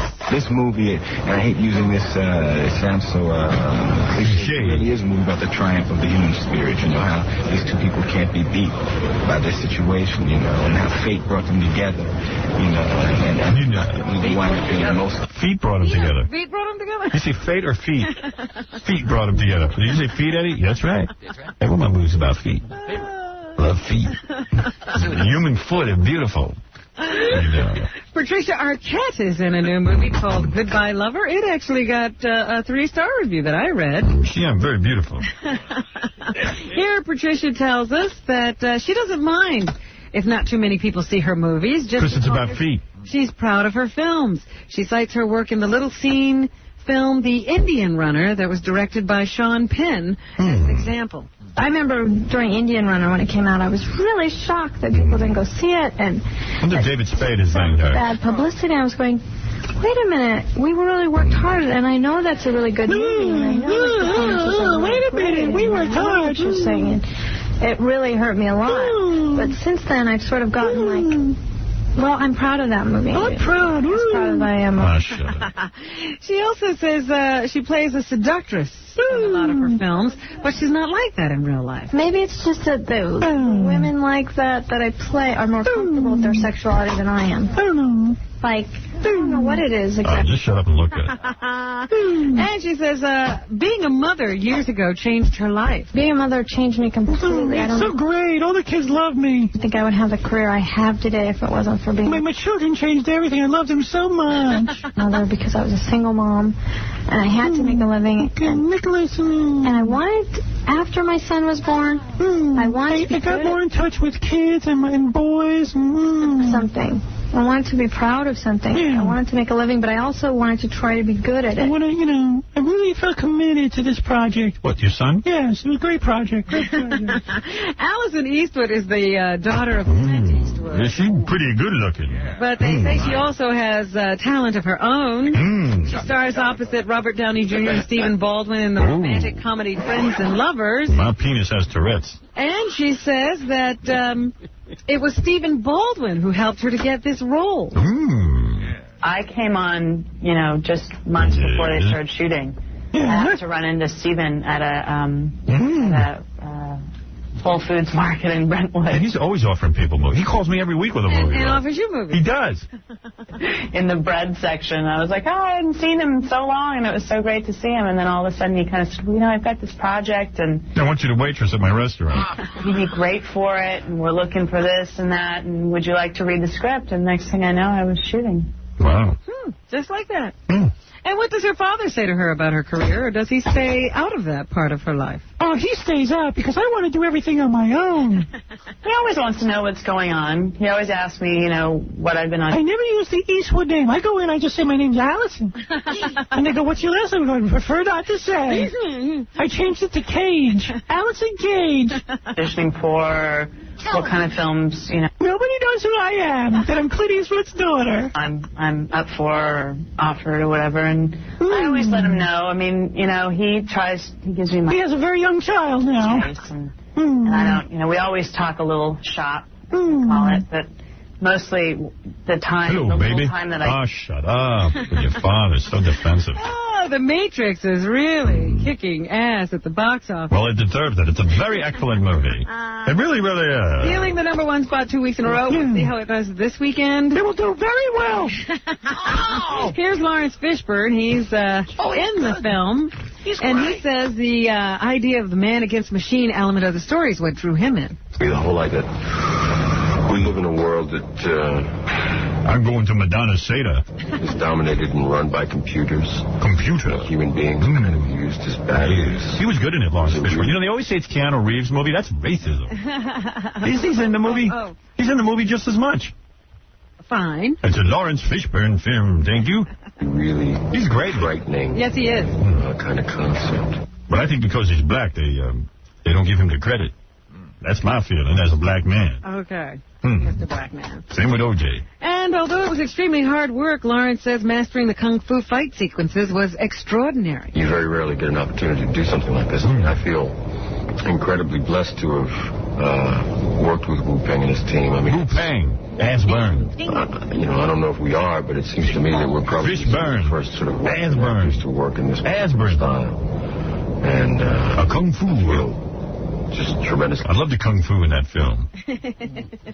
You can tell that it was real. And real good. Letterman released a statement yesterday on the death of Bill Wendell, the longtime announcer for Letterman's late night show. Oh, you got to be kidding me. Bill Wendell was a fixture of American television. We are lucky to have him as our announcer. Oh, boy. So we were lucky to have him as our That was really warm. Because he is dead. That's real warm. It's about as warm as Letterman gets, don't you think? Well, I think there was a little weird situation over there. You think so? Mm-hmm. And I guess they're looking for... And Vinnie Favale wrote that. Is that right? I don't think Dave wrote it. David didn't even bother to write it? Vinnie Favale's the real talent behind David Letterman. He pretty much works Dave like a puppet.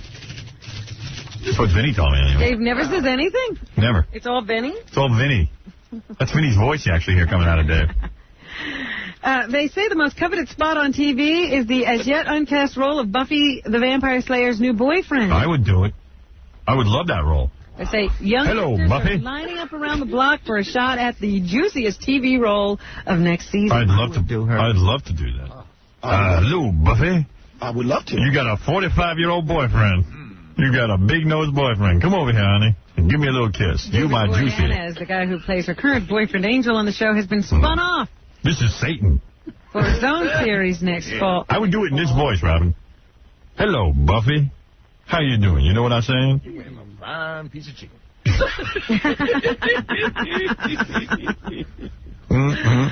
Oh, dear. Come on over here. Let's fight some vampires. They say that Sarah Michelle Gellar, Galar. Yeah. who plays Buffy on the show, will have a big say in who gets the plum part, and for some time has been working on different storylines with the show's creator. Come on over here. Let's have a date, Muffy. Buffy. Oh, me and Buffy? I got a steak I want to bury. Let's play hide the potatoes. Nothing ever happens on that show that Sarah is uncomfortable with. Sarah Galar? To a WB insider. You wouldn't be uncomfortable with me, would you? Huh? Don't you want a nice, big, mature man as your boyfriend? That's the role that everybody wants. A man who has seen the world? She should have an older guy, huh? Robin has approval over who she works with as well. And she likes it to be uncomfortable. It just happens it happens. That's why I was hired. It's more exciting. It's more exciting this way. Anything else in the news? Michael Moore. Yeah. The show has a new series called The Awful Truth. Yes. That will be shown on Bravo. It debuted last Sunday. And Michael Moore says that The Awful Truth sticks up for the little guy. Yeah, little guy like me, Jackie, I only have $2 million. When you see it, it's a very difficult but and compelling combination. He's attractive. Of extreme humor, extreme sadness, and that's why I like him. And sort of a world wrestling. I like that Michael doesn't care how he looks. Attitude of let's get ready to rumble. All right. So check out The Awful Truth on Bravo. Good show. All right. Is that it? That's it. Thank you, women. All right. All right. Jackie Penthouse Young May Morning. His 79-minute raunchy joke CD, Hot Dog and Donuts, is only $12. Plus $4 U.S. shipping. Only $12. That's only $12. Thank you. Plus the $4 shipping. If you own everything else and still have $12, I would buy it. Cool. You know what? For another $12, you get a hooker down in Florida. 1-800-323-KING is the number to call. Saturday, April 24th. And everyone is excited about the big show at Westbury Music Fair with special guest Peter Bales. Information at Filthy 3D Joke members at jokeland.com. I wouldn't want to beat Peter Bales, I'll tell you that. Because, I mean... Everybody's coming to see Jack? Yeah. There's a lot of people. You know why I wouldn't want to be Peter Bales? Because I know Jackie only hires guys that he's not threatened by. Oh. So Peter Bales must be... Don't be Peter Bales must be horrible. Don't use any profanity. And he's different than me. And don't tell any jokes. Don't tell any dirty jokes. That's mine. Don't use dirty words. And he doesn't tell dirty jokes. He's a funny man, and you've seen him, and you know he's funny. I use the profanity. I actually go to see Peter Bales. Well, you're one joke with an S word in it. Yeah. Hey, it's my show. I call the shots. Curtain comes down, the I lights go might down. be using some profanity in here, but I'm not getting paid for this, so I can't really pay you, Peter. No motorcycles on the stage. For information on Amy Lynn, go to amylynn.com. For the artwork, go to halfdigital.com. AHFDIGITAL.com. Thanks to Amy Lynn for stopping by. amylynn.com. Like an elephant. And Chasey Lane will be at the Erotica USA Expo at the ClubLove.com booth today and tomorrow at the ClubLove.com party at Club New York Saturday night. And you can buy tickets at the Jacob Javits Center and go see Amy there as well. She's going to be at the... Governor Whitman is running for senator in New Jersey as well. And I'm very, very excited about that. As well as what? What? And that's it. What? David Spade's got a new movie opening next weekend. Lost and Found. Lost and Found. Opens this month. Laughed and laughed. Don't miss Gary Dell'Abate at the Erotica USA convention at the Jacob Javits Center tonight from 6 to 8 p.m. You could go see Amy Lynn or Gary. Which are you going to do? Both? Well, if you get very aroused looking at Amy, you can stare at Gary's Gary, teeth. he'll calm you down. Go to Ticketmaster for tickets. Don't miss Stuttering John hosting Best Butt Contest at Wild West on 39th Street and 3rd Avenue in Brooklyn, Thursday night, 7 to 9 p.m., April 22nd. And the Rainforest concert tomorrow night. If there's any seats left, you should go support them. They have a good cause there. Good cause, and it's a good show. And that, too. And that. Thanks to Mike Walker, who Mike Walker game. Oh, and don't forget that it's Child Abuse Prevention Month, and you can win a chance to come to the Howard Stern Show by making a $25 contribution. And we'll have children here for you to abuse. Just go on our website, krockradio.com. Okay, Robin. Thank you.